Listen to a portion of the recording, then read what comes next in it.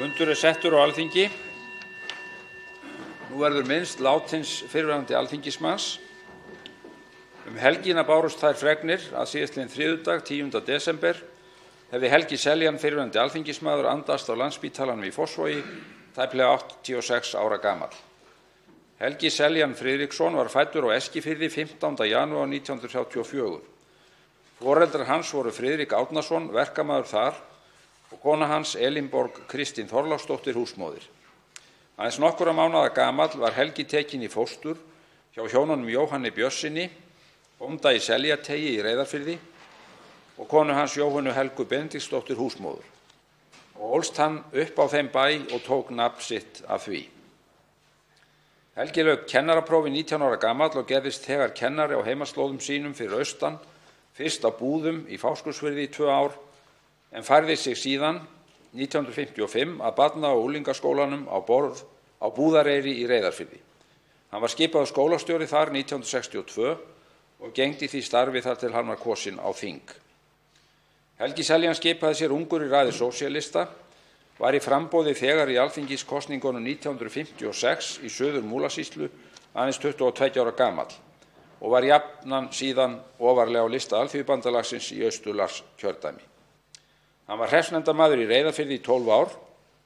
Helgi Seljan var landskjörinn þingmaður 1971 eftir ágætan árangur flokks hans í kjördæminu það sumar og síðar kjördæmakjörinn þegar Alþýðubandalagið var stærsti flokkurinn í Austurlandskjördæmi 1978. Helgi sóttist ekki eftir æðstu metorðum í flokki sínum þótt honum stæðu þau til boða, heldur kaus fremur starf alþingismannsins. Helgi satt samfellt á Alþingi til 1987 hann ákvað að sækjast ekki eftir endurkjöri. Hann satt jafnan í efri deild og var forseti hennar 1979 til 1983, en var jafnframt oft varaforseti þar og í sameinuðu Alþingi.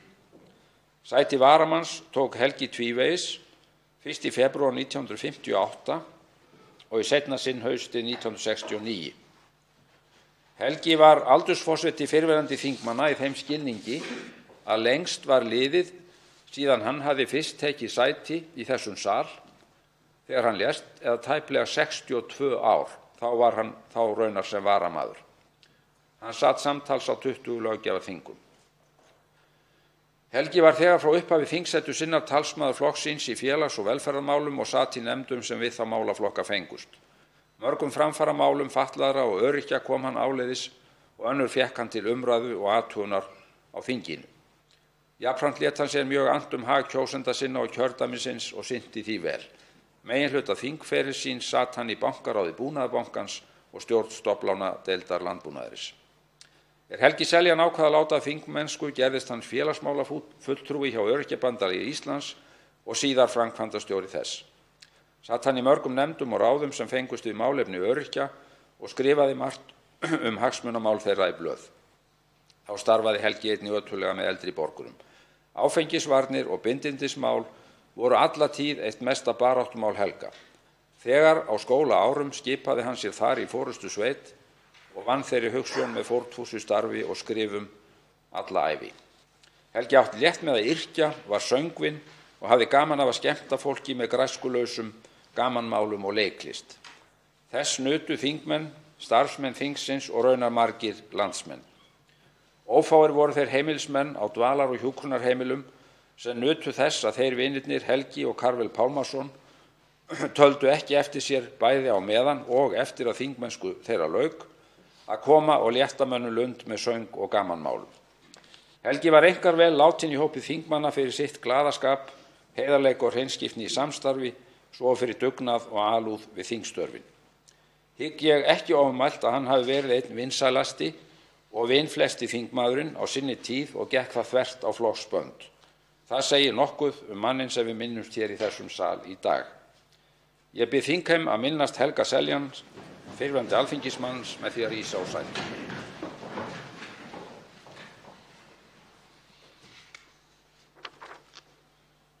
Takk fyrir. Nú verður gert stutt hlé á þessum fundi.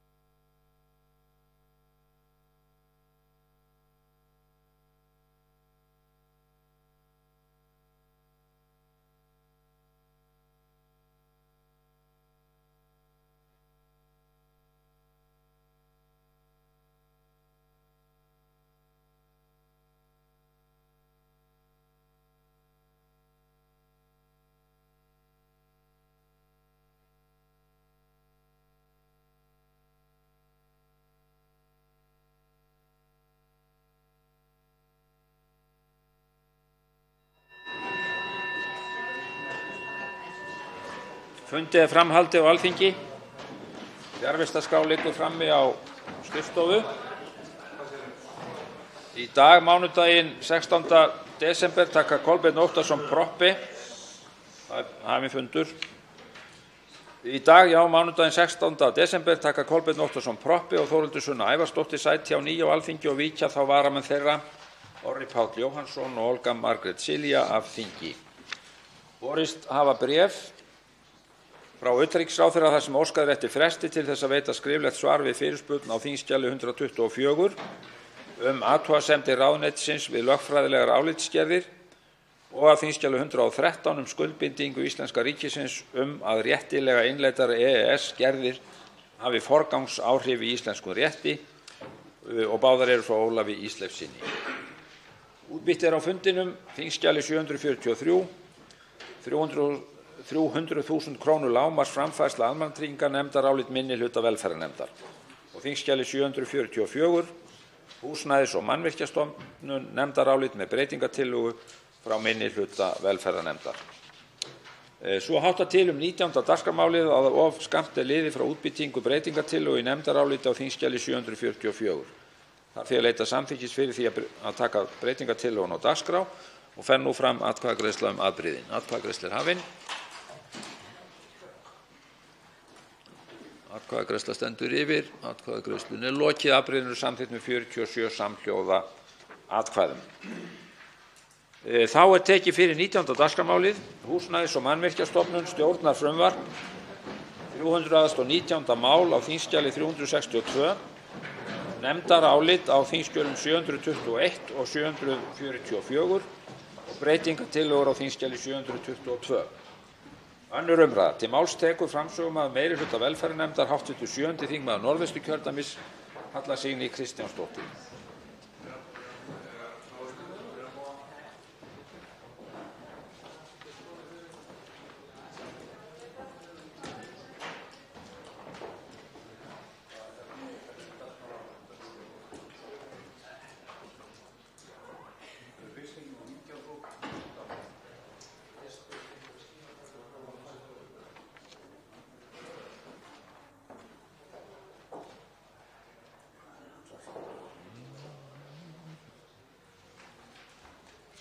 Þar kemur framsögumaður hv. 7. þingmaður Norðvesturkjördæmis til máls.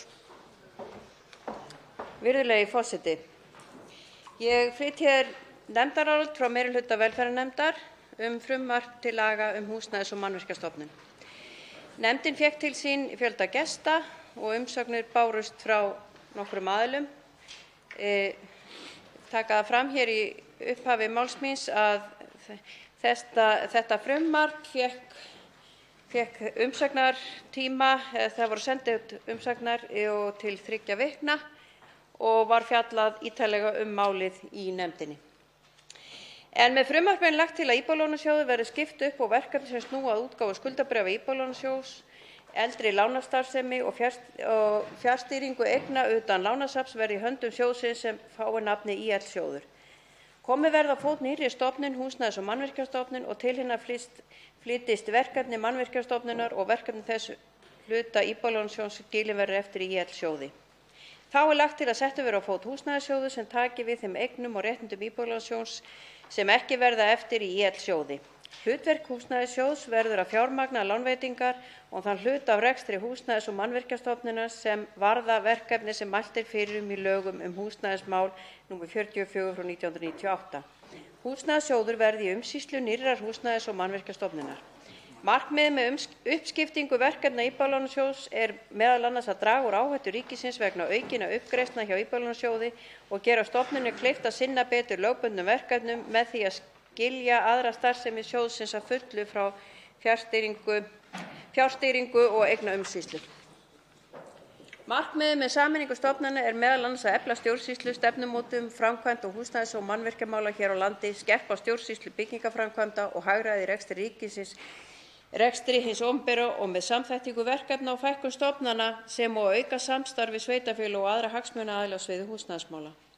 Samhliða frumvarpinu lagði fjármála- og efnahagsráðherra fram frumvarp úrvinnslu eigna og skulda ÍL-sjóðsins vegna uppsafnaðs vanda Íbúðalánasjóðs sem til umfjöllunar hjá efnahags- og viðskiptanefnd. Meðal sjónarmiða sem búa að baki sameiningu stofnunar ein stofnun hafi heildarsýn yfir málaflokk húsnæðis- og mannvirkjamála. Stofnunin mun fást við mörg ólík verkefni. Eftirlitshlutverk Mannvirkjastofnunar á sviði byggingarmála, rafmagnsöryggismála og brunnavarna, auk stjórnar og framkvæmda húsnæðismála og laga húsnæðisbætur. Líkt og rakið í samráðskafla greinargerðarinnar komu við samningu frumvarpsins fram áhyggjur að sameining stofnanna muni leiða til þess að minni áhersla verði lögð á brunavarnir og eftirlit með byggingarreiðinni og rafmagnsöryggi. Þær áhyggjur komu einnig fram við umfjöllun nefndarinnar. Í því sambandi bendir meirihlutinn á að starfshópurum var falið að kanna fýsileika sameiningar stofnunar, leit meðal annars til þess að hvort ástæða væri til að skipta Mannvirkjastofnun upp og færa tiltekna eftirlitsþætti yfir til annarra stofnana sem heyra undir félagsmálaráðuneytið. Var í því sambandi sérstaklega horft til vinnueftirlitsins. Niðurstaða starfshópsins var sú að skynsamlegast væri að öll lögbundin verkefni Mannvirkjastofnunar yrðu flutt í sameinaða húsnæðis- og mannvirkjastofnun.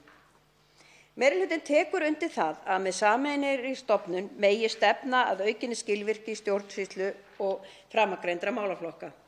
Heildarsýn yfir málaflokkinn auðveldar stjórnvöldum til að móta stefnu til framtíðar, vinna áætlanir og samræma stjórnsýslu húsnæðis- og mannvirkjamála. Með þeim húsnæðisgrunni og rafrænni byggingargátt einnig stigið mikilvægt skref í miðlægri upplýsingaöflun og byggingarfulltrúum gefið færi á að samræma verklag sitt með skilvirkari leiðum en áður. Til þess að þau samlegðaráhrif sem stefnt á með sameiningunni náist mikilvægt að vanda sig til verka við sameininguna. Leggja þarf áherslu á að sú þekking sem til staðar innan Mannvirkjastofnunar flytjist inn á nýja stofnun og að hagræði sem hlýst af sameiningunni verði ekki á kostnað öryggis. Við umfjöllun nefndarinnar kom meðal annars fram að aukin verkefni slökkviliðs, meðal annars fjölgunar ferðamanna, hefðu kallað á aukið eldvarnareftirlit og aukin viðbrögð við stórbrunum, bílslysum, umfangsmeiri gróðureldum og auknum kröfum í reglugerð starfsemi slökkviliða. Þá var bent á að mörg sveitarfélög hefðu ekki sett sér brunavarnaráætlanir. Meirihlutinn leggur áherslu á að Húsnæðis- og mannvirkjastofnun hafi burði til þess að knýja á að það verði gert. Þá telur meirihlutinn ástæðu til að bregðast við þeirri athugasemd í umsögn Mannvirkjastofnunar að ákvæðum hlutverk Húsnæðis- og mannvirkjastofnunar eins og það afmarkað í 2. málsgrein 1. greinar og 1. málslið 1. málsgreinar 2. greinar sé þess ekki getið að stofnunin eigi að sinna stjórnsýsluverkefnum á sviði rafmagnsöryggis. Leggur meirihlutinn því til að þess verði sérstaklega getið að stofnunin sinni þeim verkefnum. Þá fellst meirihlutinn einnig á þær breytingar sem Mannvirkjastofnun leggur til á 3. grein frumvarpsins, nánar tiltekið að vísað verði til laga timburvörur og laga meðferð elds og varnir gegn gróðureldum. Telur meirihlutinn það einnig rétt sem Mannvirkjastofnun bendir á að fella megi brott vísun til reglugerðar starfsemi slökkviliða enda eigi hún stoð í lögum brunavarnir.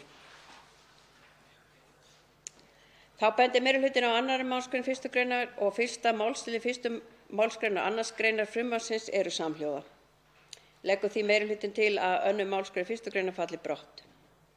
Í 15. grein frumvarpsins fjallað húsnæðisgrunn og byggingargátt. Í húsnæðisgrunni lagt til að haldið verði utan gögn og upplýsingar húsnæðismál. Þá segir að stofnunin skuli starfrækja rafræna byggingargátt sem sveitarfélög skuli nota við útgáfu byggingarleyfa og framkvæmd stjórnsýslu byggingarmála, auk þess sem halda utan upplýsingar mannvirki og mannvirkjagerð land allt. Á fundum nefndarinnar og í umsögnum var lýst sjónarmiðum þess efnis að lögbundin skylda til þess að nota rafræna byggingargátt kynni að vera íþyngjandi fyrir sveitarfélög sem og fyrirtæki sem hannað hafa skjalakerfi fyrir byggingarfulltrúa. Aðrar umsagnaraðilar lýstu því að ekki hafi náðst fullnægjandi árangur í því að samræma verklag byggingarfulltrúa og upplýsingar stöðu byggingarmála væri ekki aðgengilegri á einum stað. Með rafrænni byggingargátt gæti stofnunin betur samræmt verklag, sinnt samstarfi við sveitarfélög og haft samráð við hagsmunaaðila á fagsviðum stofnunarinnar. Meirihlutinn hvetur félagsmálaráðuneytið að sameina Húsnæðis- og mannvirkjastofnun til að huga vel að innleiðingu byggingargáttar, meðal annars með viðeigandi aðstoð til sveitarfélaganna við innleiðingu rafrænnar stjórnsýslu.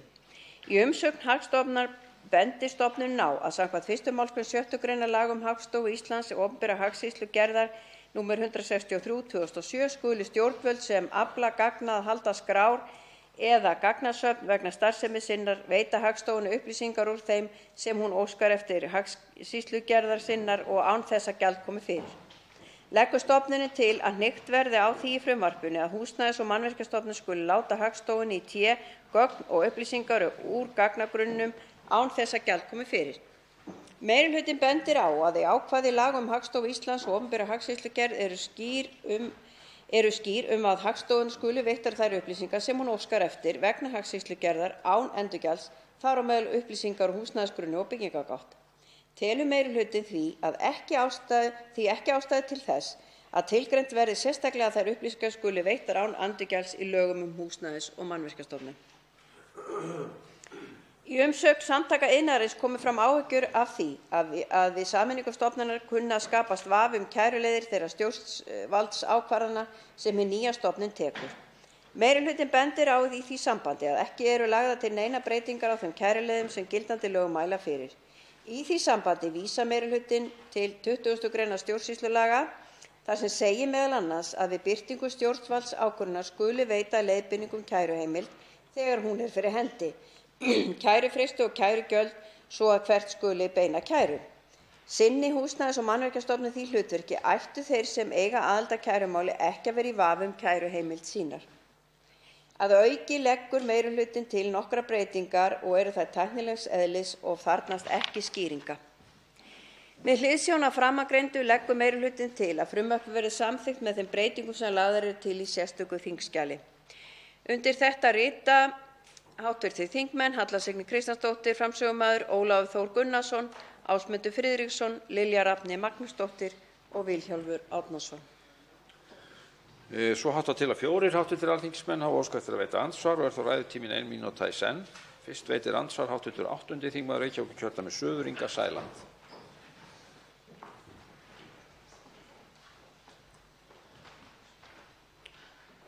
Virðulegi forseti, ég þakka hv. þingmanni Höllu Signýju fyrir hennar skörulegu framsögu. Það aðeins eitt sem ég að velta fyrir mér á þessum skamma tíma og það hvernig í rauninni staðan núna hjá barna- og félagsmálaráðherra og ráðuneyti hans til að taka utan um málaflokkinn, að fá til sín þetta risastóra verkefni sem á að heita hagræðing og mun verða það vonandi á flestu leyti þegar upp staðið. Við erum að tala um raforkuöryggi sem við höfum nú ekki farið varhluta af að sjá núna hvernig hefur tekist til. Við erum að tala um brunavarnir. Einhverjir sérfræðingar komnir á svæðið? Hvernig staða ráðuneytisins núna til að taka utan um þetta nýja krefjandi verkefni? Þá svarar andsvari hv. 7. þingmaður Norðvesturkjördæmis, Halla Signý Kristjánsdóttir. Virðulegi forseti, ég þakka hv. þingmanni fyrir andsvarið. Þetta eru málaflokkar sem eru inni hjá ráðuneytinu og komu inn, allavega Mannvirkjastofnun kom inn frá umhverfisráðuneytinu núna á síðasta ári eða snemma á þessu ári og ég geri bara ráð fyrir því að það verði haldið utan um þeim með þeim hætti sem að lög og reglur bera á því að þetta náttúrulega stór málaflokkur og skiptir miklu máli. Húsnæðismálin voru náttúrulega fyrir hjá ráðuneytinu, þannig ég geri bara ráð fyrir að það verði haldið utan um með þeim hætti sem að best á kosið. Nú veitir andsvar öðru sinni hv. 8. þingmaður Reykjavíkurkjördæmis suður, Inga Sæland. Virðulegi forseti, ég þakka hv. þingmanni fyrir svarið. Ég er nú aðallega að vísa til Mannvirkjastofnunar og við fengum nú til okkar núna á þingflokksfund ekki alls fyrir löngu yfirmann hjá slökkviliðinu og sjúkraflutningum sem sagði okkur einfaldlega að það væri engin fagþekking til staðar í ráðuneytinu til að taka utan um málefni Mannvirkjastofnunar. Þannig að ég get allavega upplýst hv. þingmann það, ég trúi honum, enda var ýmis gögn því til staðfestu og þess vegna það nú að maður að hugsa með sér hvort það kannski hefði ekki átt að tryggja fyrst að til þess væru bærir aðilar til þess að taka við Mannvirkjastofnun eins og hún nú mikilvæg áður en að við færum að sameina. Það oft sem mér hefur fundist við reisa loftnetið áður en að búið að byggja grunninn. Svarar andsvari öðru sinni hv. 7. þingmaður Norðvesturkjördæmis, Halla Signý Kristjánsdóttir. Virðulegi forseti. Já, við í nefndinni urðum þess áskynja að það væri nokkur áhyggjur af þessum málaflokki hvað varðar slökkviliðin og brunavarnaeftirliti og annað. Og við tökum undir það hér en Mannvirkjastofnun hefur náttúrulega haft þessi verkefni á sínum höndum og við nefnum það hér í nefndarálitinu að það þurfi að byggja undir það og tryggja að það verði haldið utan um þessi málaflokka með þeim hætti sem best verður á kosið. Ég treysti því bara. Þá veitir andsvar hv. 4. þingmaður Reykjavíkurkjördæmis norður, Helga Vala Helgadóttir. Herra forseti, ég þakka hv. þingmanni fyrir yfirferð yfir nefndarálit meirihluta velferðarnefndar en kem hér upp vegna álitaefnis sem kom fram í umsögn Seðlabanka Íslands við þetta frumvarp til laga um Húsnæðis- og mannvirkjastofnun þess efnis að í 2. grein sagt, með leyfi forseta, að stefnt skuli að því að almenningur hafi aðgang að öruggu og vistvænu húsnæði á viðráðanlegu verði og í samræmi við þarfir hvers og eins, óháð efnahag og búsetu. Og gerði Seðlabanki Íslands athugasemd við þetta, óháð efnahag og búsetu væri of opið og óljóst, svona óþarflega opið og mætti skilja svo að greiðslugeta lántaka ætti ekki að skipta máli. Ég vil fá að heyra afstöðu hv. þingmanns til þessa og hvort að meirihlutinn hafi eitthvað velt þessu fyrir sér.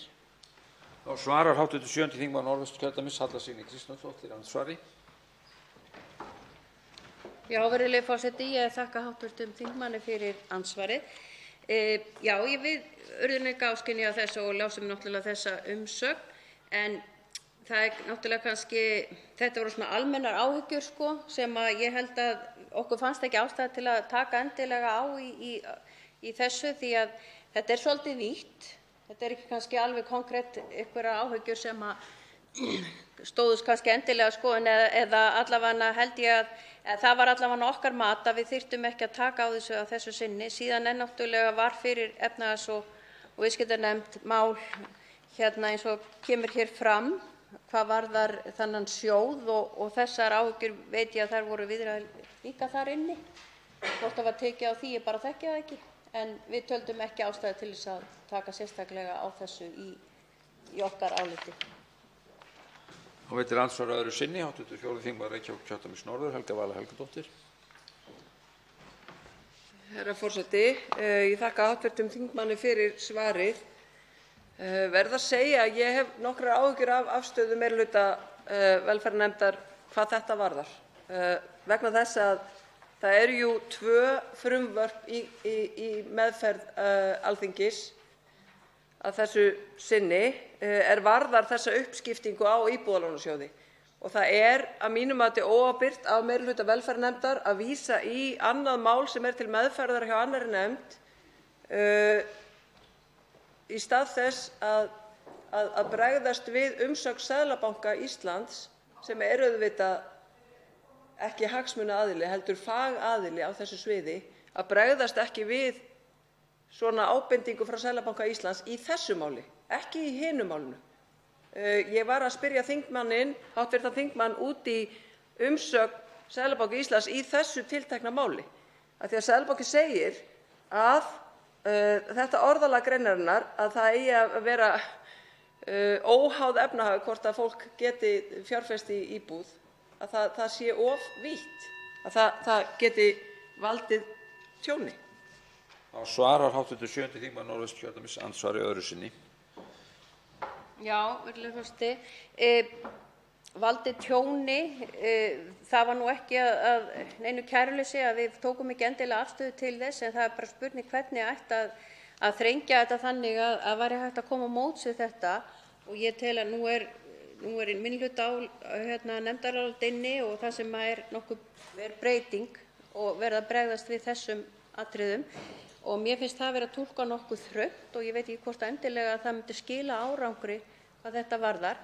En allavega þá held ég að það er allavega ekki skýrt í meðferð nefndarinnar málið hvernig ætti að endilega koma á móts við þetta, enda teljum við það að það væri mögulega kannski verið að gera það almennt í frumvarpinu.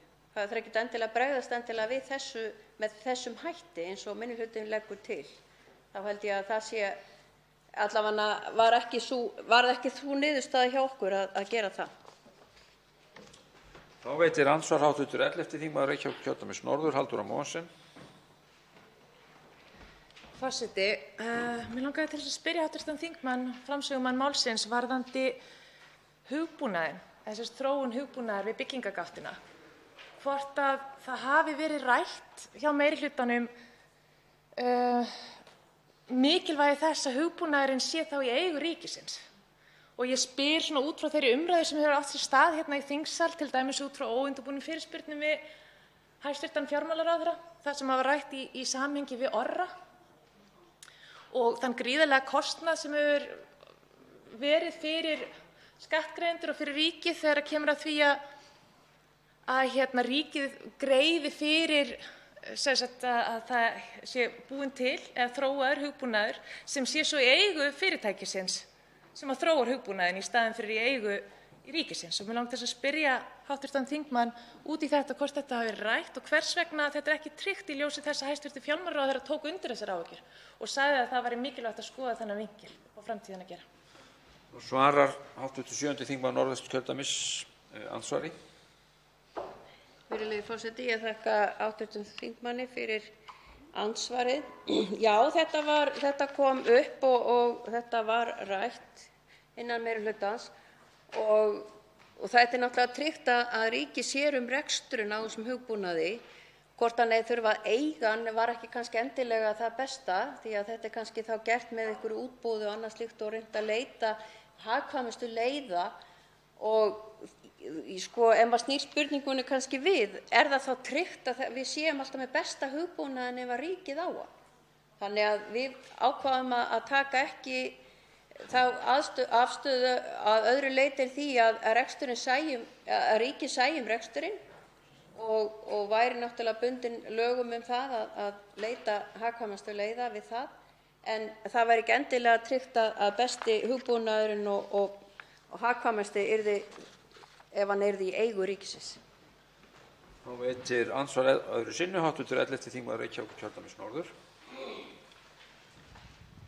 Forseti, en það kom einmitt fram í þessum óundirbúnum fyrirspurnum að það þarf ekkert að koma í veg fyrir það að verða eitthvað útboð á vinnunni, það að það sé í eignarhald ríkisins, en fjármálaráðherra hæstvirtur, hann sagði einmitt að hætta væri á því að ríkið festist í viðskiptum við þá aðila sem taka að sér að þróa hugbúnað og séu eigendur hans, og segir orðrétt, með leyfi forseta, í því felst þá að það getur orðið óyfirstíganlegt að hætta þeim viðskiptum og leita eitthvert annað. Þannig að fjármálaráðherra hæstvirtur hefur alveg tekið undir það að það þurfi að skoða þetta út af því að það er augljóst að núverandi fyrirkomulag, hvernig við höfum verið að greiða fyrir þróun hugbúnaðar og er að kosta skattgreiðendur ofboðslega mikinn pening. Þannig að mér finnst svona áhyggjuefni að það sé ekki verið að taka á þessu og stoppa þetta, allavega eiga samtal hvernig við ætlum að gera þetta í framtíðinni áður en við erum að fara að eyða gríðarlega miklum peningum í að þróa nýjan hugbúnað án þess að hafa tekið á þessu, hvernig við ætlum að koma í veg fyrir að endurtaka Orra. Þá svarar andsvar öðru sinni hv. 7. þingmaður Norðvesturkjördæmis. Já, virðulegi forseti. Það heldur ekki tekið á því hér að ríkinu sé í raun bannað að eiga þennan hugbúnað. Þannig að ég geri bara ráð fyrir því ef að fjármálaráðherra hefur talað fyrir því og það verði leitað hagkvæmustu leiðina, hvort sem með því að ríkið eignist þennan hugbúnað eða reki hann og bjóði út eitthvað svoleiðis. Þannig að það er ekkert verið að taka fyrir þetta, en ég treysti því bara að þessi stofnun leiti þá bara bestu leiðarinnar, bæði hvað varðar tækni og hagkvæmni og fyrir það hlutverk sem hann á að gegna. Það síðustu veitir andsvar hv. 12. þingmaður Suðvesturkjördæmis, Guðmundur Ingi Kristinsson. Virðulegur forseti, við erum að ræða hérna Húsnæðis- og mannvirkjastofnun og ég vil bara hv. þingmann út í það hvort hún hafi ekki ákveðnar áhyggjur af því að þetta mál sé unnið allt of hratt, vegna þess að þarna er inni að mínum mati stórir púslar sem eru sambandi við brunamálin, eins og brunamálaskólann sem virðist vera, eftir því sem maður hefur heyrt og þeir sem til þekkja, fjármagnaður og ekki í því eins og ástandi hann ætti að vera. En hitt sem ég líka meira áhyggjur af líka bæði að það ekki að skila sig inn gjöld, öryggisgjöld og annað sem ætti að skila sig inn til þessara stofnana. Og ég hef líka áhyggjur af því að þetta sé ekki rétti staðurinn fyrir til dæmis brunavarnir að vera hjá félags- og bjargráðuneytinu. Og hvort að hv. þingmaður sé ekki sammála mér það að þarna sé eitthvað að. Og andsvari hv. 7. þingmaður Norðvesturkjördæmis, Halla Signý Kristjánsdóttir. Virðulegi forseti, ég þakka hv. þingmanni andsvarið. Ég hef ekki áhyggjur að eitthvað sé og að eitthvað sé verið að plotta með eitthvað sem ekki reynist nógu tryggt og öruggt fyrir okkur. Þetta mál hefur náttúrulega verið í miklu undirbúningi og komið það langt eins og kom fram þegar málið var til umfjöllunar í nefndinni að þau eru langt komin með og eru bæði Mannvirkjastofnun og Íbúðalánasjóður var mjög að að þetta yrði gert og þetta yrði klárað núna. Málið fékk 3 vikna umsagnarfrest og skiluðu sér inn fjöldi umsagna og við fengum inn fjölda gesta, þannig að við unnum þetta eins vel og hratt reyndar og við gátum. Og ég held að ekkert hafi hrokkið út á borðinu hvað þetta varðar, en við tryggjum það bara og við treystum því að þetta mál, enda hefur þetta verið í undirbúningi í marga mánuði innan ráðuneytisins og milli þessara stofnana. Þá veitir andsvar öðru sinni hv. 12. þingmaður Suðvesturkjördæmis. Virðulegur forseti, ég þakka hv. þingmanni fyrir svörin, en það var viðrað inn í og komið við nefndarálitum áhyggjur að þetta væri ekki rétti staðurinn fyrir þessa stofnun. En það er annað sem ég hef meira áhyggjur af og mér finnst við eiginlega vera að sigla feigðarósi að, og það áhyggjur sem kemur fram í brunamálum og komið þessu inn í meirihlutanefndaráliti frá í sambandi við til dæmis gróðurelda. Ég held að við séum nefnilega að þarna rosa stór póstur sem við virðast allar þjóðir hafa einhvern veginn siglt á feigðarósi, bara ekki haft þessi mál nóga vakandi það hvaða áhrif þessi gróðureldar hafa. Við erum bara að sjá núna síðast Svíþjóð og við erum búin að sjá þetta allan heim. Og mér skil ekki, það sem ég hef áhyggjur af í svona frumvarpsgangi og inn í þessari hjá félags- og barnamálaráðuneyti, þá gleymist eitthvað svona og það virðist við erum ekki að gera eitt né neitt í þessum málum. Við virðumst vera algjörlega sofandi, við getum bara tekið Skorradalinn sem dæmi. Það virðist ekki vera neitt í og þess vegna hef ég áhyggjur af þessu máli þarna inni. Og svarar hv. 7. þingmaður Norðvesturkjördæmis andsvari öðru sinni. Já, virðulegi forseti. Þessar áhyggjur komu inn í nefndina og reifaðar þar og við tökum undir það í þessu nefndaráliti að við höfum áhyggjur af þessum málum og brýnum nýja stofnun til þess að taka þétt utan um þetta. Ákvörðun hvar þetta ætti að liggja var ekki endilega, kannski það var búið að taka hana á fyrri stigum málsins þegar þetta var í vinnslu innan ráðuneytisins og fleiri innan í ferlinu, og það var búið að taka þessa ákvörðun, enda kom það fram að með fýsileikakönnun að þá hefði það verið tekið upp hvort þetta hentaði þarna eða okkur betri stað og niðurstaðan var sú að það var ekki. Þannig að við fórum ekkert endilega í þá vinnu að vera að kanna það, sérstaklega þegar var búið að því. En við virkilega tökum undir þessar áhyggjur og vonum bara að þetta verði, og ég er sammála hv. þingmanni, að það verður að halda virkilega vel utan um þessa þætti, eins og til dæmis í Skorradalnum og fleiri stöðum þar sem þetta er virkilegt áhyggjuefni. Andsvörum er lokið. Til máls tekur hv. 4. þingmaður Reykjavíkurkjördæmis norður, Helga Vala Helgadóttir.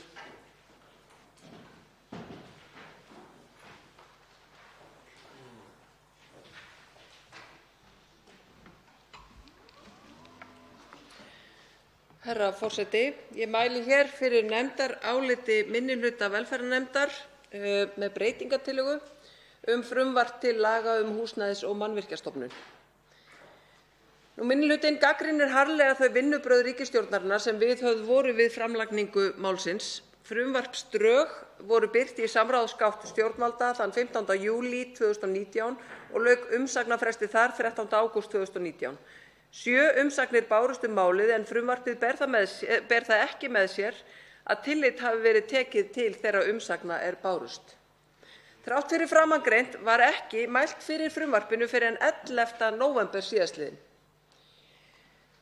Fjöldi umsagna barst nefndinni en formlegu umsagnaferli nefndarinnar lauk 5. desember síðastliðinn. Því hafði nefndin ekki tök á því að bregðast með fullnægjandi hætti við öllum þeim umsögnum og kalla alla þá aðila fyrir nefndina sem tilefni var til. Telur minnihlutinn jafnframt að meirihluti nefndarinnar hafi við afgreiðslu málsins ekki tekið með fullnægjandi hætti tillit til faglegra umsagna sem bárust nefndinni viðamikil atriði. Í umsögn Seðlabanka Íslands var lögð til orðalagsbreyting á 3. málslið 1. málsgreinar 2. greinar frumvarpsins. Í umsögn Seðlabankans segir, með leyfi forseta, að orðalag ákvæðisins aðgang almennings á húsnæði óháð efnahag virðist óþarflega opið og megi skilja það sem svo að greiðslugeta lántaka eigi ekki að skipta máli við ákvörðun lánveitingar húsnæðissjóðsins. Minnihluti velferðarnefndar tekur undir þessa athugasemd og leggur til breytingu í samræmi við ábendingu Seðlabanka Íslands þannig að í stað orðanna óháð efnahag og búsetu í 3. málslið 1. málsgreinar 2. greinar komi með tilliti til efnahags og búsetu. Að mati minnihlutans var við samningu frumvarpsins horft of mikið á húsnæðishluta hinnar nýju stofnunar og ber greinargerðin þess merki að sú áhersla hafi verið á kostnað starfs Mannvirkjastofnunar sem felst meðal annars í eftirliti með brunavörnum og rafmagnseftirliti. Meðal annars komu fram áhyggjur af hlutverki brunamálaskólans þar sem skorti framtíðarsýn, prófin væru úrelt og nám við skólann ekki metið inn í viðurkennt kerfi. Það væru þeir fjármunir sem greiddir væru í bygginga- og öryggisgjald ekki að skila sér í starfsemi stofnunarinnar. Landssamband slökkvilis- og sjúkraflutningamanna, Verkfræðingafélag Íslands og Samorka bentu öll á að hætta yrði á að mikilvægi öryggisþáttarins yrði ekki gerð nægjanlega hátt undir höfði. Minnihluti velferðarnefndar tekur undir þessi sjónarmið og telur þessar athugasemdir kalla á ítarlegri umfjöllun. Þá bendir minnihlutinn á að ákvæði 15. greinar rafræna byggingagátt veki ýmsar spurningar. Hvorki mælt fyrir eignarhald gáttarinnar í frumvarpinu né í nefndaráliti meirihluta nefndarinnar. Þá því heldur ekki svarað með skýrum hætti hvort ríki og sveitarfélög muni þurfa að greiða fyrir aðgang að hinni rafrænu gátt. Í greinargerð frumvarpsins segir gjaldtökuheimild stofnunarinnar í 15. grein að ekki sé gert ráð fyrir því að þjónustugjöld verði innheimt fyrir þau verkefni sem snúa að samræmingar- og samstarfshlutverki stofnunarinnar gagnvart sveitarfélögum. Slík skýring á sér þó ekki fullnægjandi stoð í gjaldtökuheimildinni sjálfri sem veldur vafa það hvort ríki og sveitarfélög muni þurfa að greiða fyrir aðgang að hinni rafrænu gátt. Með hliðsjón af þeim athugasemdum leggur nefndin til breytingu þess efnis að stofnunin skuli starfrækja gagnasafn í samræmi við ákvæði laga mannvirki. Varðandi þau atriði sem ég hef nú þegar komið inn á og kannski rétt að ég tilgreini fyrst að það allur minnihluti velferðarnefndar sem styður þetta og þær breytingartillögur sem lagðar eru fram sem hefur áður verið farið yfir, það að segja að í stað orðanna óháð efnahag og búsetu í 3. málslið 1. málsgreinar 2. greinar komi með tilliti til efnahags og búsetu og í öðru lagi að 2. málslið 15. greinar orðist svo: einnig skal stofnunin starfrækja gagnasafn í samræmi við ákvæði laga mannvirki. Þeir sem skrifa undir þetta nefndarálit eru sú sem hér stendur, formaður velferðarnefndar, Anna Kolbrún Árnadóttir, Halldóra Mogensen, Guðmundur Ingi Kristinsson og Hanna Katrín Friðriksson sem áheyrnarfulltrúi í nefndinni samþykk áliti þessu. En mig langar aðeins að fara dýpra ofan í þær athugasemdir sem minnihlutinn tekur sérstaklega fram þó að vissulega hafi verið fjölmörg önnur atriði sem komu fram við meðferð málsins inni í nefndinni. Í fyrsta lagi varðandi umsögn Seðlabankans þá verður að taka undir þær áhyggjur þegar að Húsnæðis- og Mannvirkjastofnun er í rauninni falið það hlutverk að greiða leið almennings að húsnæði óháð efnahag. Af því að er að ræða stofnun sem á að annast lánveitingu og ef að greiðslugeta lántaka á ekki að skipta máli við ákvörðun lánveitingar Húsnæðissjóðs, þá erum við auðvitað komin út í eitthvert slíkt ástand sem ég held að við ráðum ekkert við. Það verður að vera alveg skýr heimild Húsnæðissjóðs til þess að kalla eftir upplýsingum greiðslugetu lántaka. Þegar löggjafinn hins vegar hefur tekið ákvörðun að setja í lög að veita eigi aðgang að húsnæði óháð efnahag, að þá leið kominn fram réttur einstaklinga til lánveitingar, til lántöku óháð efnahag. Og hvernig sjá stjórnvöld fyrir sér og sér meirihluti hv. velferðarnefndar fyrir sér að neita einstaklingi lán þegar að svona skýr fyrirmæli eru í lögum Húsnæðis- og Mannvirkjastofnun? Þessi fyrirmæli eru að óháð efnahag eigi viðkomandi að fá fyrirgreiðslu eða allavega möguleika á láni. Það er hvergi tekið fyrir þennan möguleika og ekkert þetta fjallað. Og þetta vissulega benti Seðlabanki Íslands á og leggjum við í minnihlutanum til að verði tekið til greina við afgreiðslu málsins hér síðar í dag eða á morgun. Enda lögðum við fram breytingartillögu algjörlega í samræmi við það sem kom fram í umsögn Seðlabanka Íslands. Og það er þannig að þegar Seðlabanki Íslands kemur með ábendingar af þessu tagi, þá er í hæsta máta óábyrgt að taka ekki tillit til þess. Það er alveg ljóst hvað er á ferðinni. Það eru engin annarleg sjónarmið sem að búa að baki hjá Seðlabanka Íslands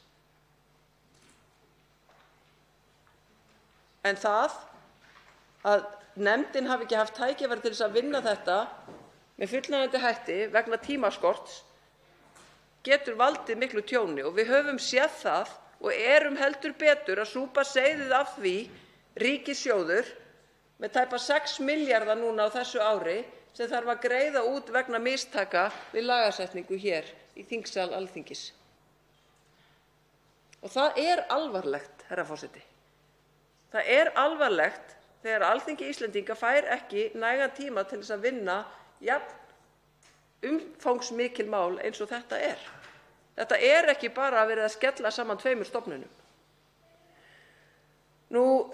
Hinn þátturinn sem ég vildi koma inn á er þetta með öryggis- og eftirlitsþáttinn.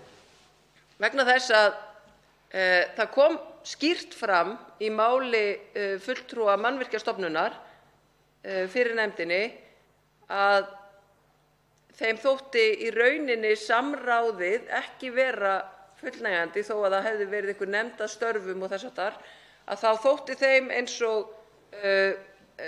stefnan væri mjög einhliða. Það var bara búið að ákveða þetta og stofnunin skyldi fara að aðlaga sig að því og hafa þau verið að gera það því þau áttuðu sig á því snemma eins og kom fram að það var illgert að snúa við á þessari leið. En ekki bara það, heldur líka er óþægilegt að sjá, til dæmis í umsögn Íbúðalánasjóðs með þessu máli, þar sem að taldir eru upp held ég 8 töluliðir það hvað stofnunin á hver eru markmið með þessari stofnun, með samsetningu þessara 2 stofnana. Og engin af þessum töluliðum, engin af þessum athugasemdum á við 2/3 hluta starfsemi Mannvirkjastofnunar. Það virðist vera sem að þeir sem hafa verið helst að keyra áfram þetta mál, þessa sameiningu, sem að ég í eðli mínu ekkert ósammála að kunni að vera hagkvæm og sniðug og allt það, en það eru vinnubrögðin sem ég hef áhyggjur af. Af því að 2/3 hluti starfsemi Mannvirkjastofnunar virðist lenda einhvers staðar ofan í skúffu eða einhvers staðar falla á milli skips og bryggju. Að það ekki tekið nógu mikið tillit til öryggisþáttarins, brunavarna, eftirlitsþáttar og svo framvegis. Byggingaþátturinn, það hann sem að verður út undan þegar kemur að húsnæðismálunum. Byggingaþátturinn verður eitthvað olnbogabarn. Og sá þáttur var orðinn það áður við flutninginn yfir. Af því það kom líka fram hjá fulltrúum félagsmálaráðuneytis að það kom ekki eitt einasta stöðugildi úr umhverfis- og auðlindaráðuneyti yfir í félagsmálaráðuneyti við flutning á húsnæðismálunum fyrr á árinu. Ekki eitt einasta stöðugildi. Heldur átti það starfsfólk sem að þar var fyrir að hlaða á sig fleiri verkefnum. Og þetta engin smáræðisverkefni. Og þá veltir maður fyrir sér hvernig sér ráðherra fyrir sér að þetta verði? Hvernig sér meirihlutinn fyrir sér að það starfsfólk sem að kemur bugað af vinnuálagi inn fyrir nefndina að kynna hvert málið á fætur öðru og þegar við spyrjum þau hvernig gangi þá segja þau einfaldlega að þau hlaupi. Hvernig sjá stjórnvöld, meirihlutinn, ráðherra fyrir sér að þetta ráðuneyti eigi að geta haldið utan þennan gríðarlega stóra og mikilvæga málaflokk svo vel sé, án þess að það verði gerð stór mistök. Af því ég hef áhyggjur af því að við séum að gera ákveðin mistök með þessu og að við verðum svo næstu árin að leiðrétta og lagfæra eftir að komið út í ógöngur. Og mér finnast það ekki, herra forseti, sérstaklega góð vinnubrögð. Og þess vegna get ég ekki tekið undir það þegar að meirihluti nefndarinnar afgreiðir þetta með þessum hætti. En minnihluti velferðarnefndar leggur til þessar breytingar sem áður hafa verið kynntar og vona bara að meirihluti þings sjái sólina þegar kemur að því. Þrír hv. þingmenn hafa óskað eftir að veita andsvar og ræðutími styttur í 1 mínútu í seinni umferð.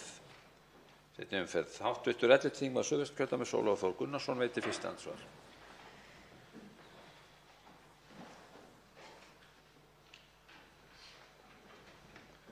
Herra forseti, ég þakka hv. þingmanni Helgu Völu Helgadóttur fyrir hennar framsögu. Mig langar að koma inn á nokkur atriði. Það í fyrsta lagi þær breytingartillögur sem að minnihlutinn gerir.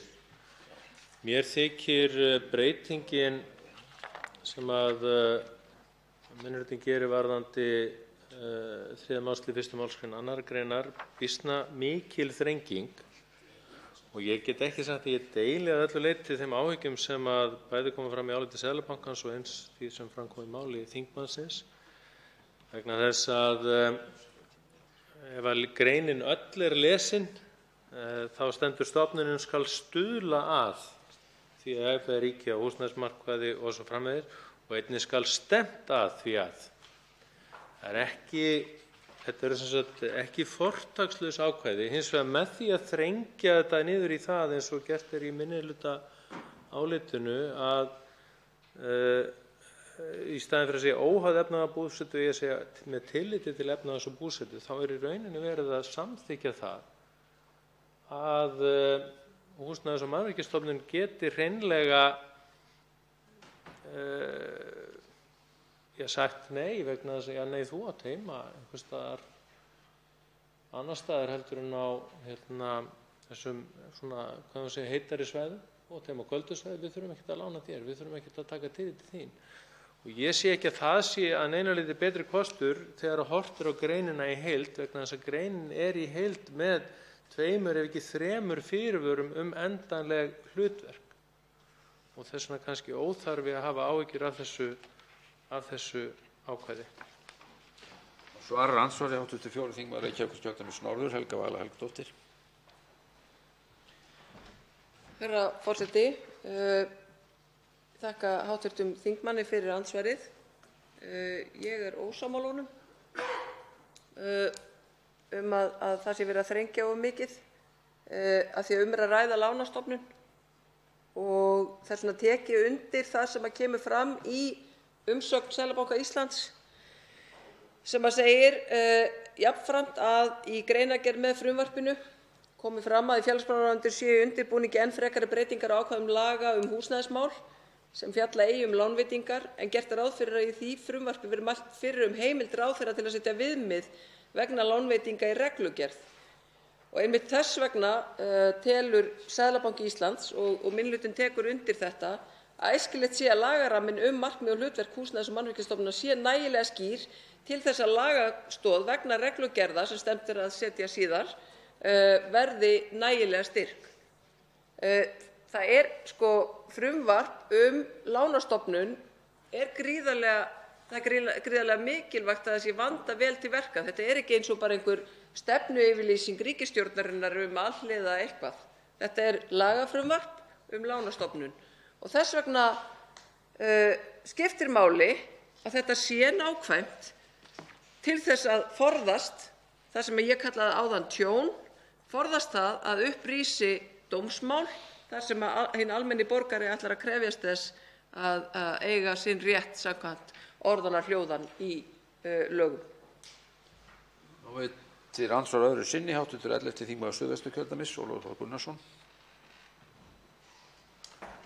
Herra forseti, mig langar í seinna andsvari að inna þingmanninn eftir því hvort að í seinni breytingartillögu minnihlutans sé ekki verið að draga dálítið mikið tennurnar úr byggingargáttinni með því í rauninni að til dæmis að taka burtu þá skyldu sem mun eftir lagasetningunum vera á sveitarfélögum að nota þennan gagnagrunn, nota þessa gátt og að hlutverk húsnæðisgrunnsins og byggingargáttarinnar í rauninni tekin í burtu með því að það ekki þá lengur neinn áskilnaður í lagaákvæðinu eða ég veit ekki hvort ég að misskilja þetta. Mér finnst þetta vera svona dálítið, mér finnst þetta aftur vera dálítið mikil þrenging. Varðandi síðan hlutverk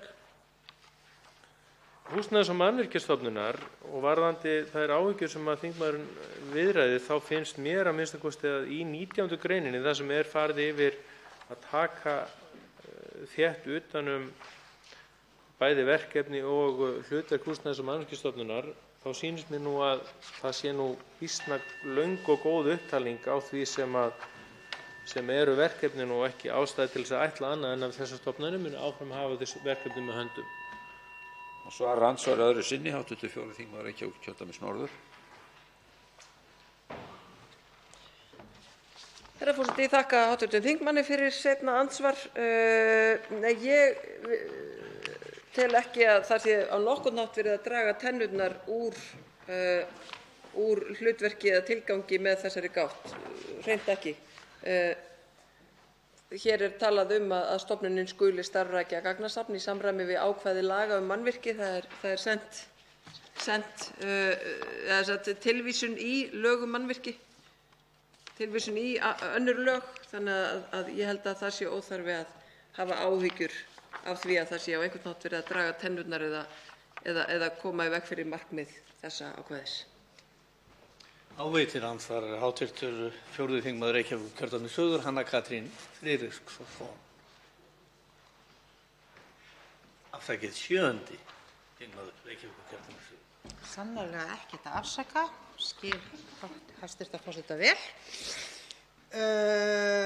Mig langar til þess aðeins að eiga orðastað við hv. formann velferðarnefndar varðandi afgreiðslu þessa máls.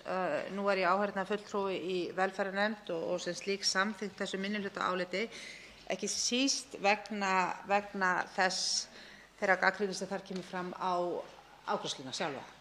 Í ljósi þess að þetta fjarri því að vera eina málið sem hér til afgreiðslu í þingsal á lokadögum fyrir þinghlé, sem að fær svona fljótaskrift þrátt fyrir að hafa verið til umræðu töluverðan tíma inn í samráðsgátt stjórnvalda og hafa síðan verið í langan tíma í meðferð ráðuneyta.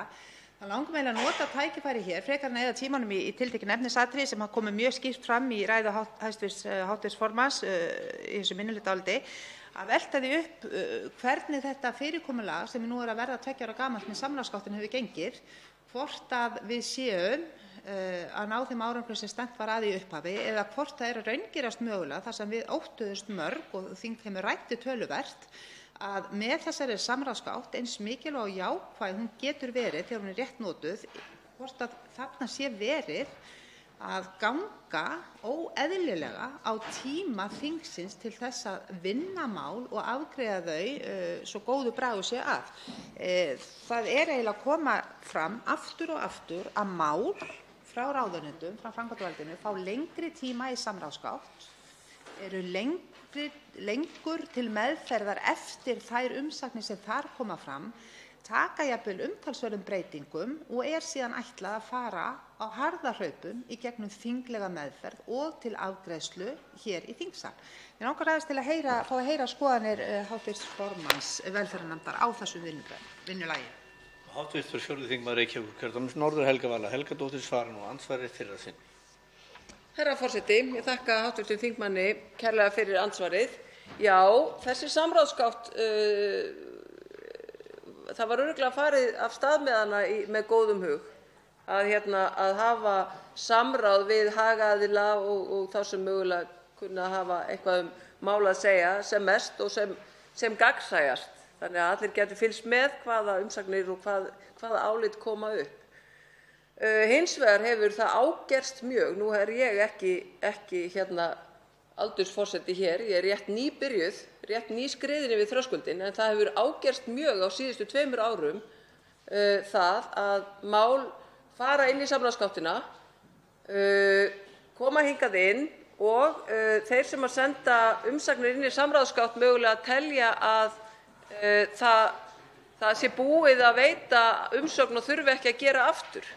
Eða það sem hefur líka gerst, jafnvel hjá stórum stofnunum eða samtökum, samband sveitarfélaga eða annað sem eru svona stór, sem að telja að mál sem verið að fjalla á þingi sé sama frumvarp og var áður í samráðsgátt. Og þetta er að verða algjör bastarður. Það verður að segjast eins og af því að stundum koma málin allt of seint inn til okkar eftir að hafa tekið miklum breytingum eftir samráðsgátt. Stundum hefur ekkert tillit verið tekið til umsagna í samráðsgátt, koma samt allt of seint til okkar og þurfa að fá auðvitað alla sína þinglegu meðferð. Og það er bara allur gangur á því. Og það er allur gangur á því hvort að umsagnir úr samráðsgátt fylgi málinu, hvort þær eru birtar, sem heldur ekki alltaf, og þetta veldur því að það verður í rauninni algjör þoka á leiðinni, hvað hefur átt sér stað, hvaða samráð hefur átt sér stað og til hvaða umsagna hefur verið tekið tillit.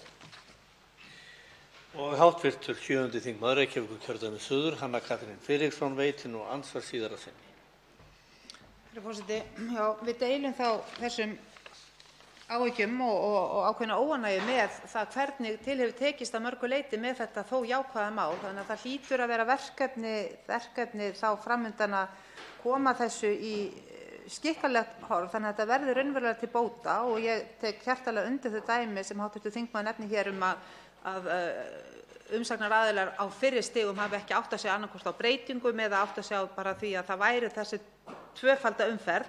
Og ég get nefnt sem dæmi til dæmis í þessu tiltekna máli að það kom fram á fundi nefndarinnar frá fulltrúum þeim sem að þótti þessi sameining, hlutur Mannvirkjastofnunar, stærsti hluti starfsemi þeirra stofnunar vera svona sá hlutur fyrir borð borinn í þessari sameiningu, að þeir hefðu reynt eins og þau orðuðu á fyrri stigum að koma því að, það var einhvern veginn skautað yfir það og þá hættu þau við eins og þau hafi ekki áttað sig á því þeirra aðilar að það væri önnur meðferð hér, hinn eiginlega þinglega meðferð sem skipti máli.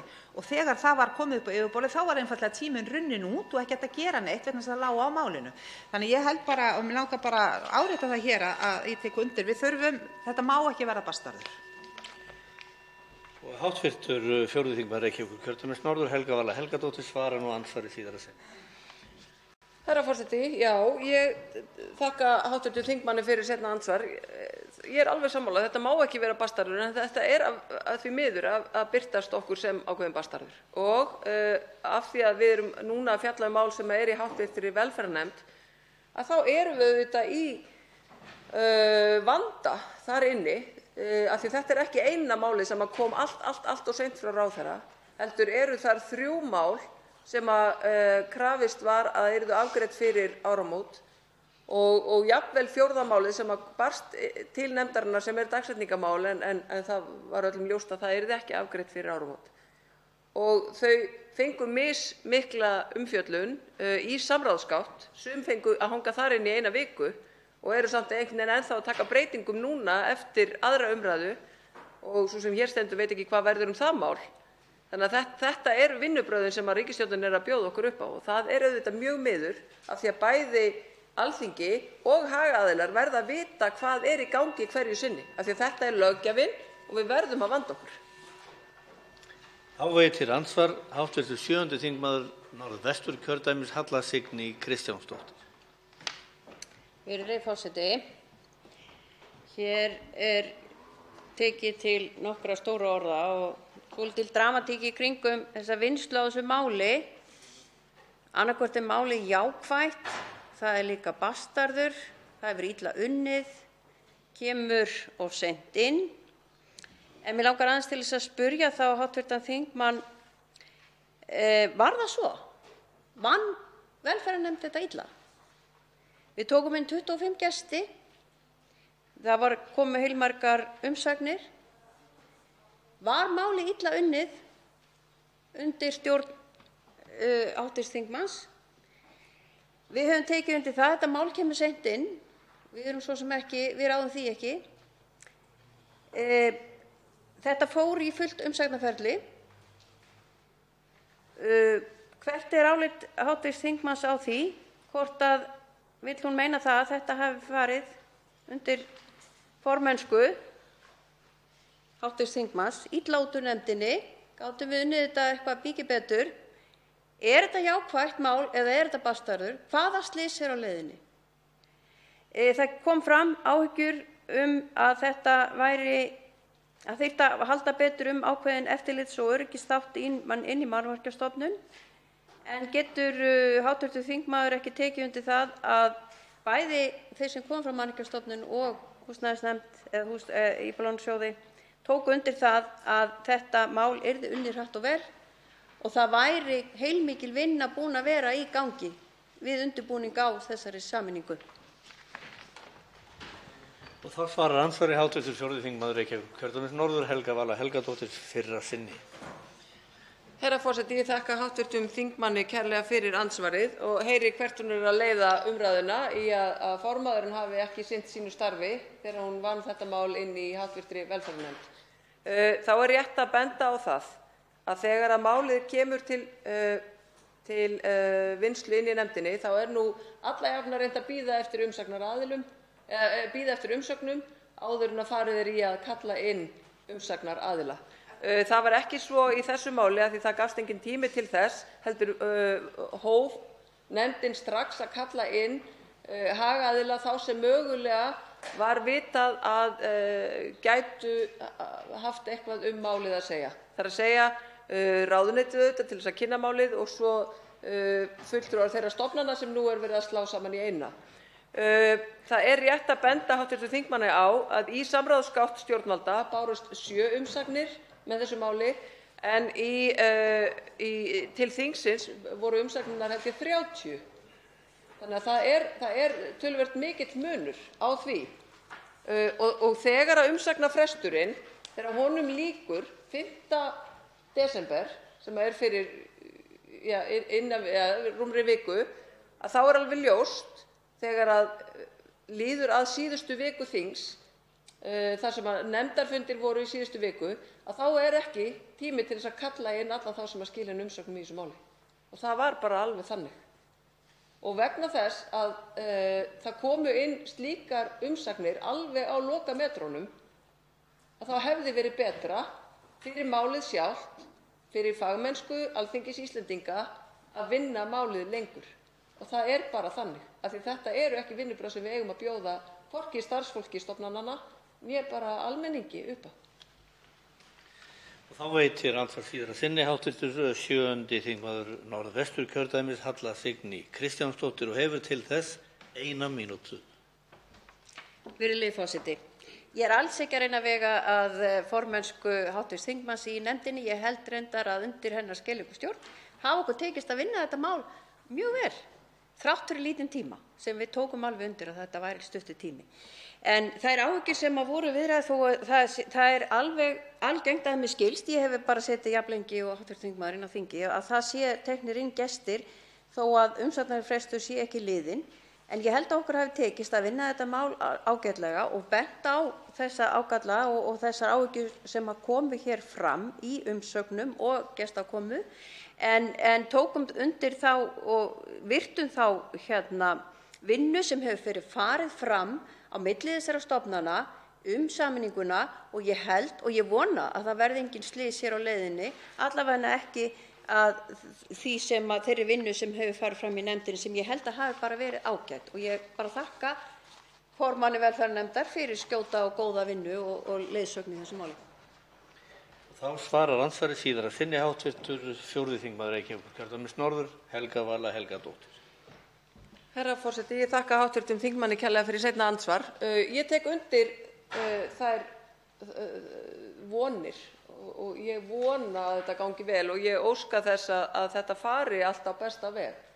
En mér þætti betri bragur á því ef að Alþingi Íslendinga og stjórnvöld, þegar þau koma inn með frumvörp, væru ekki að taka svona áhættu með mikilvægar stofnanir, að skilja það eftir í okkar höndum að vona að hlutirnir fari einhvern veginn, vona að þeir fari ágætlega og að það verði ekki tjón. Mér þætti betri bragur á því að við byggjum þannig hnútana að við gætum verið bara nokkuð örugg það að hlutirnir færu ekki á verri veg. Þá er andsvörum lokið. Til máls tekur hv. 3. þingmaður Suðurkjördæmis Birgir Þórarinsson.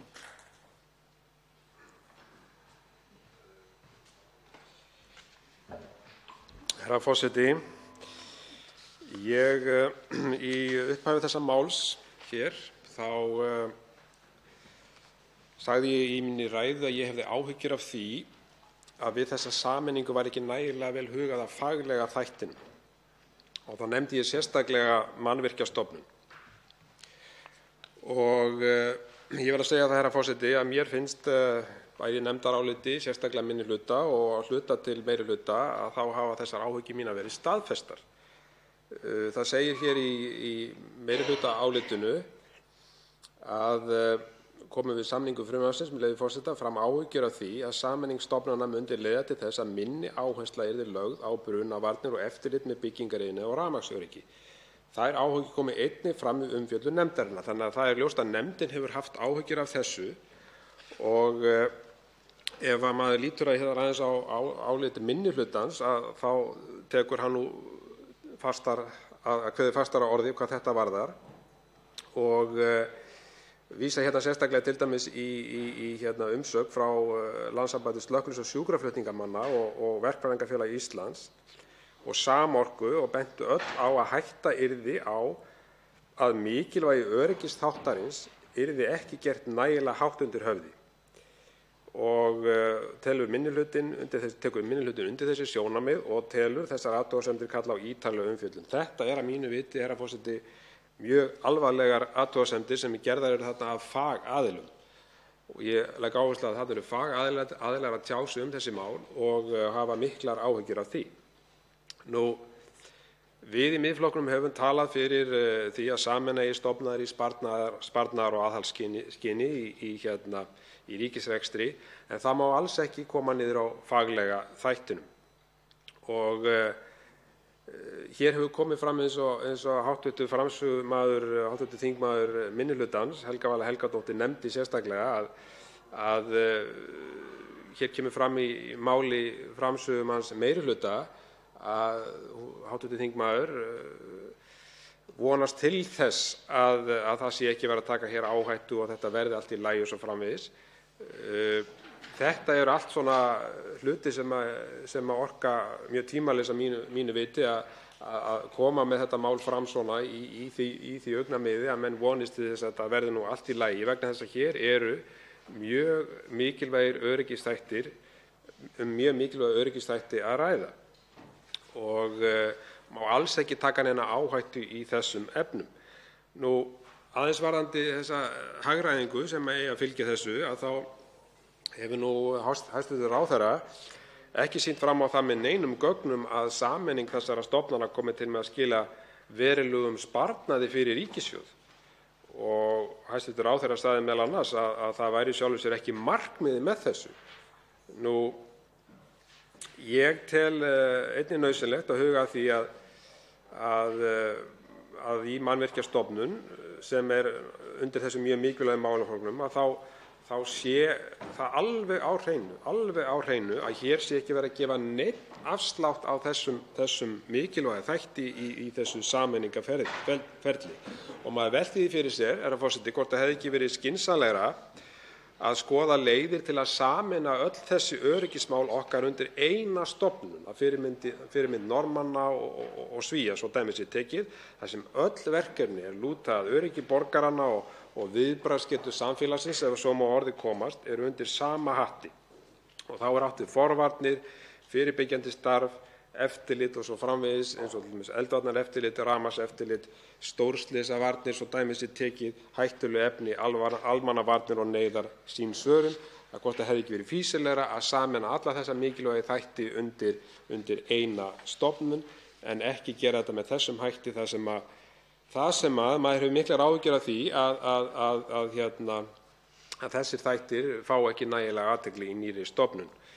En ég sé bara ekki alveg hvernig þessi mikilvægi þáttur í starfi Mannvirkjastofnunar á að stuðla að stöðugleika á húsnæðismarkaði. Ég næ ekki alveg þessari tengingu. Vissulega eru þarna ákveðin tengsl. Það er gott að einfalda kerfið og ég styð heils hugar að einfalda kerfið og regluverkið í kringum byggingarframkvæmdir. Það er allt of flókið og tafasamt ef svo má orði komast og allt er þetta mikilvægir þættir.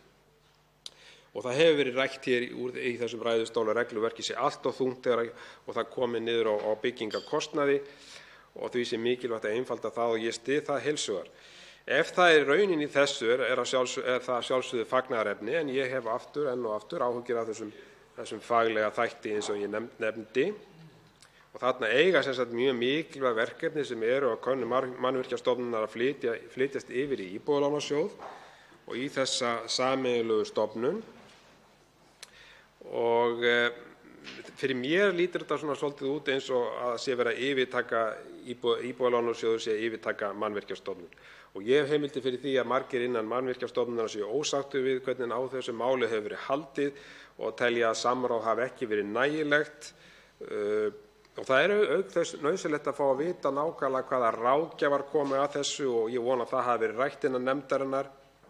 Ég tel það auk þess nauðsynlegt að fá það fram hér í þessari umræðu og mér fannst það athyglisvert sem kom hér fram frá hv. þingmanni Helgu Völu Helgadóttur þess efnis að ekki hafi verið tími til að kalla alla fyrir nefndina. Það finnst mér vera áhyggjuefni í málaflokki sem lýtur að svo mikilvægum öryggisþætti og ég held að sé bara nauðsynlegt að fá skýr svör það að þetta muni leiða til þess að öryggi borgaranna verði betur tryggt og það er það sem skiptir mestu í þessu og við þekkjum það að hafi verið rætt hér hvað þetta hefur borið brátt að og við séum að brenna okkur á því að fara hér á gest.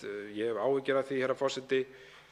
Nú, það er nauðsynlegt að fá síðan bara skýrslu þetta mál, hver var í raun og veru hvatinn að þessari sameiningu og ráðherra hefur nefnt í því sambandi aukinn slagkraft í málaflokkinn og þá vil ég spyrja á móti hvort það hafi verið svona slagkraftur í þessum málefnum sérstaklega lúta af Mannvirkjastofnun, mikilvægu öryggismálunum þar.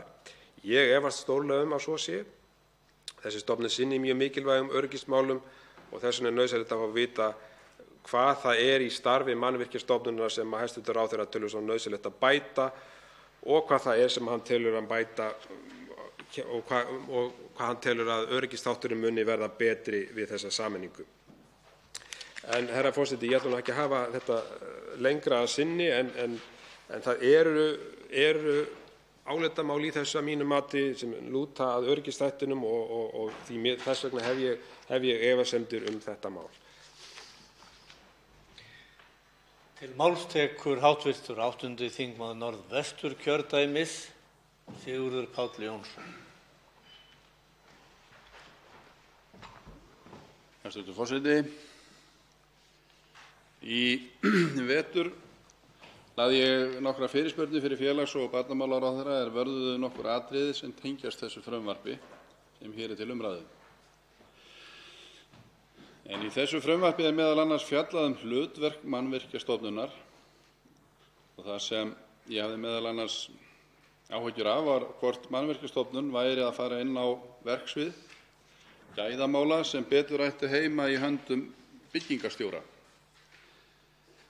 Ég spurði því nokkra spurninga varðandi gerð svokallaðrar byggingargáttar og útgerðar apps og var ein spurningin svohljóðandi, með leyfi forseta: hvenær hófst vinna við gerð á rafrænni byggingargátt og úttektarappi hjá Mannvirkjastofnun? Og í svarinu kom fram að samkvæmt upplýsingum frá Mannvirkjastofnun hófst vinna við þarfagreiningu vegna byggingargáttarinnar á árunum 2011 til 2012 með norrænum samstarfsaðilum frá Eistlandi og Svíþjóð. Árið 2012 hófst svo vinna við þróun á rafrænu gagnasafni Mannvirkjastofnunar mannvirki og mannvirkjagerð, svonefndri byggingargátt. Árið 2015 var gerður samstarfssamningur við Hugvit þjónustuvef Mannvirkjastofnunar, Mínar síður, og árið 2017 var grunnurinn lagður að byggingargátt. Úttektarapp vegna byggingargáttar var unnið á árunum 2016 til 2017 og tekið til í almenna notkun í ársbyrjun 2018. Það er alveg ljóst að rafræn skil á gögnum varða byggingar eru alltaf til bóta og nauðsynlegt að þau séu gerð aðgengileg og varðveitt á sama stað. Engu að síður er það varhugavert að stofnun sé að vasast í því hvernig gæðakerfi við húsbyggingar eru uppsett. Til þess er fjöldinn allur af fyrirtækjum sem eru í stöðugri þróun. Byggingargáttin sem nefnd er hér í þessu frumvarpi á ekki heima hér. Ég spurði líka eftirfarandi spurningar í þessum fyrirspurnum skriflegt svar í haust. Með leyfi forseta: hvernig var ákvörðun tekin smíði byggingargáttar annars vegar og úttektarapps hins vegar? Var efnt til útboðs og ef ekki, hvernig var sú ákvörðun tekin samninga við birgja vegna verksins? Og í svarinu kemur þetta fram að í samræmi við stefnu stjórnvalda aukna rafræna stjórnsýslu sem og ákvæði laga mannvirki nr. 160/2010 rafrænan gagnagrunn með upplýsingum byggingargátt, setti Mannvirkjastofnun á fót byggingargátt sem ætlað var að þjóna sem rafrænt gagnasafn mannvirki og mannvirkjagerð allt land, samanber 5. tölulið 1. málsgreinar 5. greinar og 61. grein laga mannvirki. Árið 2010, áður en Mannvirkjastofnun tók til starfa, efndi Brunamálastofnun til útboðs vegna gagnagrunns á rafmagnsöryggissviði, svonefndri rafmagnsöryggisgátt. Í því útboði barst hagstæðasta tilboðið frá hugbúnaðarfyrirtækinu Hugviti. Byggingargátt notar sömu grunnkerfi og rafmagnsöryggisgáttin og mikið af þeirri sérsmíði sem þegar hafði verið unnin vegna hennar og í samráði við Ríkiskaup var ekki talið hagkvæmt að bjóða út byggingargáttina sérstaklega og nýta þar með ekki þær lausnir sem voru til staðar vegna uppbyggingar miðlægrar rafmagnsöryggisgáttar. Því voru gerðir viðaukar við útboðssamning Hugvits þegar vinna við byggingargátt hófst. Það vakti athygli að hér var verið að finna upp hjólið. Það er fjöldinn allur af kerfum í löndunum í kringum okkur sem þjónar sama hlutverki. Sennilega hefði verið farsælast að leita í smiðju landanna í kringum okkur, enda eru kerfin nú þegar notuð í byggingariðnaði sem koma að utan. En áfram að svarinu. Mannvirkjastofnun hefur átt í samstarfi við slökkvilið á höfuðborgarsvæðisins smíði á úttektarforriti vegna brunavarna. Það hefur verið notað af þjónustuaðilum brunavarna nokkurt skeið. Ákveðið var að byggja úttektarapp Mannvirkjastofnunar á grunni úttektarforrits vegna brunavarna þar sem með því var hægt að minnka þróunarkostnað á úttektarappi Mannvirkjastofnunar til muna. Reynsla af innleiðingu úttektarforrits vegna brunavarna hefur einnig nýst mikið við innleiðingu úttektarapps Mannvirkjastofnunar. Úttektarapp Mannvirkjastofnunar er byggt á skoðunarlistum sem eru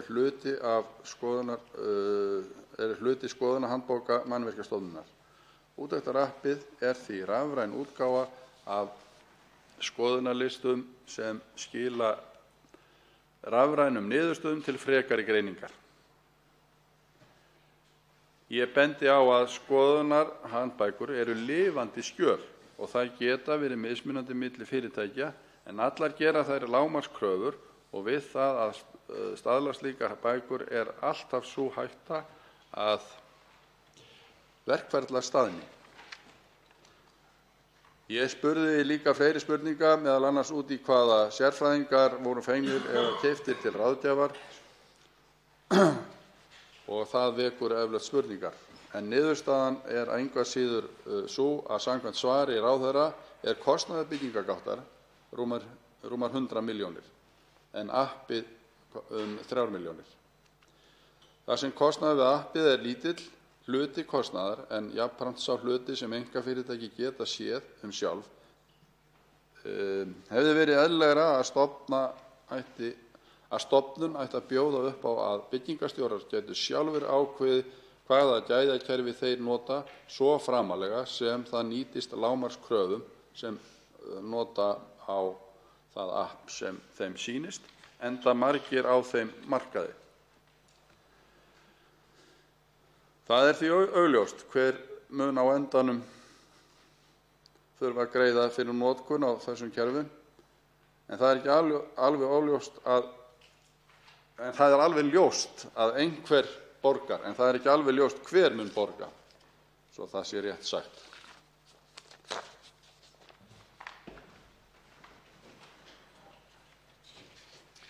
Þá tekur til máls hv. þingmaður Anna Kolbrún Árnadóttir, en hún er 8. þingmaður Norðausturkjördæmis. Forseti. Mig langar aðeins að koma inn á eina grein frumvarpsins, en í 15. grein húsnæðisgrunnur og byggingargátt. Það er kveðið á hlutverk nýrrar stofnunar þar og þar segir með leyfi forseta: Húsnæðis- og mannvirkjastofnun skal starfrækja rafrænan gagnagrunn, húsnæðisgrunn, sem heldur utan gögn og upplýsingar húsnæðismál.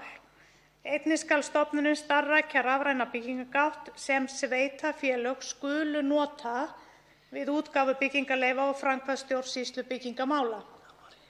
Auk þess að halda utan upplýsingar mannvirki og mannvirkjagerð allt land.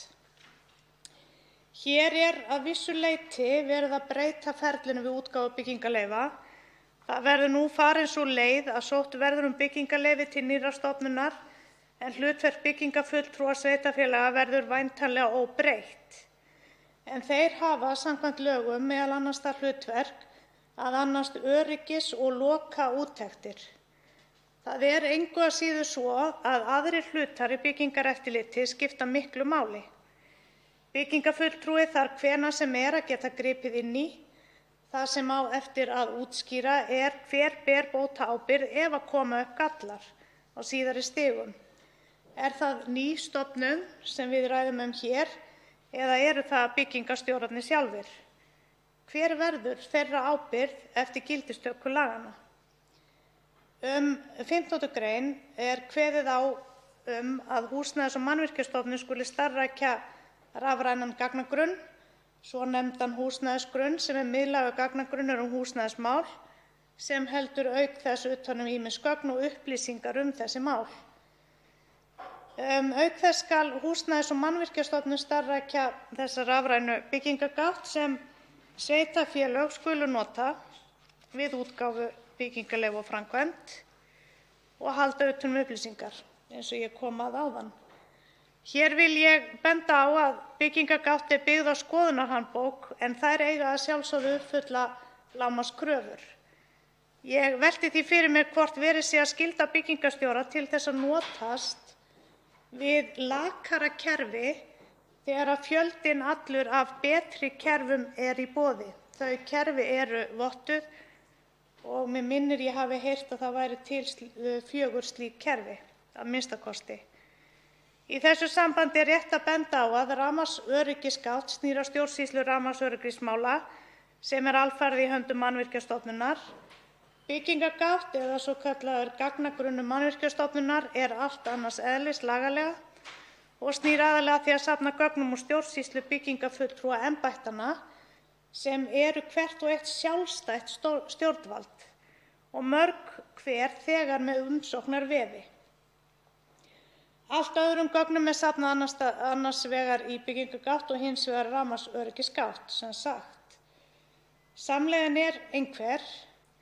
Ef búið er að smíða þessi grunnkerfi, af hverju hefur þá smíði byggingargáttar nú þegar kostað rúmar 100 milljónir eins og kom fram hér áðan í máli hv. þingmanns Sigurðar Páls Jónssonar og er ekki ennþá lokið. Og þá getur maður velt því fyrir sér var raunverulega farið yfir það hversu vel grunnkerfi rafmagnsöryggisgáttar hentuðu þessari byggingargátt. Er hægt að samræma þessa hluti? Að mínu mati hefði verið eðlilegt að bjóða út vinnu við gerð byggingargáttar eins og gert var með rafmagnsöryggisgáttina á sínum tíma. Það eru margar spurningar sem vakna, af hverju til dæmis er slökkvilið að selja þjónustu við hugbúnaðargerð, var aðeins tæpt á því hér fyrr. Er það sérhæft á því sviði, er þessi hluti aðskilinn frá öðru rekstri slökkviliðsins, samanber ákvæði samkeppnislaga. Það eru, eins og ég segi, margar spurningar sem koma fram og þá sérstaklega hver ber ábyrgð þegar upp er staðið.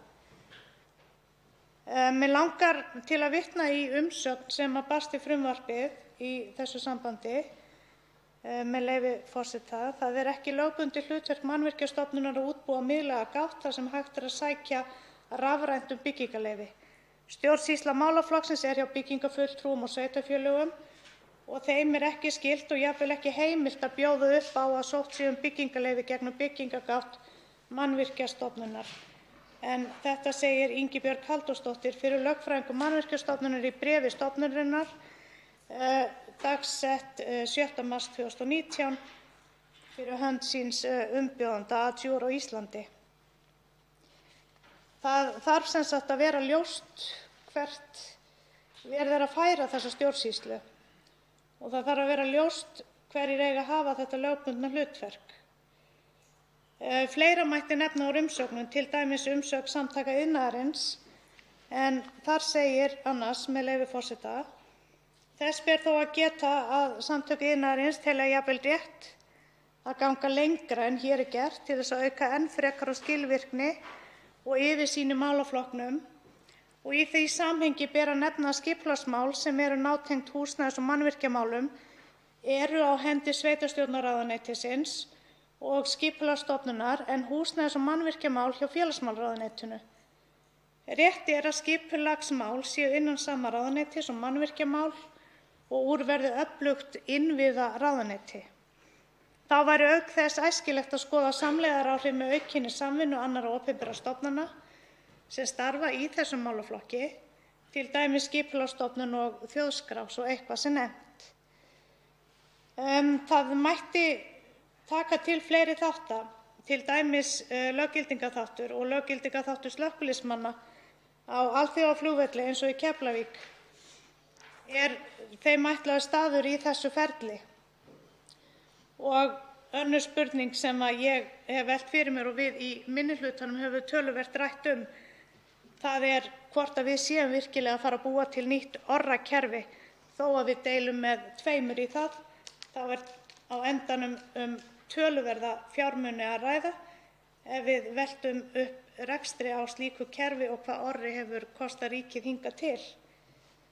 Að lokum vil ég þó nefna sem að margir hafa talað hér á undan mér að það búið að taka fullstuttan tíma í þetta mál og ef ég man það rétt þá var það nú eiginlega þannig að við gátum ekki haft eða tekið á móti fleiri gestum þar sem að hv. velferðarnefnd var runnin út á tíma. Þannig að það má vissulega gagnrýna allt þetta ferli. Fengum engan veginn nægan tíma inn í nefndinni og sérstaklega má líka nefna það að hér í þinginu hefur varla gefist tími til að ræða þetta svo fullnægjandi sé.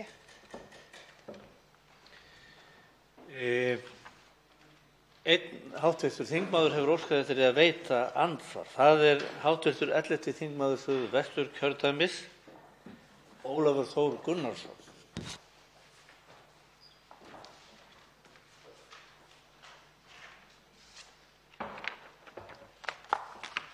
Herra forseti, þakka hv. þingmanni Önnu Kolbrúnu Árnadóttur fyrir ræðuna. Mig langar að koma aðeins inn á það sem að þingmaðurinn kom töluvert mikið inn á í sinni ræðu, það að segja 15. grein frumvarpsins, en í henni einmitt talað húsnæðisgrunn og byggingargátt sem að ekki bara aðilar á þessum markaði, þessi á byggingamarkaði og mannvirkjagerð, heldur líka sveitarfélögin hafa sérstaklega kallað eftir. En hv. þingmaður stendur að breytingartillögu sem að mínu mati mun draga algjörlega tennurnar úr hugmyndinni á bak við þessa byggingargátt, það að segja að það séu einhvers staðar til og aðgengileg með rafrænum hætti.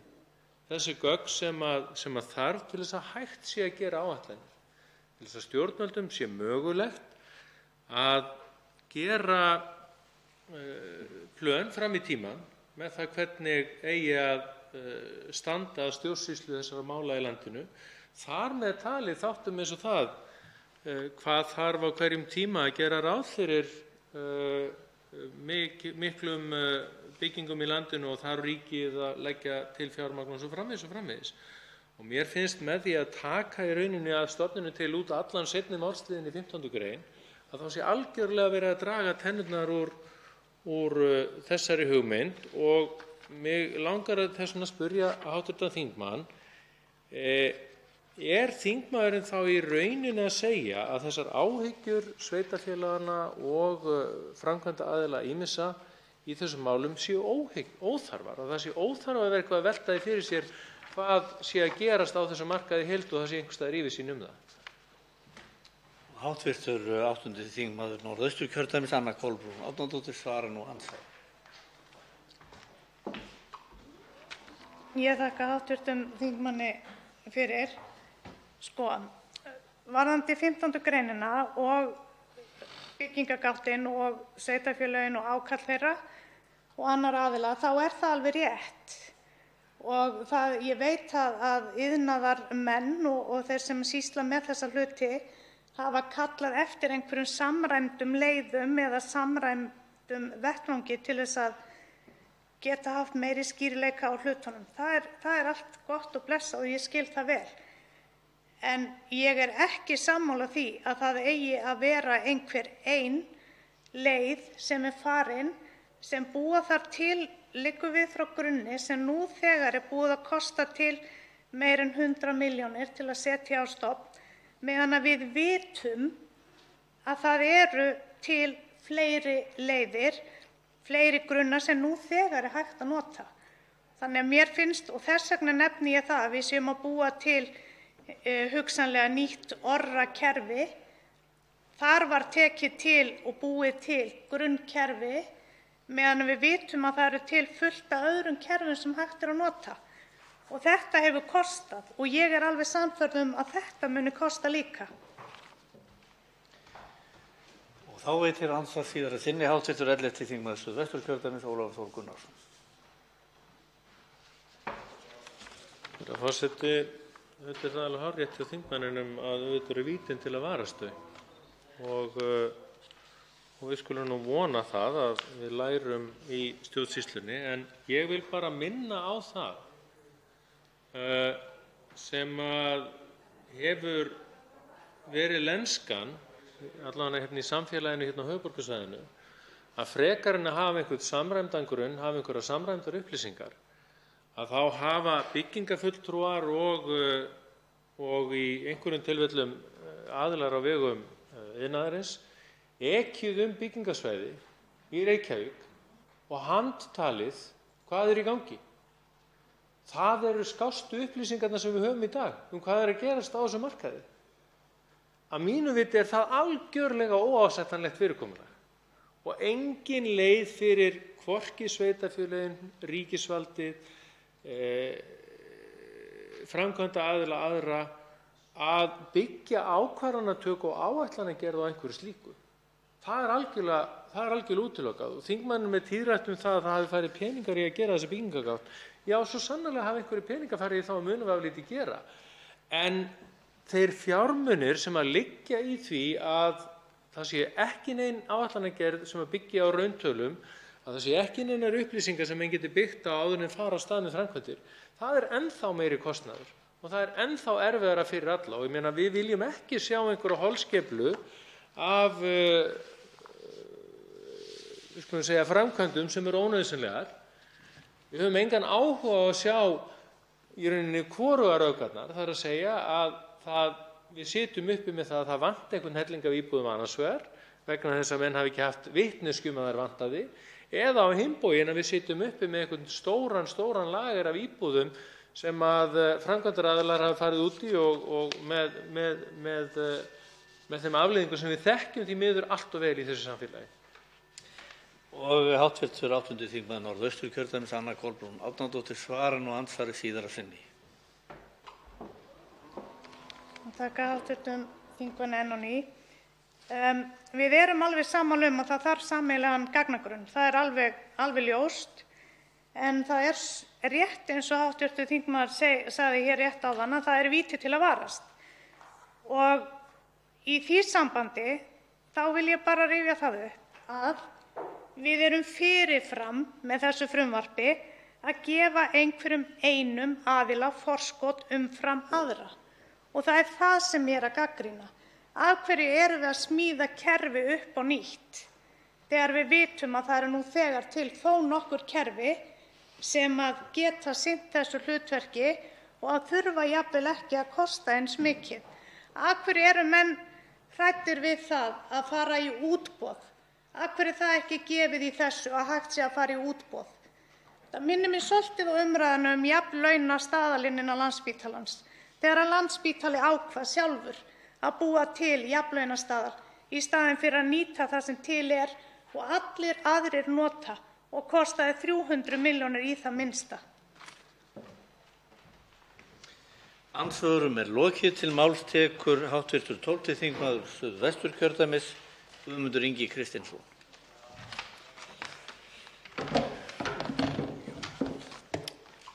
Virðulegur forseti, við erum að ræða hér frumvarp til laga Húsnæðis- og mannvirkjastofnun og ég verð því miður að taka undir þær raddir og bara líka hreinlega að biðjast afsökunar á því að hafa ekki fylgst algjörlega nóg með í þessu, en það bara hraðinn var svo mikill og þetta er svo viðamikið verkefni að það gleymist að taka inn í mál nefndarinnar að og það er eiginlega kannski merkilegast við frumvarpið í heild sinni að á blaðsíðu 7 í frumvarpinu er talað verkefni Húsnæðis- og mannvirkjastofnunar og í 4. lið þar að annast aðgengismál.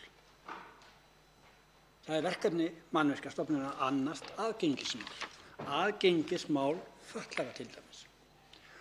Og ég vil benda líka á það að það hefur verið send inn umsókn frá Sjálfsbjörg þann 16. desember og þar segir meðal annars orðrétt með leyfi forseta: í frumvarpi 319 mál segir verkefni nýrra Húsnæðis- og mannvirkjastofnunar 4.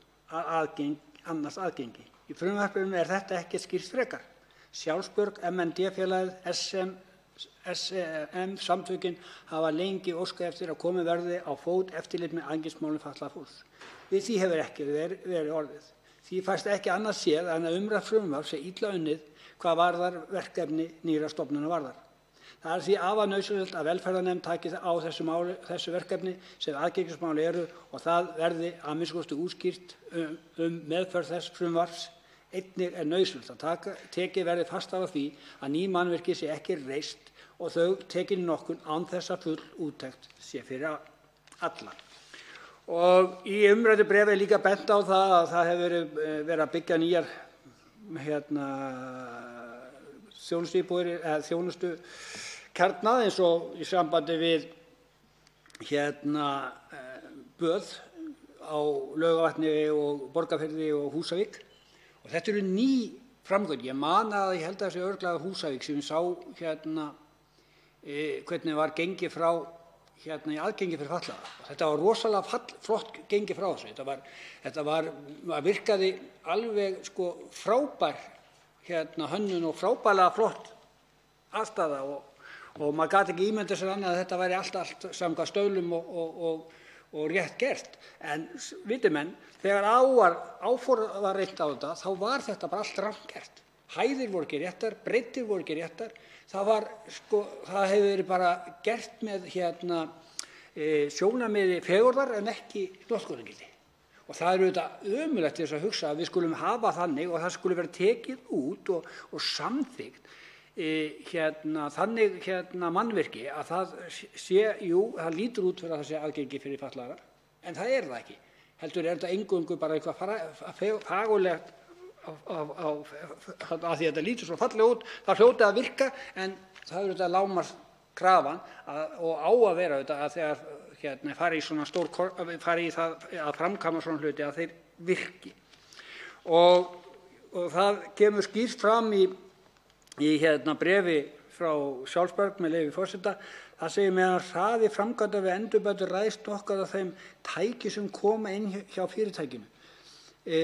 Rétt er að hafa í huga sjóböður hagnaðir við einkaframkvæmd sem ekki er í eigu opinberra aðila. Starfsleyfi sjóbæða veitir grundvelli reglugerðar baðstæði nr. 460/2017 og þá með leyfi benda Sjálfsbjörg á þessu má geta að sami byggingum skrifað upp á teikningu sjóbæða og veitir þeir byggingarleyfi. Að mati Sjálfsbjörg er þarna verið að snúa hlutunum á haus, fresta því að allir þar með talir hreyfiaflin geti notið sjóbæða eins og hver annar. Og þessar ábendingar eru alveg grafalvarlegar og ber að taka til skoðunar og ég mun fylgja þeim eftir hvernig sem þessu máli reiðir af vegna þess að ég er eiginlega ennþá meira á þeirri skoðun að Mannvirkjastofnun eigi að vera sér eftirlitsaðili og að það ætti að byggja mjög vel undir hann og sjá til þess að líka allar þær tekjur sem eru innheimtar í öryggis- og eftirlitsmálum að það skili sér til viðkomandi stofnunar. Ég get ekki skilið að við erum að tryggja nefndum, mannanafnanefnd, fjölmiðlanefndum, peninga þarna hleypur 100 milljóna en það sem er kannski engin mannslíf undir, hérna eru mannslíf undir, hérna eru brunamál og þar af leiðandi eigum við að tryggja það að þarna sé nægilegt eftirlit. Ég meina það segir eitthvað ef við erum að reyna að breyta núna að eftirlitið fór fram þar eins og kom fram hjá hv. þingmanni áðan að það sé keyrt bæinn og taldar byggingarnar. Það er auðvitað bara skelfilegt. Og maður spyr sig þá hvernig er eftirlitið í dag, og ég hugsa að þarna verðum við að fá svar hjá þessari viðkomandi stofnun, Mannvirkjastofnun, hvernig eftirlitið er háttað. Og ég hef líka þegar bent á að það eru þessar brunavarnir sem ég hef miklar áhyggjur af, vegna þess að við virðumst ætla að vera að feta í fótspor þeirra þjóða sem eru hérna í kringum okkur og að huga ekki að brunavörnum, eins og með gróðureldra sem hafa verið að tröllvíða erlendis, og við virðumst ekki alltaf læra eitt eða neitt að því. Við ætlum bara að yppta öxlum og hugsa, já, þetta kemur ekkert fyrir okkur. Því við erum svo norðarlega, það er svo blautt hérna, það getur ekki kviknað. En ég er viss um það að á einhvern tímapunkti hafa örugglega Svíar hugsað það sama. En þeir eru örugglega löngu hættir að hugsa það. Og þess vegna ber okkur skylda til þess að við erum að læra að þessu og efla þennan hóp og líka eins og ég benda á, sem er búið að benda á, Brunamálaskólinn. Efla hann. Þarna erum við að tala um stofnanir og það sem við erum að efla eru lífundir. Og við verðum átt okkur á því að það er alveg gjörólíkt að hafa eftirlitsstofnanir sem er að reyna að tryggja þannig að fólk verði ekki fyrir skaða. Það gildir bara allt annað en þá heldur þessar venjulega eftirlitsstofnanir sem er að tékka á því hvort hvað fólk heitir eða vill heita eða má ekki heita. Og ég ætla nú ekki að hafa þetta mikið lengra, en eins og ég segi, ég tel og tek undir það að við hefðum átt að gefa okkur meiri tíma, og ég er alveg búinn að sjá það að það hefði svo sannarlega ekki veitt af. Og við þurfum líka, eins og ég segi, og ég mun fylgja því eftir, að fá svör frá Mannvirkjastofnun það hvernig í ósköpunum stendur á því, og hvort að það sé vegna þess bara, og það sem ég hef ágjörð að svari verði sennilega, en það kemur bara ljós, en ég óttast að svari verði vegna þess að þeir hafi ekki fjármuni og þeir geti ekki fylgst með, og þá er það mjög grafalvarlegt máli ef þeir geti ekki fylgst með og sé til þess að aðgengi fatlaðra og brunamál og annars sé í því ástandi að það virki fullkomlega. Ég tel að það sé það sem við eigum að tryggja og við eigum að sjá til í svona frumvarpi. Einn hv. þingmaður hefur óskað eftir að veita andsvar. Það er hv. 7. þingmaður Norðvesturkjördæmis, Halla Signý Kristjánsdóttir. Já, virðulegi forseti.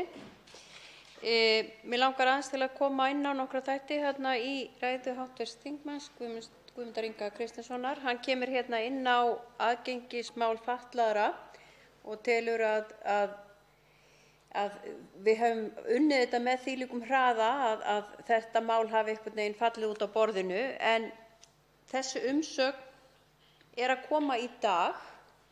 Umsóknarferlinu lauk 5. desember, það kemur hérna 11 dögum á eftir, en engu að síður mjög mikilvægt. En ég held að við þurfum kannski ekki að hafa áhyggjur af því að þetta hafi einhvern veginn verða út undan. Samanber lög nr. 160/2010, þá fer Mannvirkjastofnun með aðgengismál og það er í engu að við höldum að þessi mál verði einhvern veginn út undan. Sérstaklega, og þá langar mig til að spyrja hv. þingmann hvort hann telji það ekki tryggara að þegar Mannvirkjastofnun og þessi stofnun, sameinaða stofnun, sé komin undir félagsmálaráðuneytið sem fer með þessi málefni, hvort það verði ekki örugglega fylgt eftir að ráðuneytinu að þessi mál verði örugglega tryggð, aðgengismál, sem er gríðarlega mikilvæg, alveg jafn mikilvæg og þau hlutverk sem Mannvirkjastofnun hefur öðru leyti. En mér langar bara til þess að spyrja þig hvort að hv. þingmaður telji ekki að þessum málefnum sé betur þá fyrir komin undir þessu ráðuneytinu heldur en annars staðar. Og hv. þingmaður, 12. þingmaður Suðvesturkjördæmis, Guðmundur Ingi Kristinsson, svarar nú andsvari fyrir sinni. Virðulegur forseti, jú, það er rétt. Umsóknin kom seint, jú, og ég voru svo auðvitað heitt og innilega að undir þessu ráðuneyti gæti þessi mál verið tekin föstum tökum, og ég vona það. Ef það væri einhvers staðar þar sem það ætti að fara fram, þá væri það þar. En Það sem ég óttast líka og ég hef ekki séð er að það verður tryggður meiri peningur í eftirlitið. Vegna þess að eins og ég segi,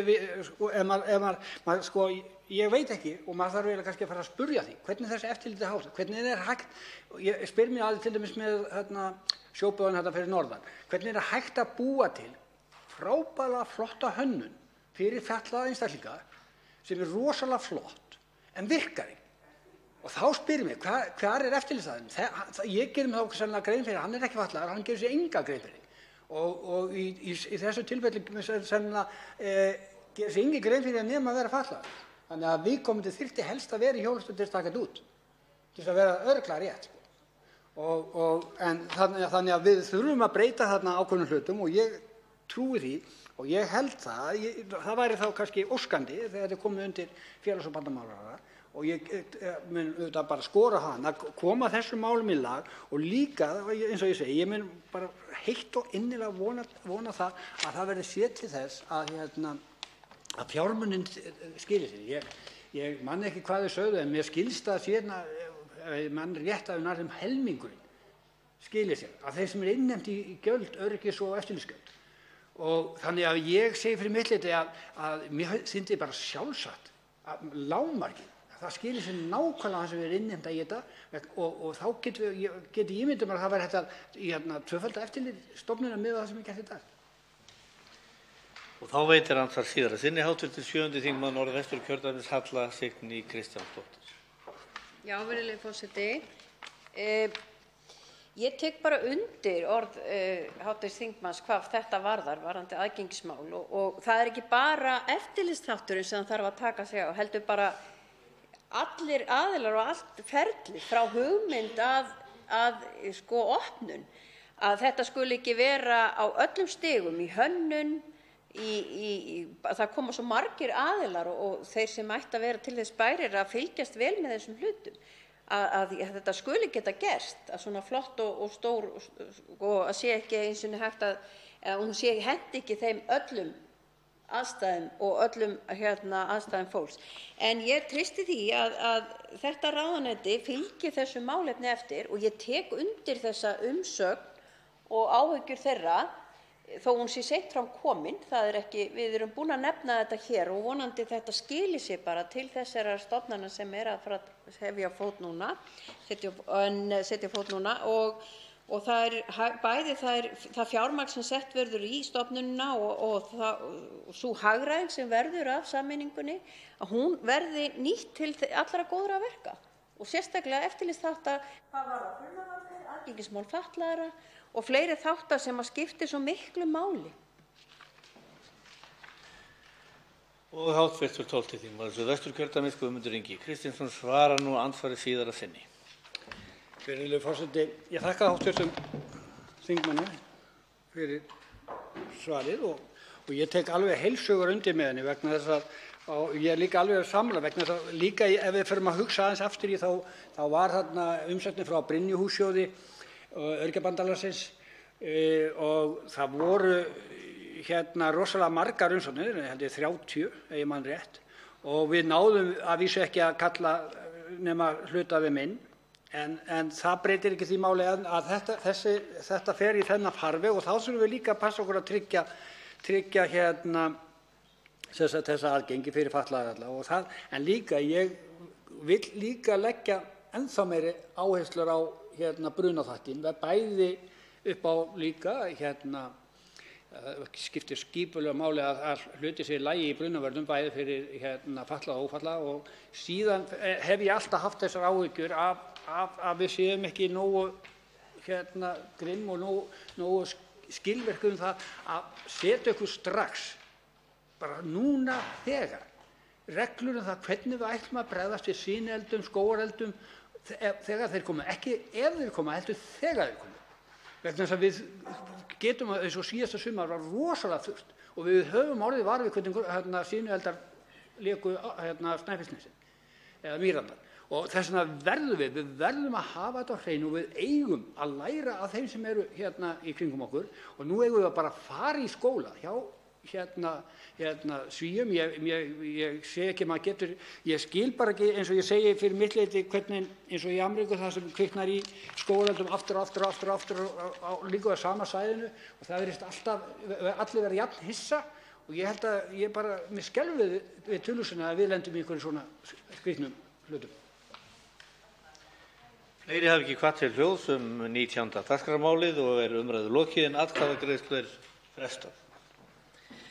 Tekið fyrir 20. dagskrármálið. Almennar íbúðir, stjórnarfrumvarp 320. mál á þingskjali 363, nefndarálit á þingskjölum 735 og 745 og breytingartillaga á þingskjali 736.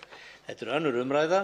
Til máls tekur framsögumaður meirihluta velferðarnefndar, hv. 7. þingmaður Norðvesturkjördæmis, Halla Signý Kristjánsdóttir. Virðulegi forseti, ég flyt hér nefndarálit meirihluta velferðarnefndar frumvarp til laga um breytingar á lögum almennar íbúðir með síðari breytingum en þessi lög eru nr. 52/2016. Nefndin hefur fjallað málið og fengið fjölda gesta á sinn fund, samtals 17 gesti. Nefndinni bárust 11 umsagnir og telja að við höfum dekkað þær flestar sem að einhver áhyggjur voru reifaðar í þeim efnum. Með frumvarpinu lagðar til breytingar á lögum almennar íbúðir og lagt til að tekju- og eignamörk leigjenda almennra íbúða verði hækkuð þannig að hærra hlutfall landsmanna eigi kost á almennum íbúðum. Einnig eru lagðar til breytingar til að lækka fjármagnskostnaðarstofn framlagshafa. Þá er lögð til tímabundin regla þess efnis að Íbúðalánasjóður skuli við afgreiðslu umsókna miða við að a.m.k. 2/3 hlutar þess fjármagns sem að úthlutunar hverju sinni renni til íbúða sem ætlaðar til tekju- og eignaminni leigjenda á vinnumarkaði. Lagt er til að til grundvallar ákvæði falli úr gildi þegar stofnframlög hafa verið úthlutuð til 1534 almennra íbúða sem ætlaðar eru tekju- og eignaminni leigjendum á vinnumarkaði. Í 1. grein frumvarpsins er lagt til að heimild til að greiða út stofnframlag í formi vaxtaniðurgreiðslu falli brott. Nokkrir umsagnaraðilar lýstu því sjónarmiði að óþarfi væri að fella þessa heimild brott. Engar umsóknir hefðu borist stofnframlag í formi vaxtaniðurgreiðslu frá því að lög almennar íbúðir frá 52/2016 tóku gildi en þó kynni að vera aðstæður þar sem umsækjendur sæju hagræði af því að fá stofnframlag greidd með þessum hætti. Í greinargerð segir að hálfu Íbúðalánasjóðs hafi verið bent á að veiting stofnframlaga í því formi sé illframkvæmanleg. Telur meirihlutinn því ekki tilefni til að leggja til breytingar á framangreindu ákvæði frumvarpsins. Í 6. og 7. málsgrein 10. greinar laga almennar íbúðir eru reglur tekju- og eignamörk leigjenda almennra íbúða. Miðast þau mörk við neðri fjórðungsmörk 25% reglulegra heildarlauna fullvinnandi einstaklinga samkvæmt mælingu Hagstofu Íslands. Eru það sömu tekjumörk og eignamörk sem gilt hafa leigjendur félagslegra leiguíbúða sem fjármagnar hafa verið með lánum með sérstöku vaxtakjörum frá Íbúðalánasjóði. Með frumvarpinu er lögð til sú breyting að tekju- og eignamörk 6. og 7. málsgreinar 10. greinar laganna verði hækkuð þannig að þau miðast við tekjur í tveimur lægstu tekjufimmtungunum 40%. Við umfjöllun nefndarinnar komu fram mismunandi sjónarmið framangreinda breytingu. Benti BSRB á að Bjarg íbúðafélag hafi þurft að vísa umsækjendum frá vegna gildandi viðmiða þar sem þau væru of lág. Með þeirri hækkun sem lögð er til gætu íbúðir Bjargs nýst fleiri fjölskyldum í lægri tekjuhópum. ÖBÍ benti á hinn bóginn á að hækkun tekju- og eignamarka í lögum mætti ekki vera á kostnað þeirra allra tekjulægstu og þeirra sem væri í mestri þörf. Til áréttingar á framangreindu bendi meirihlutinn á að í tillögu 4 í skýrslu átakshóps aukið framboð á íbúðum og aðrar aðgerðir til að bæta stöðu á húsnæðismarkaði er gert ráð fyrir því að samhliða hækkun tekju- og eignamarka kæmi til aukning stofnframlaga þannig að ekki yrði dregin úr uppbyggingu vegna tekjulægstra fimmtungsins. Í yfirlýsingu ríkisstjórnarinnar stuðning stjórnvalda við lífskjarasamningana kom fram að framlög í almenna íbúðakerfi yrðu aukið 2 milljarða króna á ári eða samtals 6 milljarða á árunum 2020–2022. Hefur verið gert ráð fyrir þeirri fjárhæð í fjárlögum næsta árs og mun hækkunin halda sér út gildistíma samninga. Í minnisblaði frá félagsmálaráðuneytinu sem barst nefndinni 11. desember 2019 er bent á að tekju- og eignamörk íbúða sem veitt voru Veitt voru lán til á grundvelli eldra ákvæðis 1. málsgr. 36. gr. laga húsnæðismál nr. 44/1998 séu í gildandi lögum tengd við tekju- og eignamörk íbúða samkvæmt lögum almennar íbúðir. Mundi hækkun tekju- og eignamarka í lögum almennar íbúðir því leiða til samhliða hækkunar tekju- og eignamarka leigjenda íbúða sem veitt var lán til á grundvelli eldra ákvæðis 1. málsgr. 37. gr. og eingöngu var ætlað tilgreindum hópi leigjenda sem eru undir ákveðnum tekju- og eignamörkum. Var því bent á að nauðsynlegt væri að afnema framangreinda tengingu tekju- og eignamarka laga almennar íbúðir húsnæðismál. Leggur nefndin því til breytingu á lögum húsnæðismál þess efnis að tekju- og eignamörk vegna íbúðar veitt var lán til fyrir 10. júní 2016 eða við gildistöku laganna almennar íbúðir og eru ætlaðar tilgreindum hópi leigjenda sem eru undir ákveðnum tekju- og eignamörkum miðist við uppreiknaðar fjárhæðir tekju- og eignamarka gildandi laga almennar íbúðir. Í a-lið 11. gr. frumvarpsins segir að Íbúðalánasjóður skuli veita viðbótarframlög vegna úthlutun á stofnframlaga sem fóru fram á árunum 2016 og 2017 vegna þeirra hækkunar sem varð á viðmiðum hámarksbyggingarkostnað á tímabilinu. Byggðu þær úthlutun á 12. gr. reglugerðar stofnframlög ríkis og sveitarfélaga, húsnæðis- sjálfseignarstofnunar og almenna íbúðir nr. 555/2016. En í greinargerð segir að byggingarkostnaður samkvæmt ákvæðunum hefði verið of lágur. Lagt til að hækkun viðmiða hámarksbyggingarkostnað miðast við muninn á viðmiðum og við gildistöku laganna annars vegar og hins vegar samkvæmt reglugerð nr. 1052 frá 2017 breytingur á áðurgreindri reglugerðar. Tók breytingin gildi 30. nóvember 2017 og tók til stofnframlaga sem afgreidd voru 2018. Í umsögnum málið komu fram athugasemdir að rétt væri að ákvæðið tæki einnig til úthlutana árið 2018 vegna umsókna sem bárust síðari hluta 2017. Telur meirihlutinn ekki tilefni til að leggja fram breytingartillögur þess efnis enda eiga þær umsóknir sem teknar voru til afgreiðslu árið 2018 allar að hafa byggst á hækkuðum viðmiðum hámarksbyggingarkostnað. Í c-lið 11. gr. frumvarpsins bráðabirgðaákvæði þess efnis að við afgreiðslu umsóknar skuli Íbúðalánasjóður miða við að a.m.k. 2/3 hluta þess fjármagns sem til úthlutunar á hverju sinni renni til íbúða sem ætlaðar eru tekju- og eignaminni leigjenda á markaði. Falli ákvæðið úr gildi þegar stofnframlag hefur verið úthlutað til 1534 almennra íbúðar sem ætlaðar eru til tekju- og eignaminni leigjenda á vinnumarkaði. Líkt og rakið í greinargerð ákvæðið liður í skuldbindingu hins opinbera samkvæmt yfirlýsingu ríkisstjórnarinnar húsnæðismál frá 28. maí 2015 sem gerð var samhliða yfirlýsingu ríkisstjórnarinnar ráðstöfun til að greiða fyrir gerð kjarasamninga.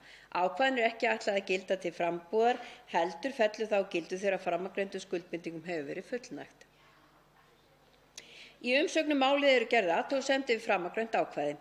Meðal markmiða laganna að bæta húsnæðisöryggi fjölskyldna og einstaklinga sem eru undir þeim tekju- og eignamörkum sem fram kom í 10. gr. og gerð hefur verið grein fyrir að framan. Í því skyni ríki og sveitarfélögum heimilt að veita stofnframlag til bygginga og kaupa á almennum íbúðum til að stuðla að því að boðið verði leiguíbúðir á viðráðanlegu verði fyrir þá sem þurfa á því að halda.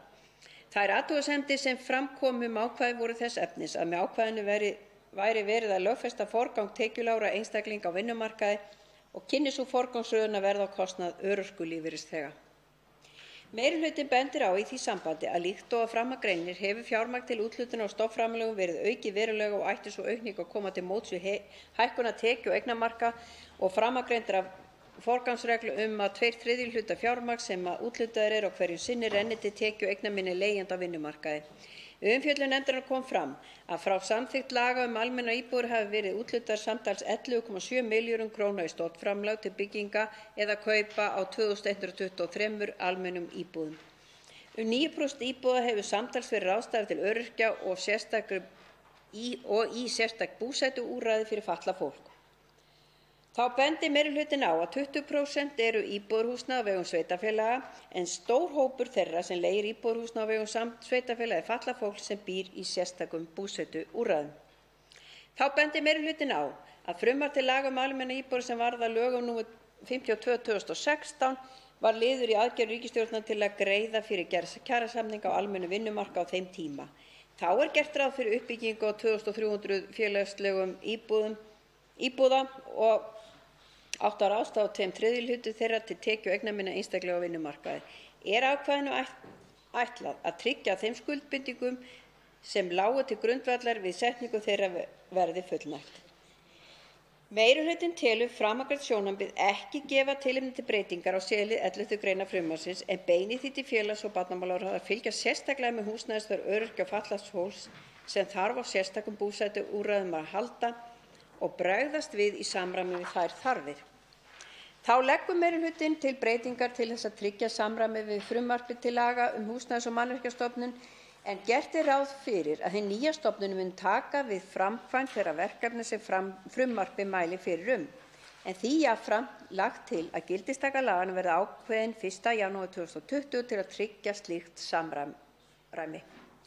Að lokum leggur meirihlutinn til breytingar sem eru tæknilegs eðlis og til lagfæringar en er ekki ætlað til að hafa efnisleg áhrif. Að framangreindu virtu leggur nefndin til að frumvarpið verði samþykkt með þeim breytingum sem lagðar eru til í sérstöku þingskjali. Undir þetta rita hv. þingmenn Halla Signý Kristjánsdóttir framsögumaður, Ólafur Þór Gunnarsson, Njáll Trausti Friðbertsson, Lilja Rafney Magnúsdóttir og Vilhjálmur Árnason. Svo vill til að 3 hv. þingmenn hafa óskað eftir að veita andsvar og er því ræðutími styttur í 1 mínútu í síðara sinn. Fyrstur til að veita andsvar er hv. 12. þingmaður Suðvesturkjördæmis Guðmundur Ingi Kristinsson. Virðulegur forseti, við erum að tala frumvarp til laga breytingu á lögum almennar íbúðir og það kom hérna skýrt fram að í umsögn hv. þingmanns að það er áhyggjur þarna inni með íbúðir fyrir öryrkja og það verður bara að segjast alveg sem að þó að komi fram þarna að 9% hafi skilað sér til öryrkja á af 2123 íbúðir, þá erum við að tala þarna einhverjar 180 íbúðir eða rúmlega það. Og ef við setjum það í samhengi við það að ég held að Brynju Húseyrar hafa hætt að taka við umsóknum þegar voru komið held ég 600 á biðlista. Og ef við tökum til líka sem dæmi og teljum bara hvað er mikið af einstaklingum hjá sveitarfélögum, öryrkjum, að bíða eftir íbúðum. Og það er þörfin alveg gífurleg. Og við vitum það og við gerum okkur alveg grein fyrir því að það er óásættanlegt að öryrkjar sé á almennum leigumarkaði að borga frá, sem ég hef séð, frá 50% og alveg upp í 80–90% að tekjum sínum í húsnæði. Og það segir sig sjálft að þegar þú komin í þá aðstæðu að þurfa að borga svona gífurlega fjármuni af þínum tekjum, þá áttu ekki fyrir nauðsynjum. Og meira segja eru í basli, hugsið ykkur, þeir eru meira segja í basli við að halda sér að geta átt fyrir mat, lyfjum og öðru, þeir sem búa nú þegar í félagslega íbúð. Fólk að eiga kannski 35, 40, 50.000 krónur á mánuði fyrir öllum öðrum nauðsynjum en húsnæðinu. Þess vegna verður að tryggja það að þetta fólk fái húsnæði og þess er ekki skilið eftir. En því miður, ég er hræddur það í þessu tilfelli verður það þannig að biðlistarnir munu lengjast. Og andsvari svarar hv. 7. þingmaður Norðvesturkjördæmis Halla Signý Kristjánsdóttir. Já, virðulegi forseti, ég þakka hv. þingmanni fyrir andsvarið. Tek að hluta til undir þessar áhyggjur og sem að við reifum hér í okkar nefndaráliti. En við beinum því líka til ráðherra að hann fylgist með þessu mjög grannt en svo er það náttúrulega líka eins og sagt er hér að sveitarfélögin og ýmis eins og Brynja og Þroskahjálp að sinna þessu hlutverki hvað varðar íbúðir fyrir fatlaða og ég þekki það allavega víðs vegar út land að þá eru þessi félög í nær einvörðungu að sinna þessu hlutverki og er mjög mikilvægt og er ekki að draga úr því. En þetta er alltaf hvernig á að horfa til þess en ég vona það að þetta frumvarp á ekki að taka neitt fyrir það að þau komist að eins og hefur verið og við beinum því sérstaklega til ráðherra að fylgjast með þessum þætti og treystum því að það verði gert. Þá veitir andsvar síðara sinni hv. 12. þingmaður Suðvesturkjördæmis Guðmundur Ingi Kristinsson.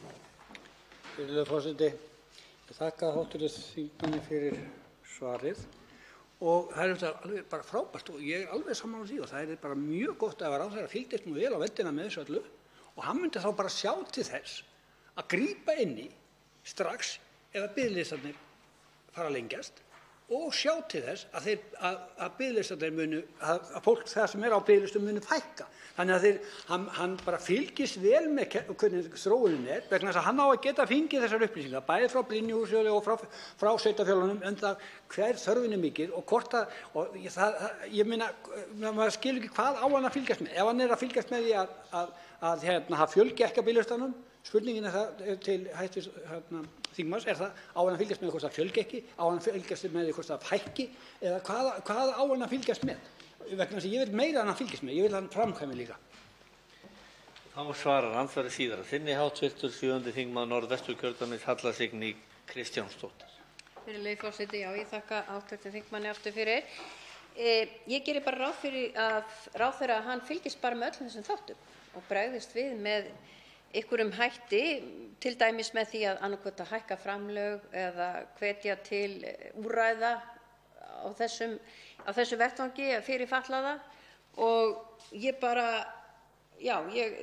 bara geri það, held því fram að hann komi til með og við enda hvetjum við hann til þess, fylgjast með öllum þessum þáttum og bregðast við með viðunandi hætti, annaðhvort með hækkun stofnframlaga eða einhverja búsetuúrræði sem viðunandi finnst.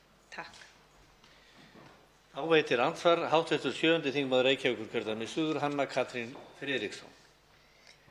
Herra forseti, ég þakka hv. þingmanni Höllu Signý Kristjánsdóttur kærlega fyrir framsöguna. Ég hjó eftir því að hv. þingmaður talaði að hún væri sátt með það hvernig nefndin henni tekist að bregðast við umsögnum og hitta þá sem máli skipta og ég verð satt best að segja að viðurkenna það ég undra mig mjög vegna þess að það sem liggur helst til grundvallar þeirri gagnrýni sem að ég og aðrir þeir hv. þingmenn sem eru á minnihlutaálitinu að koma fram með nákvæmlega það gafst ekki tími til þess.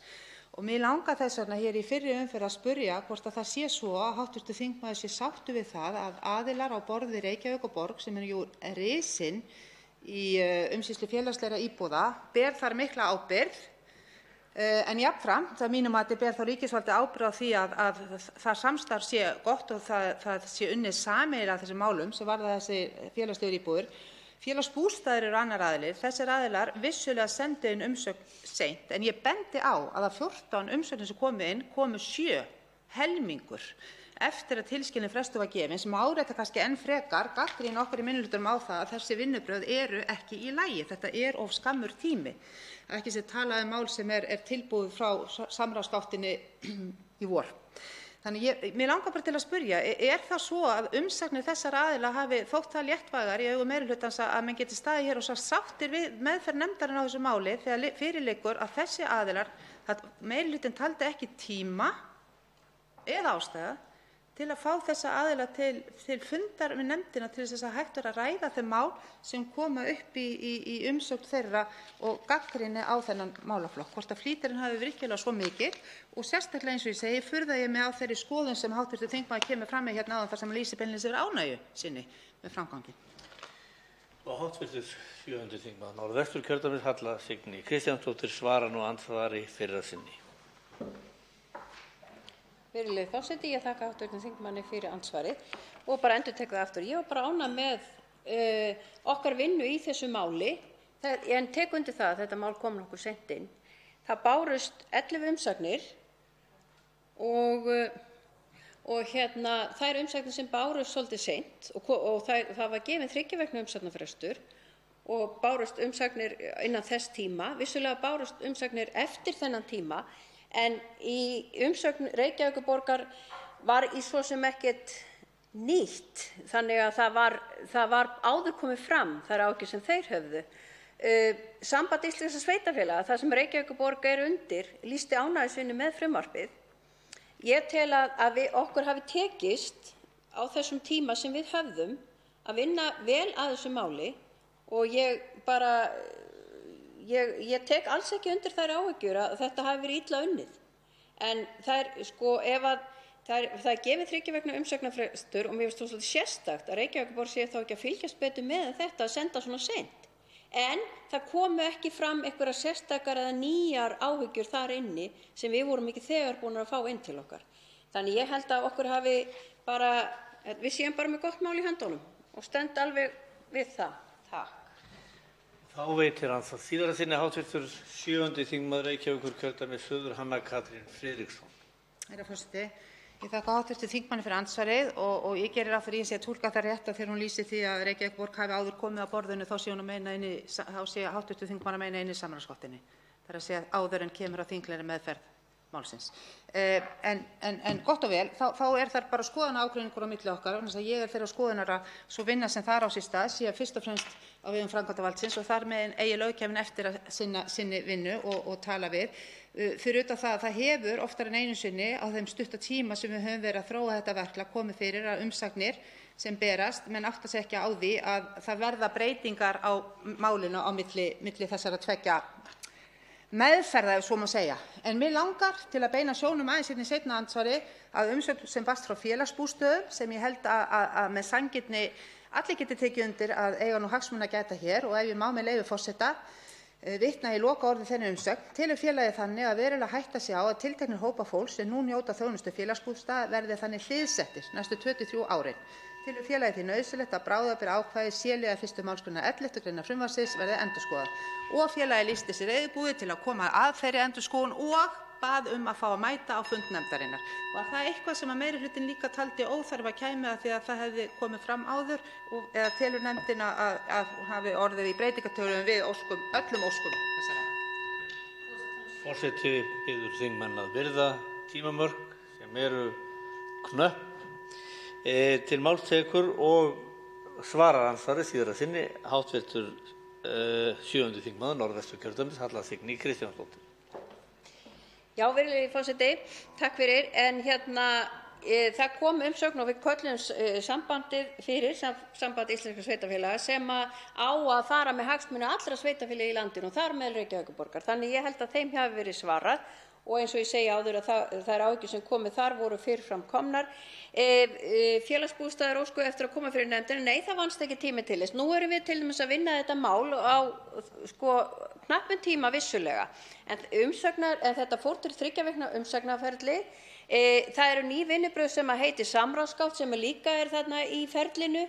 Þannig að ég held að við séum að vinna þetta í nokkuð góðu samráði og ég held og eins og sagt, ég hef ekki tíma til þess að reifa það aftur, en að við töldum, meirihlutinn töldi að framangreind sjónarmið sem hafi verið gefið til breytinga á C-lið 11. greinar en beini því til félags- og barnamálaráðherra að fylgja sérstaklega með þessum áhyggjumáli sem voru þarna vissulega reifaðir bæði frá félagsbústöðum og fleirum og ég vonast til að það verði við beinum því til ráðherra og hann hlýði því bara.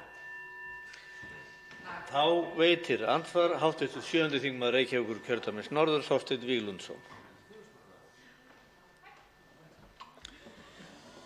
Herra forseti, þakka hv. þingmanni framsöguna hér.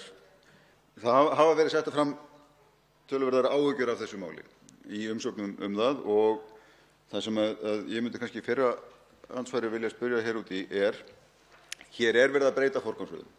Það er í raun og veru verið að setja einstaklinga á vinnumarkaði í forgang umfram þá aðila sem sækjast eftir félagslegu húsnæði og í meðal annars umsögn Reykjavíkurborgar og félagsbústaða kemur fram ágætlega góð greining á þörfinni sem þar er, veruleg þörf uppsöfnuð á félagslegu húsnæði og 1300 manns tilgreindir þar sem eru á biðlistum eftir húsnæði.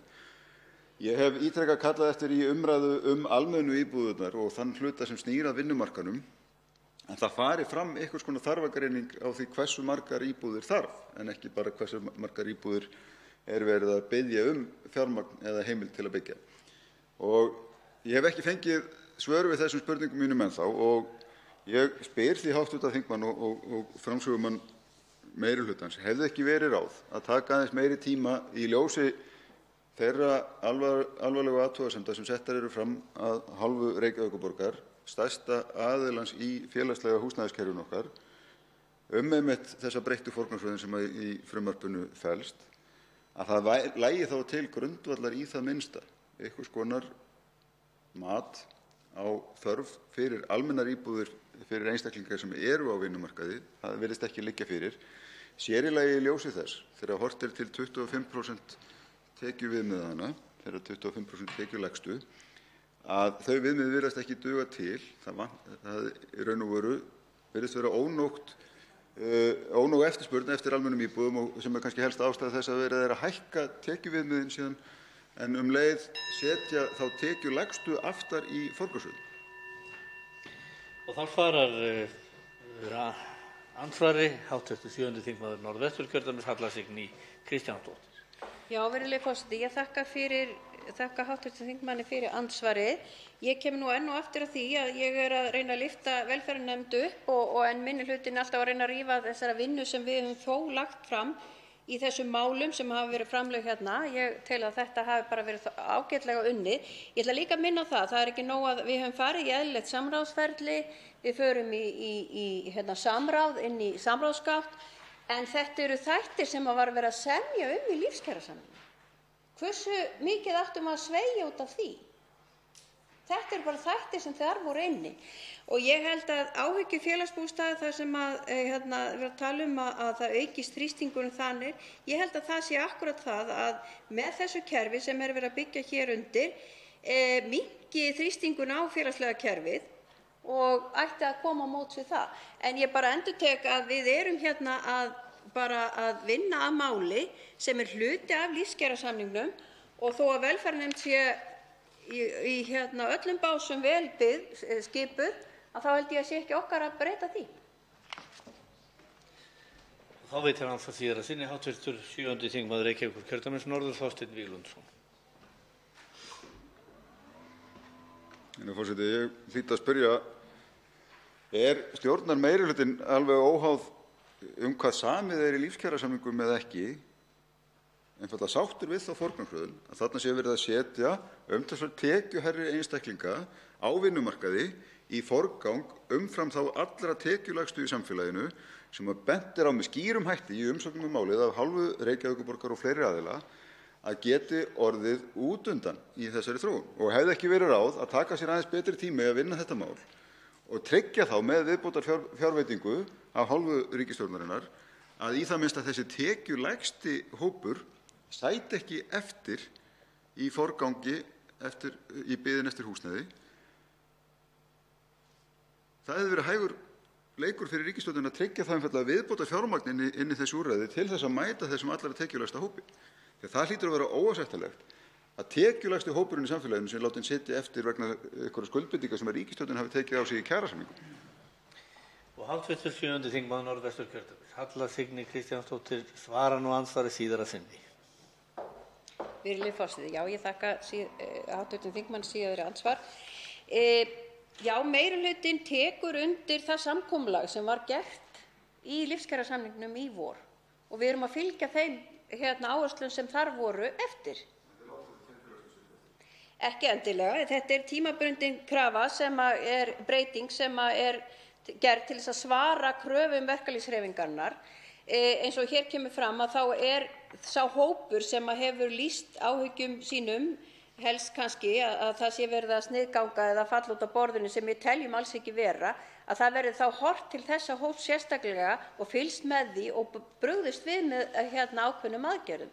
Og ég held að það sé alveg nógu skýrt. Það sé bara verði gert og vonandi og örugglega. Andsvörum er lokið. Til máls tekur framsögumaður minnihluta velferðarnefndar, hv. 4. þingmaður Reykjavíkurkjördæmis norður, Helga Vala Helgadóttir.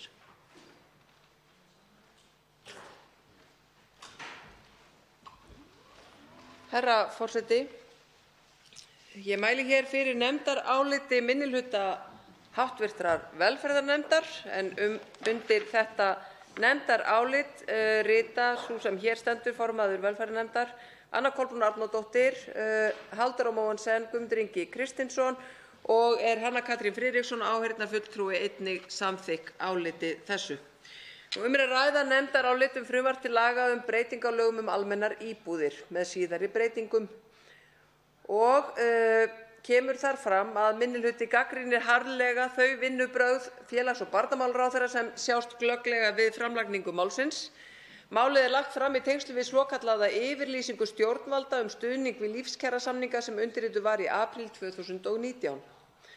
Frumvarpsdrög voru birt í samráðsgátt stjórnvalda þann 14. maí 2019 og höfðu umsagnaraðilar í jafn viðamiklu máli og hér ræðir einungis eina viku til að bregðast við og urðu að skila inn umsögn fyrir 21. maí 2019. Eina viku.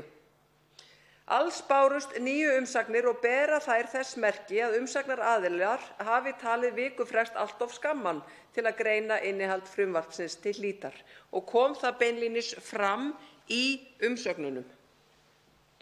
Það verður að teljast ámælisvert af stjórnvöldum þegar er að ræða jafn viðamikið mál og umfangsmiklar breytingar á lögum almennar íbúðir og hér að ræða að standa svo að málum. Gagnrýnir minnihlutinn einnig harkalega hversu seint þetta mál kemur svo fram hér á Alþingi Íslendinga. Eins og áður sagði þá var málið í samráðsgátt stjórnvalda frá 14. maí til 21. maí en kemur hingað til Alþingis miðjan nóvember síðastliðinn, eða hálfu ári eftir að umsagnarferli lauk í samráðsgátt. Nefndinni gafst því ekki nægur tími til að vinna lagfæringar á frumvarpinu, meðal annars þar sem ekki gafst tími til að kalla alla umsagnaraðila á fund nefndarinnar sem gerðu alvarlegar athugasemdir við frumvarpið. Og vegna þeirrar umræðu sem hefur átt sér stað hér, þá rétt að taka það fram svo að því sé haldið til haga og fært til bókar að meirihluti nefndarinnar óskaði eftir því að málið yrði tekið úr nefnd án þess að fulltrúar Reykjavíkurborgar og fulltrúar Félagsbústaða, stærsta eiganda félagslegs húsnæðis á Íslandi, kæmu fyrir nefndina. Frumvarpið hefur ekki eingöngu áhrif á stóran hóp fólks á vinnumarkaði eins og markmiðin gefa til kynna, en það hópurinn sem heyrir undir svokallaðan lífskjarasamning. Heldur hefur þetta frumvarp áhrif á alla íbúa landsins. Frumvarpið hluti af átaki stjórnvalda til að bæta stöðu húsnæðismála sem tilkomin vegna sinnuleysis stjórnvalda í húsnæðismálum sem hefur leitt til húsnæðisskorts víða land. Þeim skorti hefur fylgt síhækkandi húsnæðisverð, hvort tveggja á fasteigna- og leigumarkaði. Hækkandi leiguverð hefur komið harðast niður á þeim hópi sem býr við lökustu kjörin.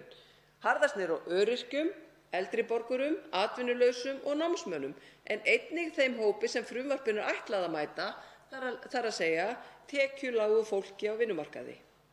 Það að stjórnvöld grípi til þess átaks sem nú á sér stað án þess að fram fari þarfagreining að mati minnihluta nefndarinnar mjög ámælisvert. Þar sem með öllu horft framhjá hvar á landinu þörfin mest og hver staðan á almennum fasteignamarkaði. Hinn almenni fasteignaeigandi hefur nefnilega einnig þörf fyrir að vanda sér til verka við lagasetningu á sviði húsnæðismála. Ævisparnaður fólks liggur oft á tíðum í fasteignum landsmanna og hefur fjölgun eigna umfram þörf áhrif á þann sparnað sem liggur í fasteignum landsmanna. Telur minnihlutinn því ámælisvert að farið sé í átak sem þetta án þess að fram fari fullnægjandi þarfagreining. Og þá rétt að taka fram að það var heldur ekki farið í þarfagreiningu með tilliti til ólíkra hópa. Minnihlutinn bendir á að lífskjarasamningurinn var einungis gerður við hinar vinnandi stéttir. Meirihlutinn tók ekki tillit til þeirra athugasemda sem fram komu í umsögn Félagsbústaða hf. Sem eigandi langstærsta hluta félagslegra íbúða á landinu, ekki tillit til velferðarsviðs Reykjavíkurborgar sem þjónustar flesta íbúa landsins og tók ekki tillit til umsagna Öryrkjabandalagsins og Brynju hússjóðs Öryrkjabandalagsins. Í umsögnum þeirra var bent á að með frumvarpinu væri verið að stækka verulega það mengi fólks á vinnumarkaði sem lög almennar íbúðir taka til, án þess að horfa til þeirra áhrifa sem slík breyting hefur á fólk sem utan vinnumarkaðar. Í umsögn velferðarsviðs Reykjavíkurborgar gerð athugasemd við afmörkun þess hóps sem ræðir.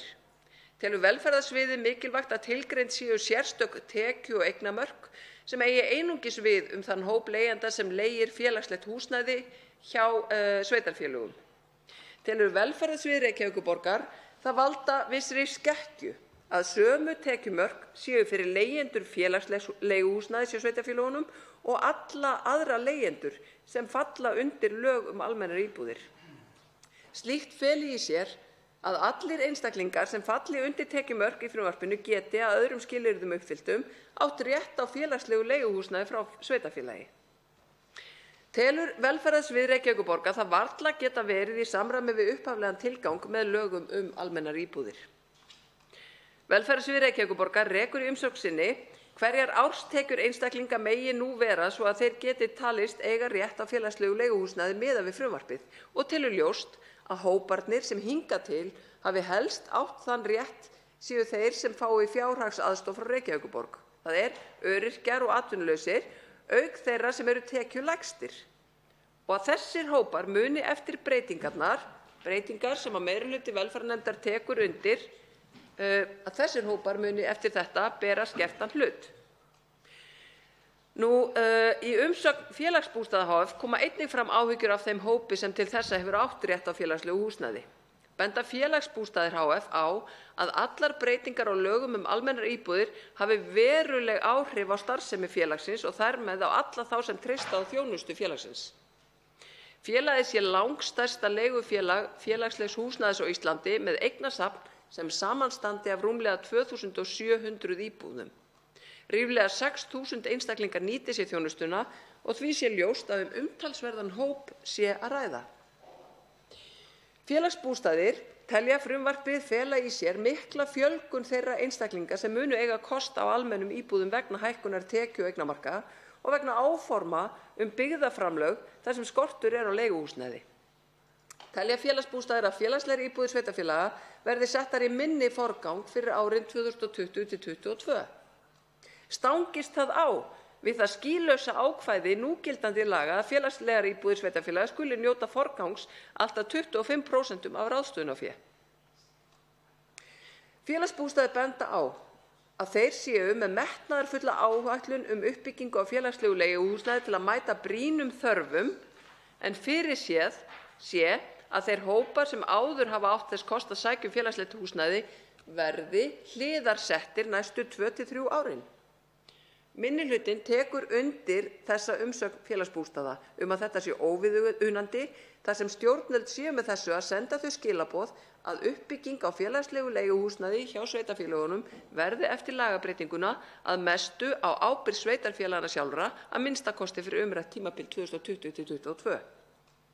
Og þetta geta nú varla hafa átt að vera þau skilaboð sem ríkisstjórn Katrínar Jakobsdóttur sendir þeim sem að þurfa mest á stuðningi að halda. Þá gera Félagsbústaðir einnig athugasemd við að verið sé að fella brott heimild sveitarfélaga til þess að veita allt að 4% stiga viðbótarframlag vegna íbúða á svæðum þar sem skortur á leiguhúsnæði og bygging íbúða hefur verið í lágmarki eða sérstök vandkvæði eru á því að fá fjármögnun á almennum markaði. Þótt að Íbúðalánasjóði yrði heimilt að veita allt að 6% viðbótarframlag frá ríkinu vegna leiguíbúða á sömu svæðum slík breyting án þess að gerð sé sérstök grein fyrir henni. Í því sambandi telur minnihlutinn það hljóta að vera eðlilegt að sveitarfélögin hafi slíka heimild og það sé undir þeim komið hvort þau nýti sér hana.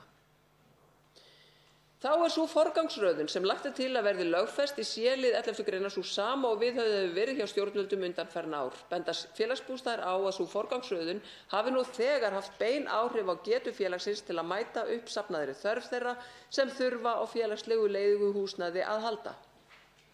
Verði það bráðabirgðaákvæði lögfest sé einnig fyrir sér að staðan verði óbreytt og að þeir sem njóta þjónustu félagsins verði settir til hliðar næstu 2–3 árin. Með vísan til framangreinds leggst minnihlutinn gegn því að málið verði samþykkt óbreytt, einfaldlega vegna þess að það virðist vera sem að lítið tillit hafi verið tekið til þessa hóps sem hvað höllustum fæti standa og vegna þess að ónógur tími var gefinn í þetta mál. Það er rétt að taka það fram að minnihlutinn er ekki að leggjast gegn átaki á húsnæðismarkaði, alls ekki. Minnihlutinn er ekki að leggjast gegn því að stjórnvöld geri samninga við aðila vinnumarkaðarins átak á húsnæðismarkaði, hreint ekki.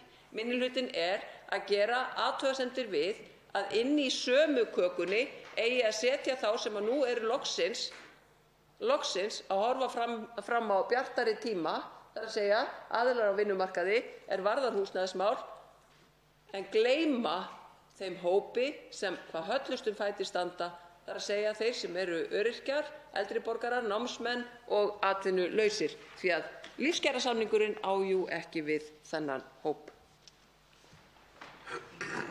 Þá veitir andsvar hv. 11. þingmaður Suðvesturkjördæmis, Ólafur Þór Gunnarsson.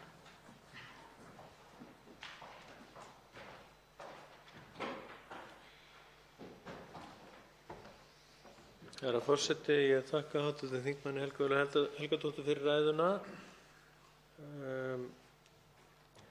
Hún fór yfir sjónarmið minnihlutans í sinni ræðu og ekkert svo sem sérstakt það að segja. Hún hins vegar ræddi töluvert mikið umsögn félagsbústaða og þær áhyggjur félagsbústaða að þau muni ekki geta sinnt hlutverki sínu á sama hátt og áður.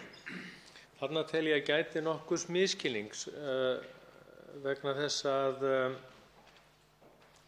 með því að það komið á fót öðru úrræði fyrir hópinn sem í tveimur lægstu tekjufimmtungunum, að þá muni þrýstingur á sveitarfélögin með það að útvega félagslegt húsnæði minnka og þar með ætti þörfin á þeim endanum ekki að vera sú sama, því að þingmaðurinn hlýtur að vera mér sammála í því að það sé ekki eðlilegt fyrirkomulag í samfélaginu að allir þeir sem eru í 40 neðstu tekjuprósentunum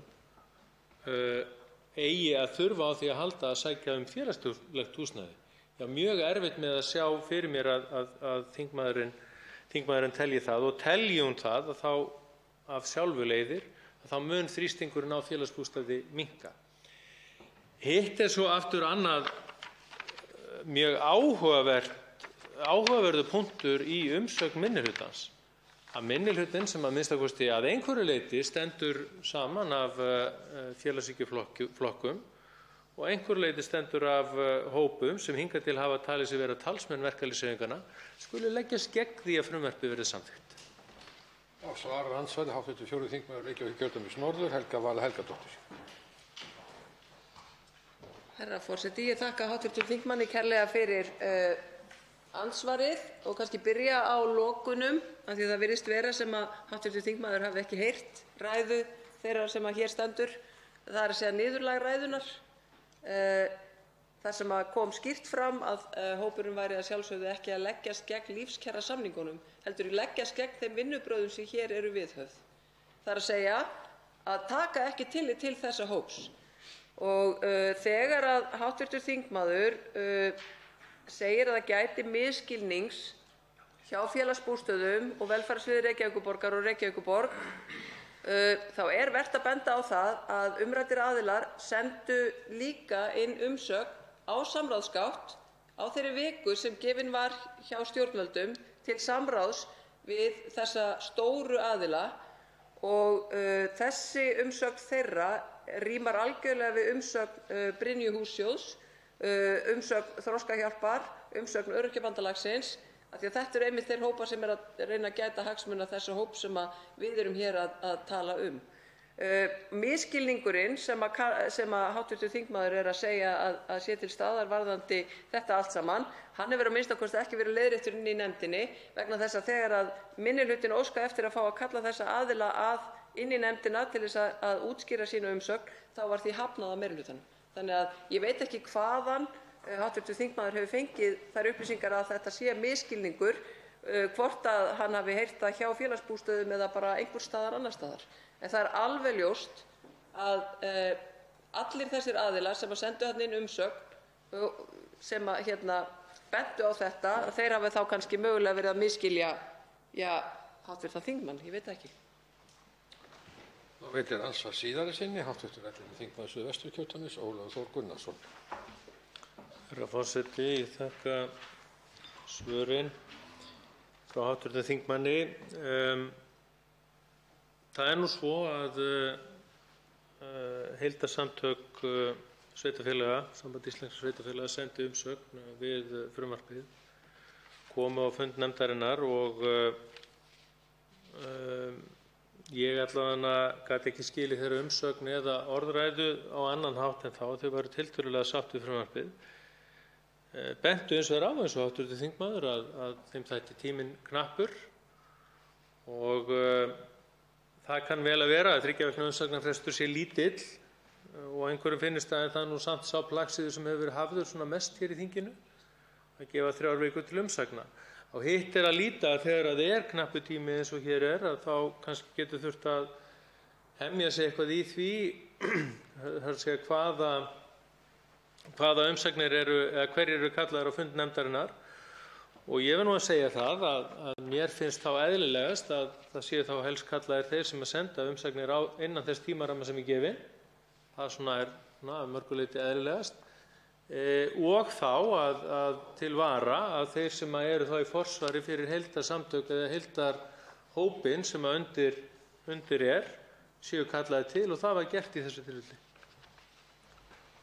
Þá svarar andsvari síðari sinni hv. 4. þingmaður Reykjavíkurkjördæmis norður, Helga Vala Helgadóttir. Herra forseti, ég þakka hv. þingmanni fyrir seinna andsvar. Já, það virðist vera sem að meirihlutanum þyki sóma af því að kalla ekki inn fólk sem skilar eftir umsagnarfresti lýkur, en ég hef ekki áður séð svo mikla hörku beitta hér, sérstaklega þegar að ræða langsamlega stærsta sveitarfélag á landinu, að láta eins og sá tímarammi sem að gefinn var gerir það að verkum að umsagnir og mjög faglegar ábendingar þeirra aðila sem að þjónusta langstærsta hópinn, að þær umsagnir og þær ábendingar séu virtar að vettugi af meirihluta hv. velferðarnefndar, einfaldlega vegna þess að umsögnin kom of seint. Það eiginlega það bendir til þess að vinna þessa frumvarps og einhvern veginn fagleg vinna þingmanna snúist bara um það að koma málunum í gegnum nefndina en ekki gera það faglega. Af því að jafnvel stórir aðilar geta farið fram yfir umsagnarfrest, og ef að að ræða slíkan aðila eins og Reykjavíkurborg í þessu tilviki, að þá eiginlega alveg ótrúlegt að taka ekkert tillit til umsagnarinnar, einfaldlega bara vegna þess að hún kemur of seint.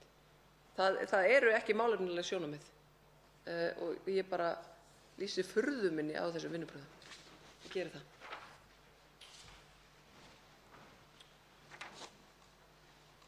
Andsvörum lokið. Fleiri hafa ekki kvarst til hljóðs og umræðu lokið, en atkvæðagreiðslu frestað. Tekið fyrir 21. dagskrármálið, úrvinnsla eigna og skulda Íbúðalánasjóðs vegna uppsafnaðs vanda Íbúðalánasjóðs, stjórnarfrumvarp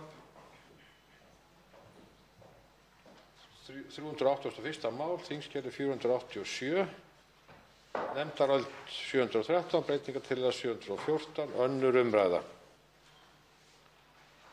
Til máls tekur framsögumaður meirihluta efnahags- og viðskiptanefndar, hv. 7. þingmaður Reykjavíkurkjördæmis norður, Þorsteinn Víglundsson.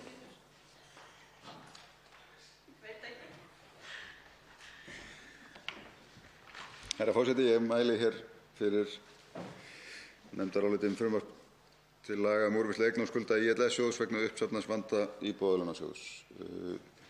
Að reyna að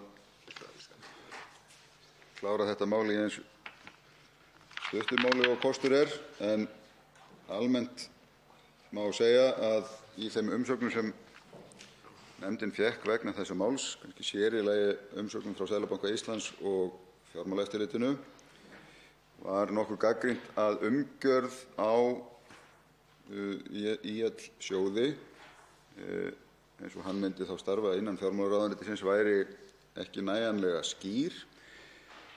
En almennt má þó segja að umsagnaraðilar hafi tekið undir það meginmarkmið frumvarpsins að aðskilja þessa starfsemi frá því sem frá áramótum verður Mannvirkja- og húsnæðisstofnun. Það væri til bóta.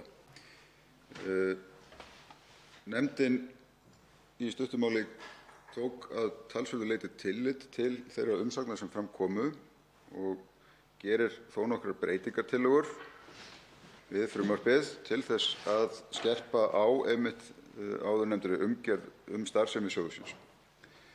Og í stuttu máli að þá er bætt við í 1. grein að kveðið skuli á áhættustefnu sjóðsins til að stuðla að meginmarkmiði hans sem er að draga úr áhættu ríkissjóðs vegna þessara eigna og skulda Íbúðalánasjóðs. Jafnframt er gerð sú breyting við 2. grein að ráðherra skuli, en sé ekki aðeins heimilt að skipa verkefnastjórn og að hún skuli skipuð til 3 ára að hámarki og þeir stjórnarmenn skuli uppfylla hæfisskilyrði stjórnarmanna lífeyrissjóða. Og við 5. málsgrein 3. greinar er bætt við 2 nýjum málsliðum sem að skerpa á því hvað koma skuli fram í þeirri skýrslu sem að leggja skal fyrir Alþingi árlega vegna starfsemi sjóðsins. Og að öðrum meginbreytingum má nefna í 6. grein að þar er aftur ráðherra gert skylt að setja reglugerð starfsemi sjóðsins þar sem meðal annars skuli kveðið á áhættuvilja og áhættustýringu ÍL-sjóðs, hvernig eignastýringu sjóðsins og eftirliti skuli háttað og hlutverk verkefnastjórnar öðru leyti. Og í reglugerðinni skuli jafnframt kveðið á hvernig opinberri upplýsingagjöf til verðbréfamarkaðar skuli háttað og meðferð trúnaðarupplýsinga og viðskipti innherja. Og síðan er þá lagt til ákvæði til bráðabirgða og er bætt þar í 2 nýjum málsgreinum að ráðherra skuli skipa verkefnastjórn í fyrsta sinn fyrir 1. apríl 2020 og að skýrsla ráðherra til Alþingis fyrir árið 2021, samanber 5. málsgrein 3. greinar, skuli innihalda umfjöllun þá vinnu sem fram hafi farið endurskoðun laganna. Ég hygg að með þessum breytingum sem nefndin leggur til, eða meirihluti nefndarinnar leggur til, sé komið að verulegu leyti til móts við þær athugasemdir sem bárust málið í umsagnarferli og undir þetta nefndarálit rita Óli Björn Kárason formaður, Þorsteinn Víglundsson framsögumaður, Brynjar Níelsson, Bryndís Haraldsdóttir, Ólafur Þór Gunnarsson og Jóhann Friðriksson. Og veitir ansvar hv. 12. þingmaður Suðvesturkjördæmis, Guðmundur Ingi Kristinsson.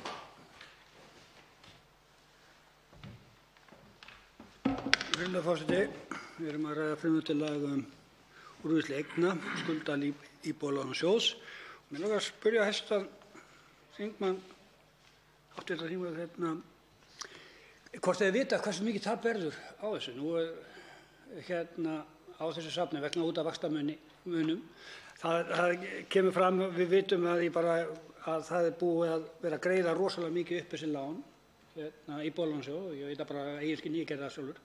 Þannig að þarna vaxtamunurinn er alveg gígantískur og þetta er rosalega mikið tap og það er talað um 200 milljónir en farið niður í 140, ég veit ekki það, og er reiknað með að tapið haldi áfram og þá hversu mikið, hvort þessi vita og nokkurn veginn áætla hvað ríkissjóður taka mikið tap. Og síðan er það sem ég langar að spyrja það er áréttað að það er sett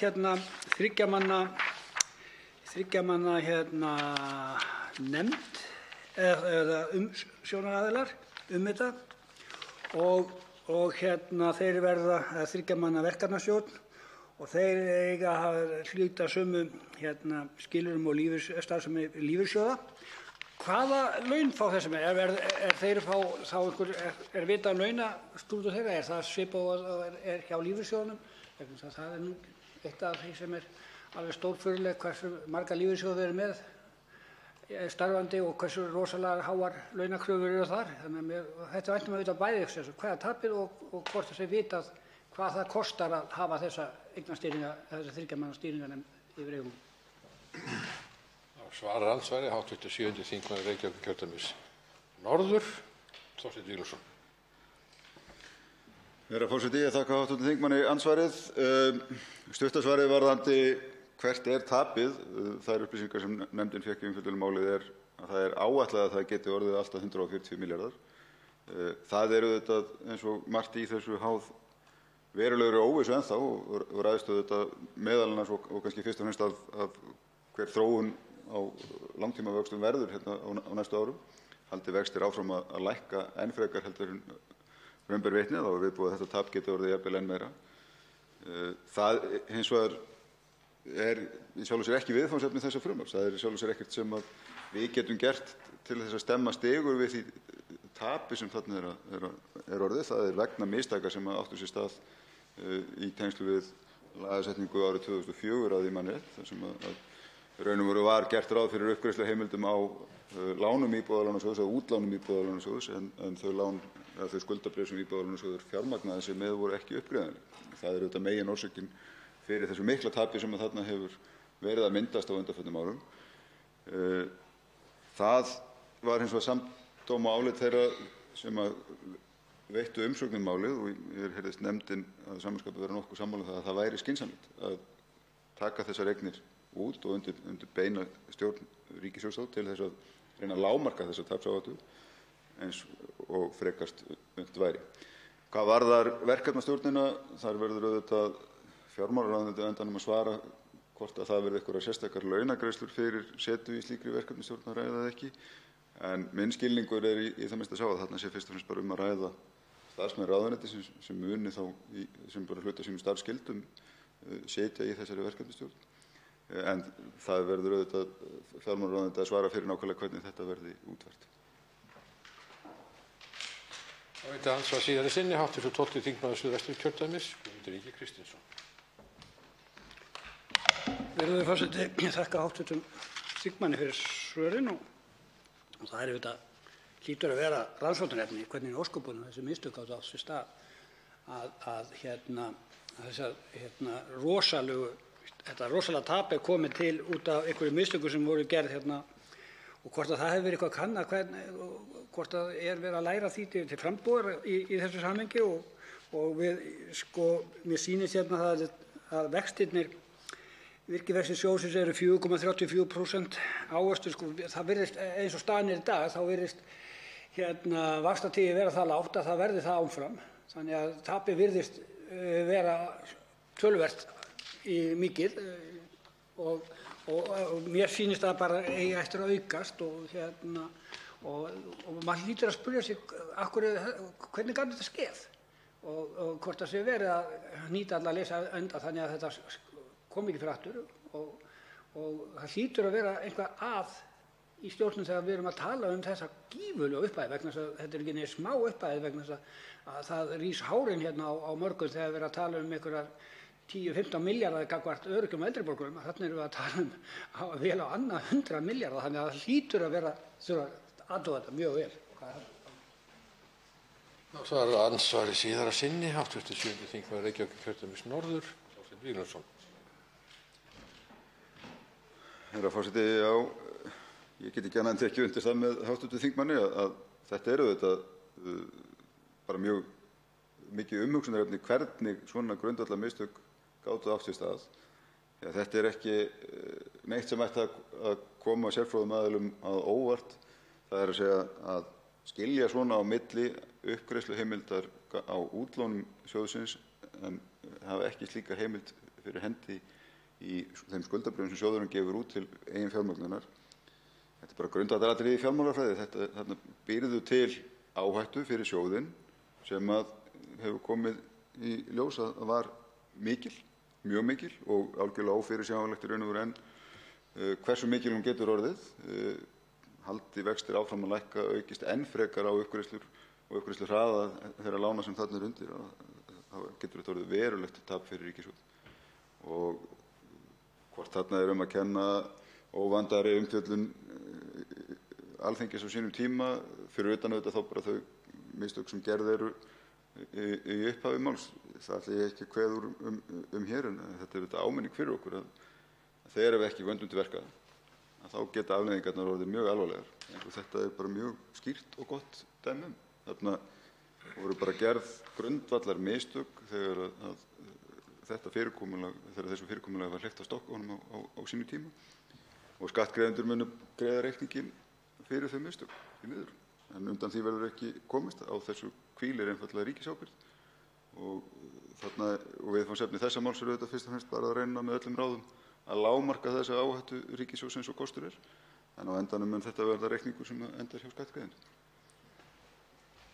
Andsvörum er lokið. Fleiri hafa ekki kvarst til hljóðs og umræðu lokið, atkvæðagreiðslu frestað. Tekið fyrir 22. dagskrármálið, neytendalán, stjórnarfrumvarp, 223. mál, þingskjali 240, nefndarálit 718 og 737, breytingartillaga 719 og 738, önnur umræða. Máls tekur framsögumaður meirihluta efnahags- og viðskiptanefndar, hv. 2. þingmaður Suðvesturkjördæmis, Bryndís Haraldsdóttir. Virðulegur forseti. Já, ég ætla að flytja hér nefndarálit meirihluta efnahags- og viðskiptanefndar frumvarp varðar breytingu á neytendalögum, þar sem verið er að efla neytendaverndina. Það er ágætt að geta þess í upphafi að frumvarpið kemur að sjálfsögðu frá atvinnuvega- og nýsköpunarráðuneytinu og byggir á vinnu starfshóps endurskoðun á starfsumhverfi smálánafyrirtækja sem skipaður var með bréfi ferðamála-, iðnaðar- og nýsköpunarráðherra 11. júlí 2018. Í skýrslunni sem umræddur starfshópur skilaði af sér voru lagðar til ýmsar aðgerðir, og með frumvarpinu sem hæstv. ráðherra lagði hér til voru lagðar til breytingar á lögum neytendalán til að efla neytendavernd á fjármálamarkaði, og frumvarpið fól í sér hluta af tillögum starfshópsins. En það var ljóst strax hér við fyrstu umræðu þegar hæstv. ráðherra mælti fyrir frumvarpinu að mörgum fannst ekki nógu langt gengið til að ná þeim markmiðum sem frumvarpinu var ætlað að gera, það er að segja að auka enn frekar á neytendavernd. Það bárust okkur í hv. efnahags- og viðskiptanefnd 7 umsagnir frá mismunandi aðilum, og á fund okkar mættu aðilar frá atvinnuvega- og nýsköpunarráðuneytinu, frá umboðsmanni skuldara, frá Creditinfo, frá Neytendasamtökunum og Fjármálaeftirlitinu, og auk þess bárust okkar nokkrar skriflegar umsagnir. Meðal annars, og það var í rauninni eini aðilinn sem er á þessum markaði sem sendi inn umsögn, og það er e-commerce 2020, og hv. efnahags- og viðskiptanefnd bauð þeim að mæta fyrir nefndina í tvígang, en þeir gátu ekki orðið við þeirri beiðni. Eins og áður sagði þá var frumvarpinu ætlað að auka neytendavernd á sviði lánastarfsemi, einkum með tilliti til starfsemi smálánafyrirtækja sem bjóða neytendum tiltölulega lágar lánsfjárhæðir til skamms tíma með háum kostnaði fyrir lántaka. Efnisákvæði frumvarpsins árétta ófrávíkjanleika laganna, skýra reglur lagaval, kveða á að neytendur sé óskylt að greiða heildarlántökukostnað láns ef kjör þess brjóta gegn ákvæði laga neytendalán árlega hlutfallstölu kostnaðar. Í þeim umsögnum sem bárust nefndinni var lýst almennum stuðningi heilt yfir við framgang frumvarpsins, en helst sætti þó gagnrýni að ekki væri nægjanlega langt gengið til að ná markmiðum frumvarpsins.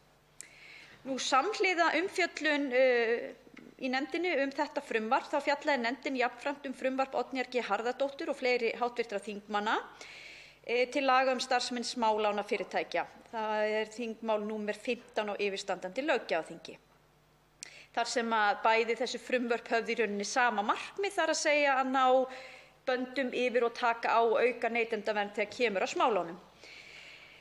Meirihlutinn leggur áherslu á að í kjölfar gildistöku þessa frumvarps sem hér er til umfjöllunar haldi stjórnvöld áfram að fylgjast með þróun á þessum markaði sem og þróun regluverks málaflokkinn annars staðar á Norðurlöndum. Á meðal atriða sem komu til umræðu í nefndinni og meirihlutinn telur rétt að sæti nánari skoðun hvort rétt sé að skerpa á kröfum til lánveitenda að framkvæma lánshæfis- og greiðslumat og byggja þá ákvörðun sína lánveitingu á því. Það er líka ástæða, virðulegur forseti, til að taka það fram að hér erum við í rauninni að fjalla frumvarp sem breytingar á neytendalánum og það þýðir það að undir eru allar tegundir neytendalána, hvort sem það séu þá yfirdráttur, dráttur, raðgreiðslur, netgíró eða annað þess háttar. Og það í lagatextanum í dag ekki til neitt sem heitir einhver skilgreining á smálánum eða smálánafyrirtækjum. Nefndinni var meðal annars bent á það að stór hluti þess vanda sem við að etja í tengslum við starfsemi svokallaðra smálánafyrirtækja lúti að innheimtuþættinum og jafnvel væri það svo að helstu gróðavon slíkra fyrirtækja lægi í innheimtunni. Það nokkuð vel skilgreint í íslenskum lögum löggjöf frum- og milliinnheimtur en öðru máli gegnir löginnheimtur. Og þess vegna telur meirihlutinn afar brýnt að skýra betur reglur starfsemi löginnheimtuaðila og eftirlit með þeirri starfsemi. Nefndin hefur verið upplýst að sú vinna sé í gangi í dómsmálaráðuneytinu og fjármála- og efnahagsráðuneytinu og hvetur meirihlutinn til að vinnunni verði hraðað eins og kostur og að frumvarp með það að markmiði að bæta lagagrundvöll innheimtumála að þessu leyti verði lagt fram á vorþingi. Nefndin leggur líka til ákveðnar breytingartillögur og ein af þeim lýtur að svokallaðri skráningarskyldu en á meðal þeirra ábendinga sem nefndinni bárust við umfjöllun málsins voru að taka bæri upp leyfisskyldu eða allavega skráningarskyldu fyrir veitendur lána sem skilgreina mætti sem smálán. Nefndinni var meðal annars bent á að víðast hvar í nágrannaríkjum Íslands væri slík skylda fyrir hendi og að á Norðurlöndum væri tilhneigingin sú að taka upp leyfisskyldu í stað skráningarskyldu. Þess ber kannski að geta, virðulegur forseti, að ein af röksemdafærslum hæstv. Ráðherra fyrir því þegar hún lagði fram frumvarpið væri að slík skylda væri of íþyngjandi fyrir þau fyrirtæki sem eru á markaði og það verður alltaf að horfa til þess að á þessum markaði á sér stað gríðarleg nýsköpun og við erum með töluvert af sprotafyrirtækjum sem eru að feta sig inn á markað greiðslumiðlana og þar af leiðandi líka inn á markað neytendalána. En meirihlutinn fellst á þær ábendingar sem fram hafa komið við umfjöllun málsins og leggur til að það verði tekin upp skráningarskylda hjá Neytendastofu á grundvelli laga neytendalán fyrir þau fyrirtæki sem veita neytendalán og ekki eru jafnframt fjármálafyrirtæki í skilningi laga fjármálafyrirtæki. Samhliða verði lánveitendum sem svo háttar til bætt við gildissvið 1. málsgreinar 2. greinar peningaþvættislaganna og látin sæta eftirliti fjármálaeftirlitsins á grundvelli þeirra laga, samanber 1. málsgrein 38. greinar þeirra laga. En til að forðast tvöfalda skráningarskyldu fyrir þá aðila á markaði leggur meirihlutinn til að Neytendastofu verði veitt heimild til að deila upplýsingum skráða aðila með fjármálaeftirlitinu. Við teljum að með því að fella neytendalánin undir lög aðgerðir gegn peningaþvætti og fjármögnun hryðjuverka eflist opinbert aðhald og eftirlit með starfseminni til muna, auk þess sem eftirlit á grundvelli þeirra laga annars eðlis en á við Neytendastofu á grundvelli laga neytendalán. Og meirihlutinn vonast til að með þessu móti öðlist yfirvöld breiðari yfirsýn yfir málaflokkinn sem greiði fyrir viðeigandi viðbrögðum þegar upp koma mál sem eru erfið viðureignar. Nefndinni kunnugt að heildarendurskoðun á löggjöf peningaþvætti og tengd mál sé á næsta leiti frá dómsmálaráðuneytinu og því kom það til álita og vangavelta það hvort væri ástæða til að bíða eftir því. En niðurstaðan að meirihlutanum þykir ekki ástæða til að bíða með þessa breytingu þar til sú endurskoðun fer fram. Hvetur meirihlutinn aftur á móti til að smálánastarfsemi verði tekin til sérstakrar skoðunar við þá endurskoðun og meðal annars verði metið hvort reynsla af upptöku þeirra skráningar og eftirlitsskyldu sem meirihlutinn leggur til mæli með að fyrirkomulagið sæti breytingu. En þó skal tekið fram að þessi breytingartillaga sem við leggjum hér til varðandi skráningarskyldu og þá skráningu líka hjá fjármálaeftirlitinu að þar leggur meirihlutinn til að þær breytingar öðlist gildi 1. mars 2020 til að gefa ákveðið svigrúm til þeirra aðila sem á markaðnum starfa. Eitt af því sem var töluvert rætt í nefndinni 26. grein laga neytendalán þar sem mælt fyrir að árleg hlutfallstala kostnaðar eða svokallað AHK á neytendalánum megi ekki vera meira en 50% af viðbættum stýrivöxtum. Það er ástæða til að geta þess, virðulegur forseti, að í skýrslunni sem starfshópurinn vann, sem ég nefndi hér í upphafi minnar ræðu, þá var ekki fjallað sérstaklega um þennan þátt og reynslan á Norðurlöndum virðist vera mikið á þá leið að þau fyrirtæki sem virðast vera einhvern veginn að reyna að komast fram hjá lögunum eru ítrekað að finna aðrar leiðir til að bæta við kostnaði fram hjá þessari árlegu hlutfallstölu kostnaðar. En engu að síður þá er það öllum ljóst að 50% af viðbættum stýrivöxtum eru auðvitað gríðarlegt hátt vaxtastig og því leggur meirihluti til að breyting verði gerð á frumvarpinu og það lækkað í 35% auk stýrivaxta. Þá er ástæða til að benda líka á það að með 3. gr. frumvarpsins er lagt til það nýmæli sem bætist við þá ákvæði að neytendum sé óskylt að greiða heildarlántökukostnað láns þegar lánveitandi brýtur gegn ákvæðinu. Þannig að það á að vera alveg skýrt að það að brjóta gegn þessu ákvæði felur þá í sér þá stöðu að lántaki þarf ekki að greiða kostnaðinn.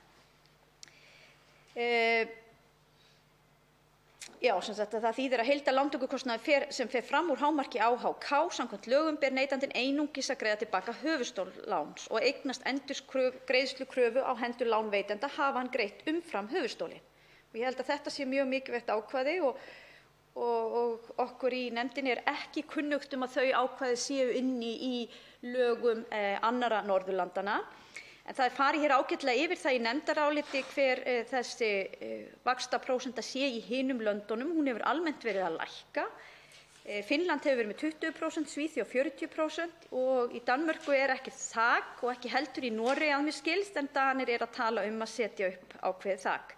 Þá skal líka geta þess að reglurnar geta verið misjafnar, til að mynda í Finnlandi þar sem að þetta hlutfall er lægst af nágrannalöndunum okkar, það er að segja 20%, að þá er engu að síður einhverja 180 evru fastur kostnaður, sem þýðir auðvitað að prósenta getur verið mun hærri þegar litla fjárhæðir er að ræða.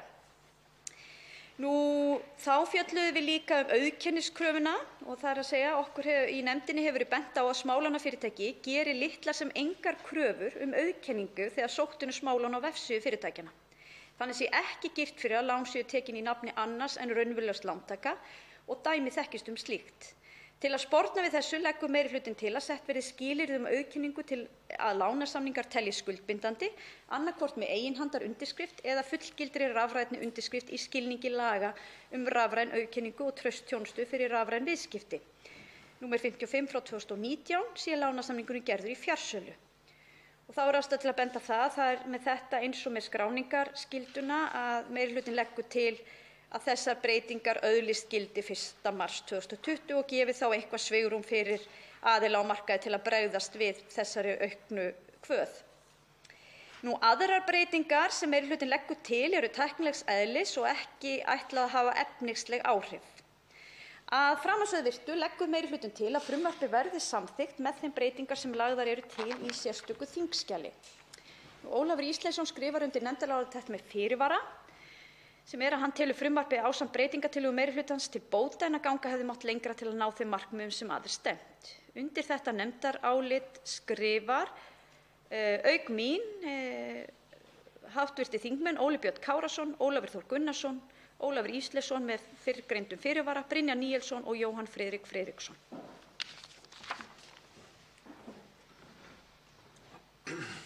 Til máls tekur framsögumaður minnihluta efnahags- og viðskiptanefndar, hv. 6. þingmaður Suðurkjördæmis, Oddný G. Harðardóttir.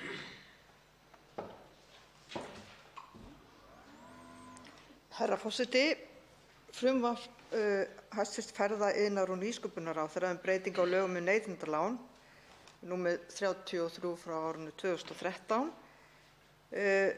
tók breytingum til batnaðar í meðferð efnahags- og viðskiptanefndar. Minnihluti nefndarinnar telur að breytingartillögur meirihluta séu til mikilla bóta og með þeim náist mun betur en ella markmið frumvarpsins að auka neytendavernd. Smálánafyrirtæki hafa verið gagnrýnd allt frá því að þau byrjuðu að hasla sér völl hér á landi 2010. einkum vegna kostnaðar við lántöku og ágengrar markaðssetningar lánanna sem beinist að ungu fólki og fólki sem stendur veikt fyrir. Neytendasamtökin hafa bent á að mikill skortur sé á neytendavernd og aðstoð við lánþega ólöglegra smálána við að leita réttar síns. Fyrir liggi að stór hópur fólks hafa orðið fyrir fjárhagsskaða vegna ófullnægjandi úrræða, skorts á eftirliti og seinagangs í kerfinu. Neytendasamtökin lýsa yfir þungum áhyggjum af stöðu brotaþola smálánafyrirtækja. Vegna eðlis málanna telja samtökin brýnt að stjórnvöld bregðist hratt við til að vernda hagsmuni þeirra sem brotið hefur verið á og aðstoði við endurheimta fé sem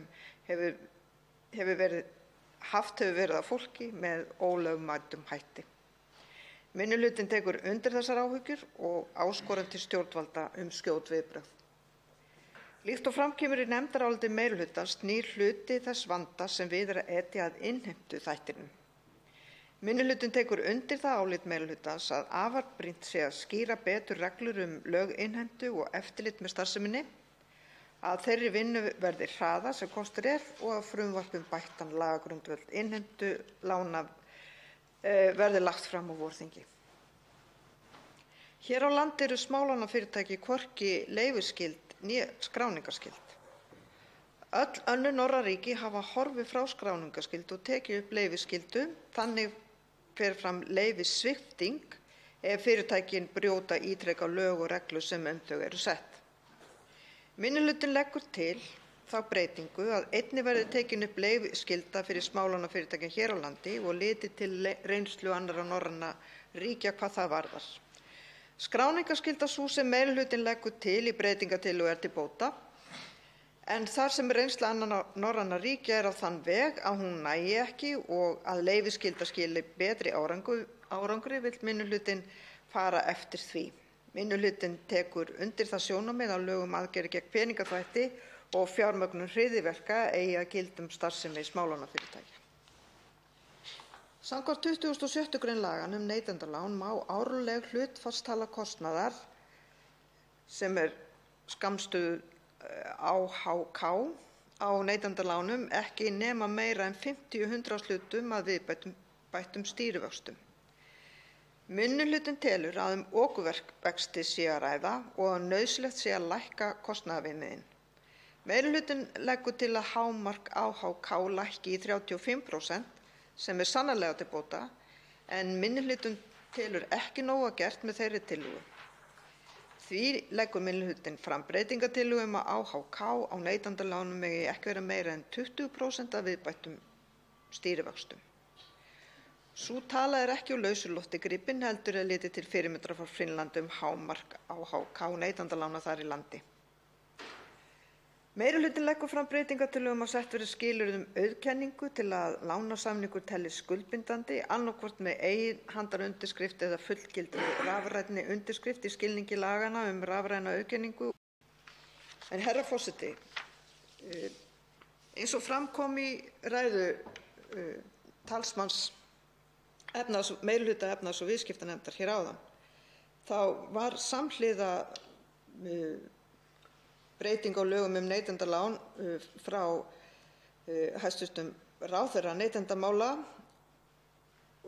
og frumvarp mitt sérlög yfir smálánafyrirtæki, þetta var rætt samhliða í efnahags- og viðskiptanefnd, enda var mælt fyrir málunum á svipuðum tíma.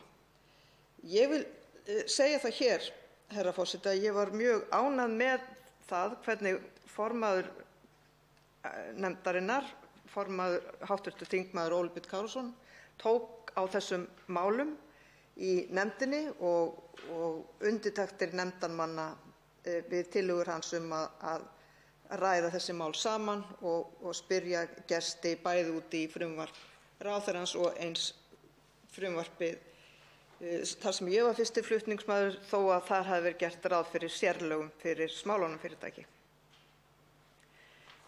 Og í meðhöndlun nefndarinnar urðu til þessar ágætu breytingartillögur, þó að minnihlutinn vilji ganga lengra hvað varðar leyfisskyldu og lægri vaxtaprósentu, þá eru, eins og ég sagði hér áðan, breytingartillögur meirihlutans til mikilla bóta.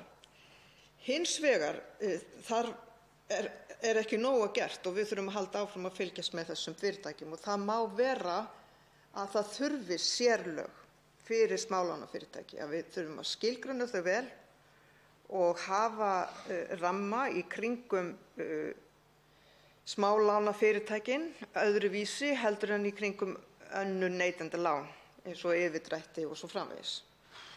Þannig vegna sérstöðu þessara fyrirtækja og vegna reynslunnar af þeim og hvernig þau beita bæði markaðssetningu sinni og innheimtu og svo framvegis. Það var hins vegar ekki niðurstaðan núna. Núna erum við að gera breytingar sem eru til batnaðar á lögum neytendalán en höldum áfram að fylgjast með þessum fyrirtækjum. Og ég vil að lokum, herra forseti, þakka fyrir samstarfið í efnahags- og viðskiptanefnd þetta mál.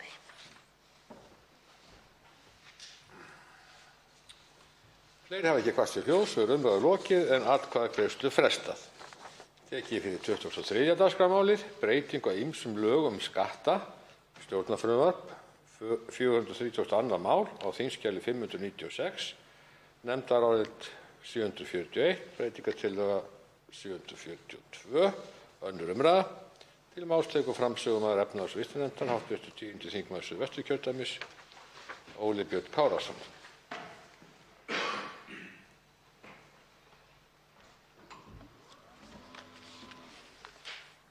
Herra forseti, ég mæli hér fyrir nefndaráliti efnahags- og viðskiptanefndar frumvarp til laga breytingar á ýmsum lögum skatta.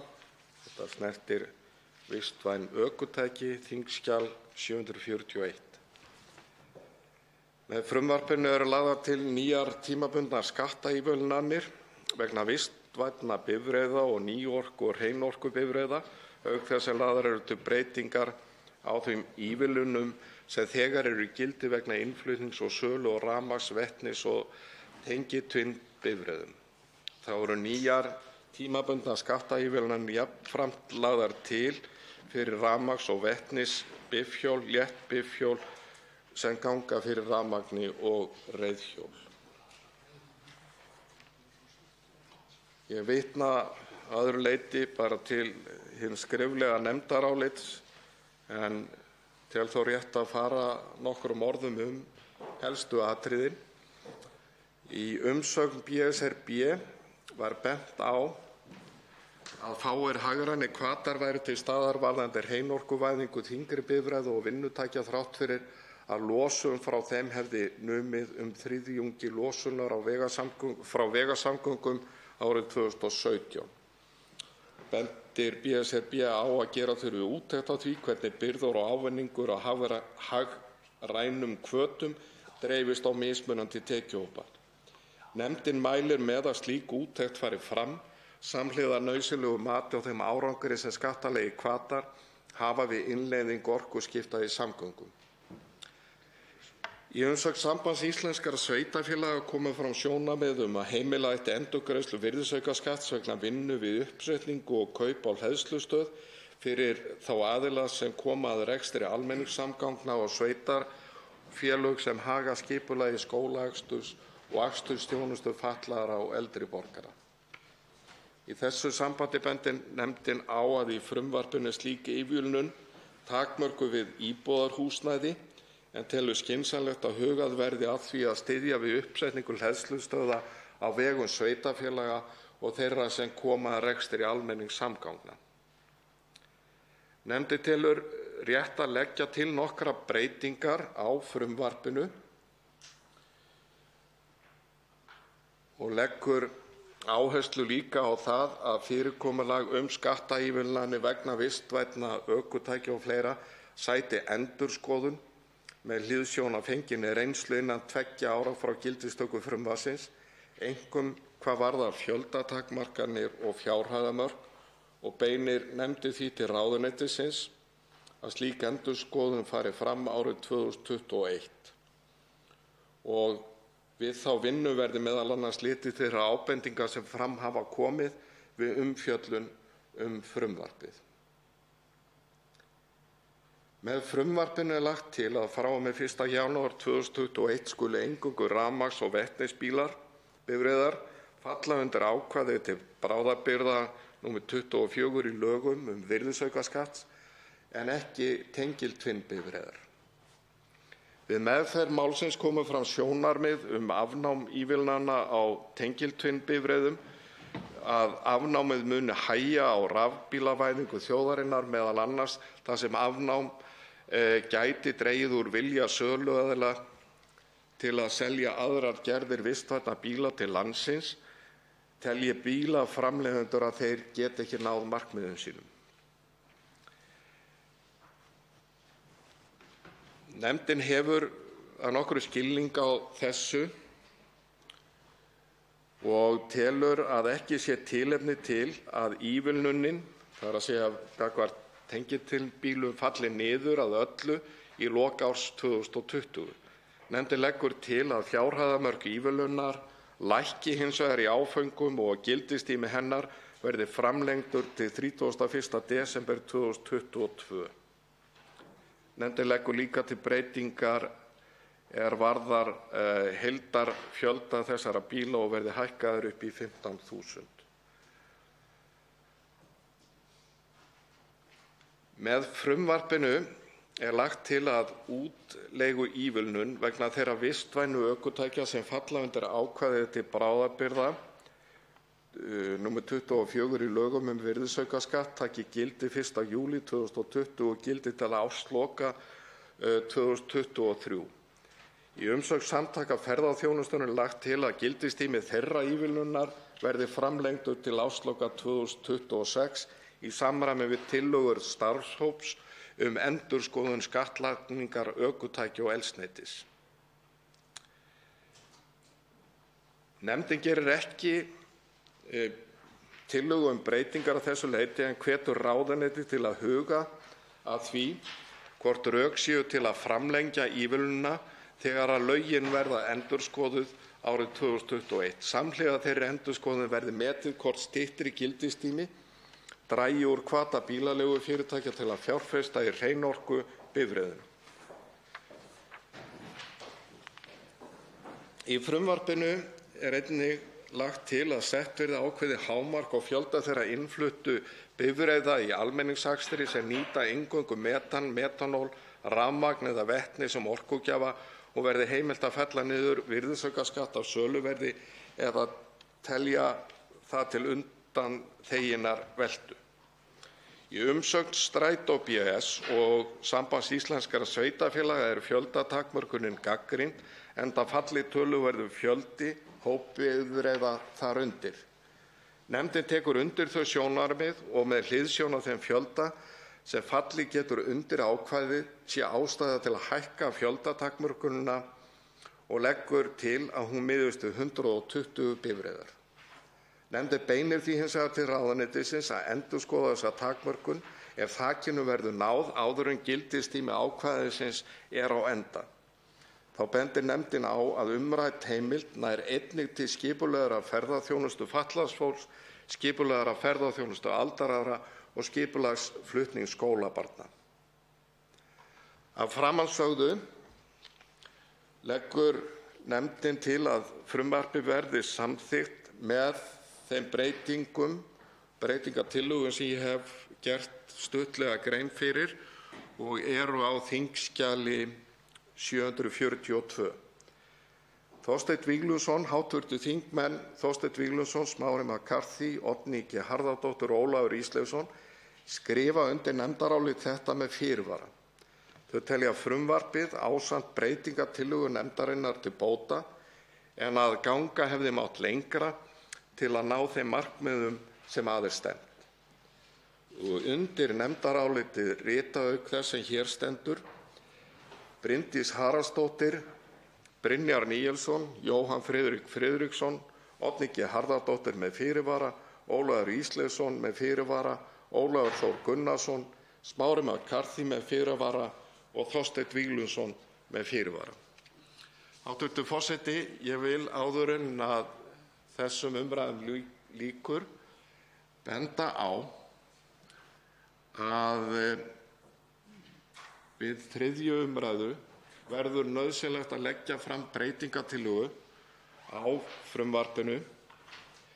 Annars vegar er efnisbreyting en þó hún tengist þeirri breytingartillögu sem nefndin leggur til varðandi tengibílar og vannst ekki, það eru svona yfirsjón sem okkar í nefndinni og varðar að undanþiggja veltu við skattskylda sölu tengiltvinnbíla á þeim árum sem ræðir, 2021–2023.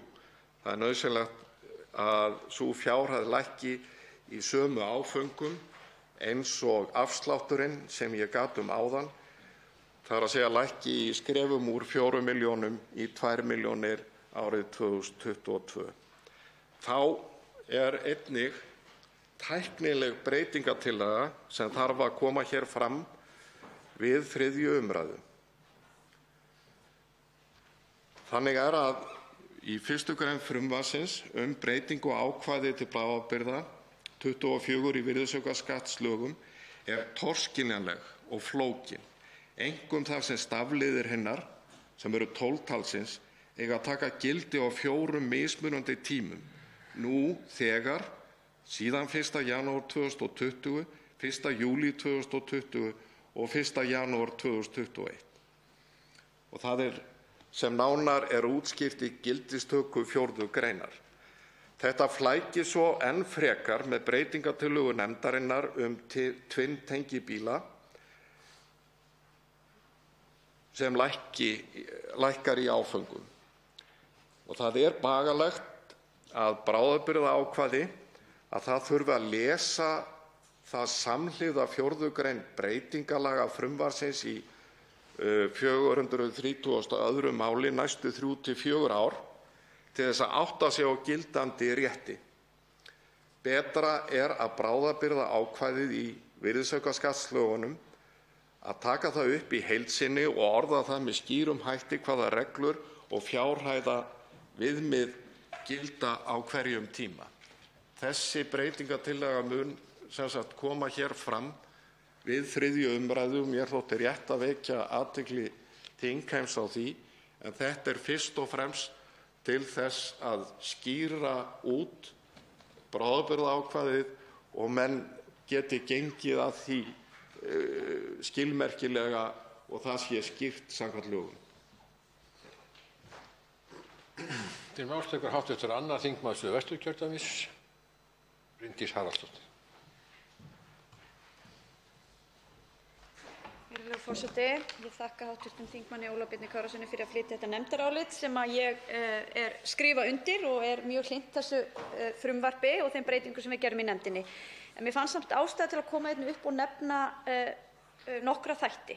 Í fyrsta lagi ítreka mikilvægi þessa frumvarps í því að ná þeim markmiðum sem við höfum sett okkur, sem stjórnvöld settu sér, fyrsta lagi í stjórnarsáttmála ríkisstjórnarinnar, svo í aðgerðaáætlun sem þetta þing hér samþykkti orkuskiptin og þá ekki síst í áætlunum okkar að draga úr losun gróðurhúsalofttegunda og stuðla að aukinni kolefnisbindingu til að ná Parísarsamningnum fyrir 2030 og markmið ríkisstjórnarinnar kolefnishlutleysi árið 2040.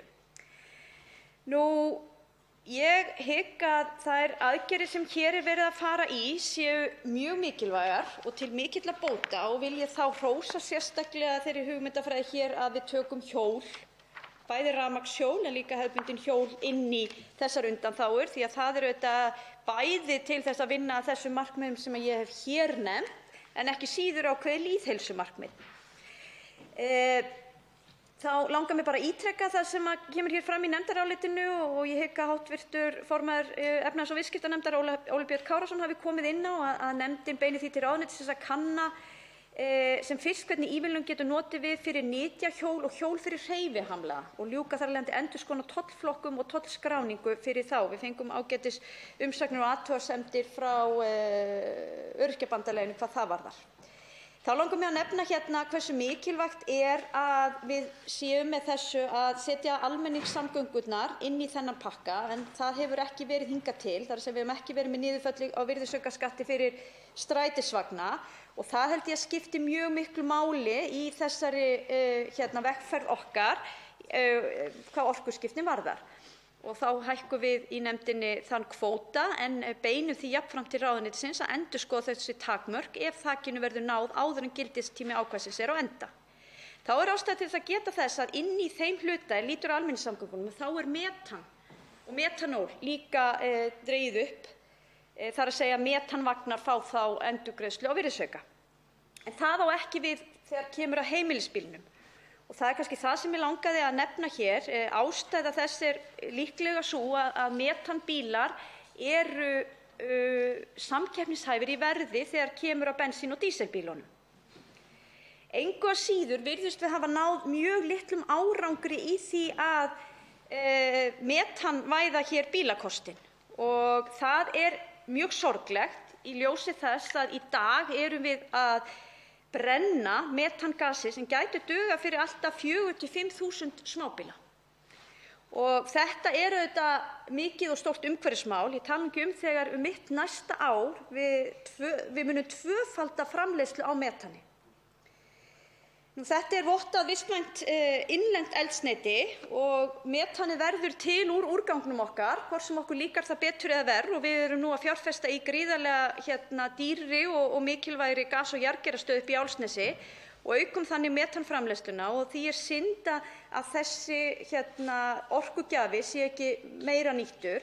Og þess vegna langaði mig að benda á það sérstaklega þó að við höfum ekki getað komið til móts við þau sjónarmið hér í þessu frumvarpi þar sem að þessar ívilnanir eiga ekki við metan í dag. Við erum fyrst og fremst að framlengja þeim og helstu rökin hafa þetta verið að metanbíllinn er tiltölulega samkeppnishæfur hvað verð varðar. Þá held ég að þetta sé eitthvað sem að ráðuneytið og við hér þurfum að huga að hvort nauðsynlegt sé að grípa til einhverra aðgerða og þá hvaða aðgerðir það skyldu vera til að ýta undir það að metan sem er framleitt hér sé allavega nýtt en þurfi ekki að brenna eða sóa með öðrum hætti.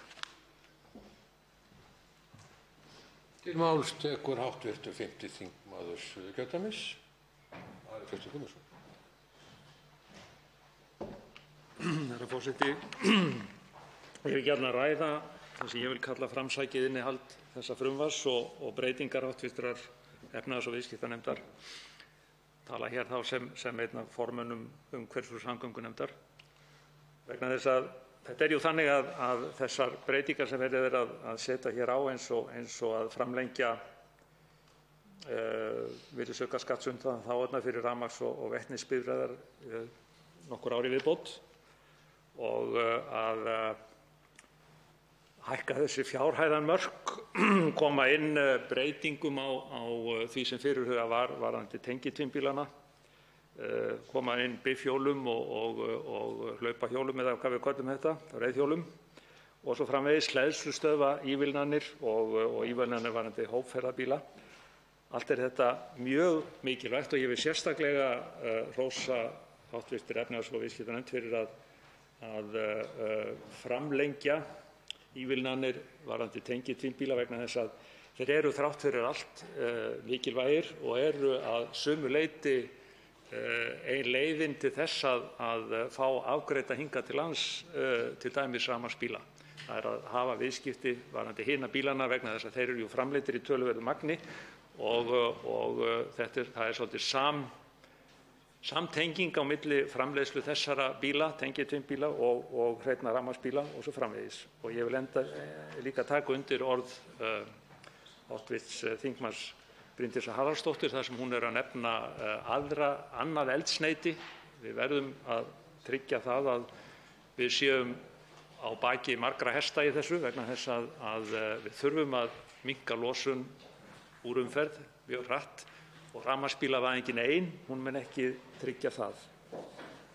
Ég nefni líka hér þessa útleigu vistvænna ökutækja, það er þess að bílaleiga, að það sé verið að koma til móts við þeirrar hugmyndir og óskir og ég tala nú ekki bíla sem eru í hópferðaakstri vegna þess að þar hefur gengið mun hægar eðlilega vegna þess að það er ekki endilega að ræða rafmagnstæki þar.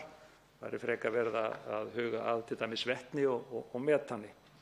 Þannig að allt allt þá vil ég endurtaka það að ég styð þetta frumvarp og breytingar nefndarinnar. Þetta eru allt mikilvægar aðgerðir í þágu loftslagsaðgerða og minni losunar og í algjörri andstöðu, og ég vil endurtaka það, í algjörri andstöðu við allt of algeng orð að stjórnvöld, ríkisstjórn og Alþingi stundi aðgerðaleysi í loftslagsmálum. Við heyrum þetta trekk í trekk og þetta gerir ekkert annað en að grafa undan því starfi sem er unnið, og þetta frumvarp og þessi meðhöndlun háttvirtrar efnahags- og viðskiptanefndar sýnir það og sannar að það er ekki að ræða. Það má alltaf gera betur. Það vitum við öll. En það sem verið að gera hér er af hinu jákvæða og ber að fagna. Til málstekur 87. þingmaður Reykjavíkurkjördæmis norður, Þorsteinn Víglundsson.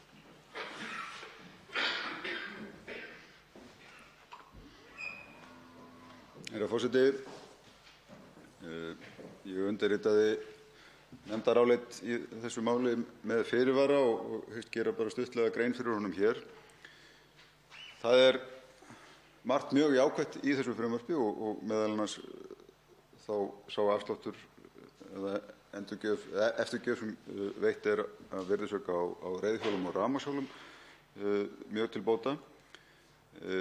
Það sem truflar mig þó alltaf í þessum málum hefur verið raun og veru nálgun fjármálaráðuneytisins hvað varðar ívilnanir sem slíkar. Það virðist alltaf vera undirliggjandi ótti á að þær virki. Og þess vegna erum við enn með þök á fjölda bifreiða sem að njóta megi slíkra ívilnana, og þá með þeirri breytingu sem hér er verið að gera, sem er mjög af hinu góða varðandi hópferðabifreiðar til almenningssamgangna, en þar er enn og aftur sett þak á. Ég hefði viljað sjá raun og veru annaðhvort þessi þök mun rýmri heldur en þarna er að ræða, eða bara að þau væru yfir höfuð ekki til staðar. Þetta er bæði út frá hagsmunum umhverfisins gríðarlega mikilvægt að við ráðumst í þessi orkuskipti í almenningssamgöngum, og væri bara mjög jákvætt að sjá að við hefum þá svigrúm og fyrirsjáanleika lengra fram í tímann fyrir þá strætó að skipta út flotanum að fullu eða eins og kostur er. Þannig tel ég þökin óþarfa og mætti svona vera heldur meiri metnaður hvað það varðar, að vera ekki að setja slíkar girðingar þarna inn. Eins hefði ég, eins og fleiri, vilja sjá það sett inn í samhengi í aðgerðaáætlun stjórnvalda í loftslagsmálum hversu mikinn þátt aðgerðir sem þessar gætu átt í orkuskiptum, hversu við gætum vænst að sjá þar. Það er nú sú megingagnrýni sem sett hefur verið fram á þá aðgerðaáætlun stjórnvalda að það vanti allt tímasett markmið og svona séu festir betur niður hælar hvað varðar áfanga á leið okkar í orkuskiptum og þeirri viðleitni að draga hér verulega úr losun. Eins hefði ég, það olli mér verulegum vonbrigðum þegar þetta frumvarp kom fram fyrst, að það átti að hætta ívilnunum á tengiltvinnbifreiðar, en sem betur fer breytti nefndin þeirri nálgun. Ég hefði hins vegar í þeim efnum viljað ganga í raun og veru enn lengra og einfaldlega bara framlengja þessari ívilnun til ársloka 2023 eins og með rafmagnsbifreiðar og vetnisbifreiðar, þar til við sæjum betur til lands í markmiðum okkar í orkuskiptum í samgöngum. Það var bent á það af gestum sem komu fyrir nefndina, meðal annars frá Bílgreinasambandinu, að það væru ekki fyrirsjáanlegar neinar sérstakar lækkanir á þessum bifreiðum á komandi misserum, og þetta gæti haft áhrif á áhuga bílaframleiðenda sem eru ennþá í raun og veru að skammta þessar bifreiðar inn á einstaka markaði. Þetta gæti haft áhrif á áhuga þeirra til þess að selja slíkar bifreiðar hingað til lands, og þess vegna held ég að sérstaklega þegar horft er til þess að þorri þess árangur sem að við höfum þó náð í breyttri samsetningu bílaflotans okkar hefur einmitt verið í áðurnefndum tengiltvinnbifreiðum, þó að æskilegt væri að sjá fleiri hreinar rafmagnsbifreiðar þar inni, þá er þetta samt sem áður ennþá uppistaðan sem að heimilin að velja sér í þessum valmöguleikum og þess vegna taldi ég það ótímabært að fara að þrepa þessa ívilnun niður eins og hér er gert. En endurtek það sem ég sagði hér í upphafi, margt er hér jákvætt á ferðinni en ég hefði viljað ganga lengra í þessum efnum. Til máls tekur hv. 6. þingmaður Suðvesturkjördæmis, Gunnar Bragi Sveinsson. Virðulegur forseti, bara örstutt. Ég og við erum fylgjandi því að það sé hvatt og reynt að hvetja til þess að rafbílar og önnur umhverfisvæn samgöngutæki séu nýtt og hið ýtrasta. Ég held hins vegar að það sé mikilvægt að við séum öll raunsæ þegar kemur að þessu og gerum okkur grein fyrir því að það kann að vera að hlutinni sé ekki alveg jafn einfaldir og við teljum. Ég hefði ekki viljað vera með bara rafbíla norður í landi hér fyrir nokkrum dögum eða rafmagnsreiðhjól. Við erum alveg að það á hreinu. Það hefði ekki gagnast mörgum.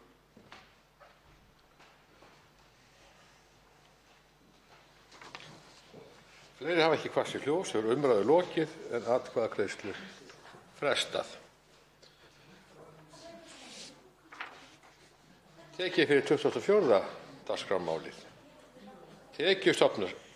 Tekjustofnar sveitarfélaga og sveitarstjórnarlög, stjórnarfrumvarp 391. mál, þingskjali 524, nefndarálit 716 og 746, breytingartillaga 740. Önnur umræða. Til máls tekur framsögumaður meirihluta umhverfis- og samgöngunefndar, hv. 5. þingmaður Suðvesturkjördæmis, Jón Gunnarsson. Virðulegi forseti, ég mæli hér fyrir nefndaráliti breytingu á lögum tekjustofna sveitarfélaga og sveitarstjórnarlögum frá meirihluta umhverfis- og samgöngunefndar. Nefndin fjallaði málið og fékk á sinn fund starfsmenn ráðuneytisins og starfsmenn frá Sambandi íslenskra sveitarfélaga, bárust einnig umsagnir frá sveitarfélögum nokkrum og Barnaverndarstofu. Með frumvarpinu eru lagðar til breytingar á lagagrundvelli Jöfnunarsjóðs sveitarfélaga, samanber lög tekjustofna sveitarfélaga, meðal annars með það að markmiði að eyða réttaróvissu í kjölfar dóms Hæstaréttar frá 14. maí 2019 í máli nr. 34/2018 þar sem Grímsnes og Grafningshreppur fór gegn íslenska ríkinu eftir að framlög úr sjóðnum voru skert á grundvelli reglugerðar sem sett voru með heimild í 3. málsgrein 18. greinar laganna. Dómurinn taldi vísan til lagaáskilnaðar ákvæðis 2. málsgreinar 78. greinar stjórnarskrárinnar að löggjafanum hefði ekki verið heimilt að fella niður lögbundna tekjustofna með reglugerð enda væri slíkt framsal aðeins heimilt á grundvelli laga. Íslenska ríkið var því dæmt til greiðslu bóta. Niðurstaða dómsins hefur meðal annars áhrif á þau 5 sveitarfélög sem senda sameiginlega umsögn vegna frumvarpsins líkt og rakið er í greinargerð með því. Forsendur úthlutunar til að bregðast við fyrrgreindum dómi Hæstaréttar og eyða réttaróvissu í frumvarpinu lagðar til breytingar á 3. kafla laganna. Færð verði í lögin nánari forsendur og útreikningar framlaga sem áður voru í reglugerðum og reglum settum á grundvelli laganna. Fram kemur í umsögn Sambands íslenskra sveitarfélaga að þær telji þær breytingar sem lagðar eru til bæði nauðsynlegar og til þess fallar að koma í veg fyrir frekari réttaróvissu. Í sameiginlegri umsögn sveitarfélaganna 5 og frá Reykjavíkurborg er sett fram það sjónarmið að með þeirri breytingu sem lögð er til á B-leið 1. málsgreinar 1. greinar sé verið að sniðganga kröfur sem gerðar eru lagaáskilnað í 2. málsgrein 78. greinar stjórnarskrárinnar og vísa til skýringar í greinargerð með frumvarpinu. Í umsögninni segir er ákvæðinu ætlað að festa í sessi þann skilning að tekjustofn sveitarfélaga í skilningi 2. málsgreinar 78. greinar stjórnarskrárinnar teljist vera úthlutað framlag Jöfnunarsjóðs eftir því sem það hefur verið ákveðið af ráðherra. Meirihluti bendir á í þessu samhengi að hlutverk sjóðsins er samkvæmt 1. málsgrein 8. greinar laganna að jafna mismunandi útgjaldaþörf og skatttekjur sveitarfélaga með framlögum úr sjóðnum á grundvelli ákvæða laga, reglugerða og vinnureglna sem settar eru starfsemi hans. Sveitarfélög fá úthlutanir úr sjóðnum á grundvelli framangreindra reglna. Hins vegar hafa þau beinar tekjur á fasteignasköttum samkvæmt A-lið 1. málsgreinar 1. greinar laganna og útsvari samkvæmt C-lið sömu málsgreinar en ríkisskattstjóri sér um álagningu og innheimtu útsvars fyrir þeirra hönd. Því verði að telja að eðlismunur sé á tekjustofnum sveitarfélaga sem tilgreindir eru í A- og C-lið sem þau hafa bein umráð yfir og B-lið sem úthlutun á grundvelli laganna. Meirihlutinn bendir á að í öðrum kafla greinargerðarinnar með frumvarpinu farið yfir dóm Hæstaréttar og tilefni og nauðsyn lagasetningar í kjölfar hans. Meðal annars vísað til forsendna Hæstaréttar þar sem segir að í ljósi stjórnskipulegrar stöðu sveitarfélaga og fyrirmæla í 2. málsgrein 78. greinar stjórnarskrárinnar verði lagaáskilnaðarregla ákvæðisins aðeins túlkuð á þann veg að ekki sé heimilt að fella niður tekjustofna sveitarfélaga í heild eða hluta nema með lögum. Meirihlutinn telur því að þær breytingar sem hér eru lagðar til á 3. kafla laganna samrýmist þessari málsgrein stjórnarskrárinnar með því að lögfesta skýrari reglur jöfnunarhlutverk sjóðsins, samanber 8. grein laganna, auk þess sem í 2. málsgrein 1. grein laganna segir að tekjustofna 1. málsgreinar fari eftir því sem ákveðið í sjálfum lögunum. Skipting jöfnunarframlaga í 4. grein lagt til að í stað 12. greinar laganna komi 3 greinar eins og þar segir. Þar sem að nánar verði kveðið á skiptingu jöfnunarframlaga og lagt til að lögfest verði reikniregla úr reglugerð nr. 1088/2018 þar sem sveitarfélögum skipt í viðmiðunarflokka eftir fjölda íbúa. Samkvæmt reglunni skal ekki telja með í útreikningi á meðaltali viðmiðunarflokks tekjur þeirra einstöku sveitarfélaga sem eru 50% yfir meðaltali. Í 7. grein brugðist við dómi Hæstaréttar nr. 34/2018 með því að lögfesta reglur veita sjóðnum heimild til þess að skerða jöfnunarframlög úr sjóðnum auk þess sem sett eru skýrari viðmið grundvöll skerðingar með hliðsjón af fyrrgreindri reiknireglu. Í sameiginlegri umsögn sveitarfélaganna 5 gerð athugasemd við að í nýrri 12. grein sé í reiknireglu útreikning á meðaltekjum íbúa sveitarfélaga hvers viðmiðunarflokks ekki skilgreint á hverju 50% viðmið byggist. Þá í umsögn Reykjavíkurborgar sett fram það sjónarmið að borgin njóti ekki jafnræðis við úthlutun úr jöfnunarsjóði sveitarfélaga og því halli á borgina miðað við önnur sveitarfélög. Vísar borgin þar meðal annars til þess að hún sé eina sveitarfélagið í efsta viðmiðunarflokki þar sem búa 70.000 manns eða fleiri, samanber þá breytingu sem lögð til í 4. grein frumvarpsins. Í frumvarpinu sé gert ráð fyrir skerðingu jöfnunarframlaga til þess viðmiðunarflokks. Þá kom fram það sjónarmið að við úthlutun útgjaldajöfnunarframlaga úr sjóðnum sé ómálefnilegt að líta til heildarskatttekna sveitarfélaga. Meirihlutinn bendir á að með hliðsjón af hlutverki sjóðsins jöfnun útgjalda og tekna sveitarfélaga á sambærilegu grunni megi telja málefnilegt að litið sé til heildartekna þeirra við ákvörðun úthlutun jöfnunarframlaga og að sett verði viðmið þá þætti sem litið til við úthlutanir framlaga og skerðingamörk þeirra og þá einnig gætt að jafnræðisreglu. Í framhaldi af þeirri breytingu sem lögð til í 4. grein nánari skilgreiningar á forsendum jöfnunarframlaga og í 7. grein lögfestingu heimildar til skerðingar að tilteknum skilyrðum uppfylltum í 11. grein frumvarpsins lagt til að bætt verði við lögin viðauka þar sem kveðið á útreikning útgjalda jöfnunarframlaga úr sjóðnum. Samband íslenskra sveitarfélaga vekur í umsögn sinni athygli á því að í B-hluta viðaukans sé verkefni sem var samþykkt í byggðaáætlun akstursþjónusta fatlaðra í dreifbýli. Sambandið ítrekar þá afstöðu að framlög til nýrra verkefna skerði ekki framlög til sveitarfélaga. Sambandið hvetur jafnframt til þess að nefndin fái staðfestingu á því að tryggt verði nýtt fjármagn til þessa verkefnis eða nemi ákvæðið á brott úr frumvarpinu ella. Meirihlutinn telur að virtum athugasemdum Sambands íslenskra sveitarfélaga skiptingu kostnaðar milli ríkis og sveitarfélaga rétt að halda framangreindu verkefni inni að svo stöddu en beinir því jafnframt til ríkisstjórnarinnar að það verði tekið með í þeirri umræðu sem á eftir að eiga sér stað milli ríkis og sveitarfélaga með það að markmiði að þessi atriði náist niðurstaða sem aðilar geti sæst á til framtíðar. Svo hér kafli sameiningar sveitarfélaga og bótagreiðslur. Í 10. grein frumvarpsins lagt til að sett verði bráðabirgðaákvæði er varða úthlutun úr jöfnunarsjóði sveitarfélaga vegna sérstakra aðstæðna, annars vegar framlög í tengslu við sameiningar sveitarfélaga og hins vegar útfærslu á uppgjöri til sveitarfélaga í tengslu við fyrrgreindan dóm Hæstaréttar. Meirihlutinn bendir á að í umsögn Sambands íslenskra sveitarfélaga lögð mikil áhersla á að áður en frumvarp þetta verði að lögum liggi skýrt fyrir hvernig fjármagna skuli bæði framlög til sameiningar sveitarfélaga og bótagreiðslur, samanber fyrrgreindan hæstaréttardóm. Einnig bendir sambandið á eftirfarandi: Umrætt dómsmál, sem varðaði allt að 5 sveitarfélög, leiðir að óbreyttu til þess að 1,3 milljarður af því fjármagni sem jöfnunarsjóður hefði ella til ráðstöfunar verður ráðstafað til þess að greiða áfallnar kröfur umræddra sveitarfélaga á hendur ríkissjóði. Kveðið er á þessa ráðstöfun í b-lið 10. gr. frumvarpsins.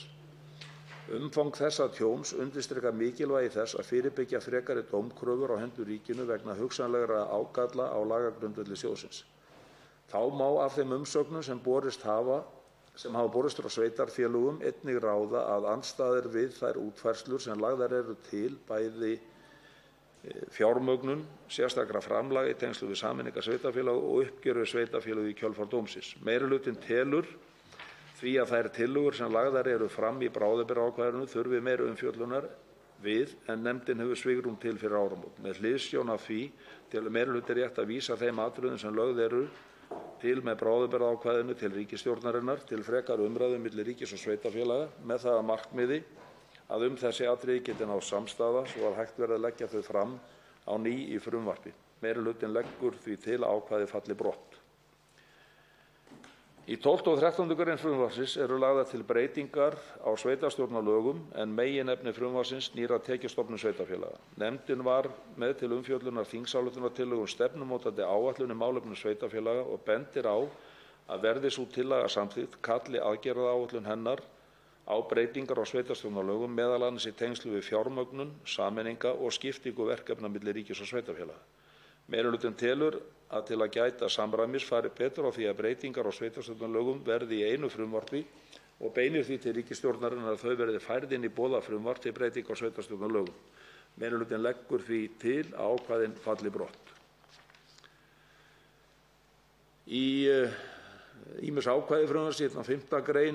í umsögn sinni til nefndarinnar bendir Barnaverndarstofa á að með frumvarpinu sé lagt til að henni verði í 5. málsgr. 13. gr. laganna skylt að afhenda jöfnunarsjóði sveitarfélaga upplýsingar nemendur sem eru vistaðir af Barnaverndarstofu vegna úthlutunar sjóðsins til hennar.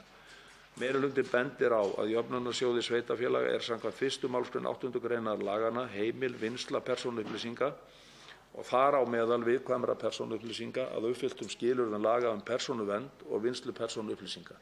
Þær upplýsingar sem lagt er til að sjóðurinn kalli eftir frá Barnaverndarstofu í tengslum við greiðslur eru á sama meiði og falla því einnig undir ákvæðið án þess að lagabreytingar sé þörf.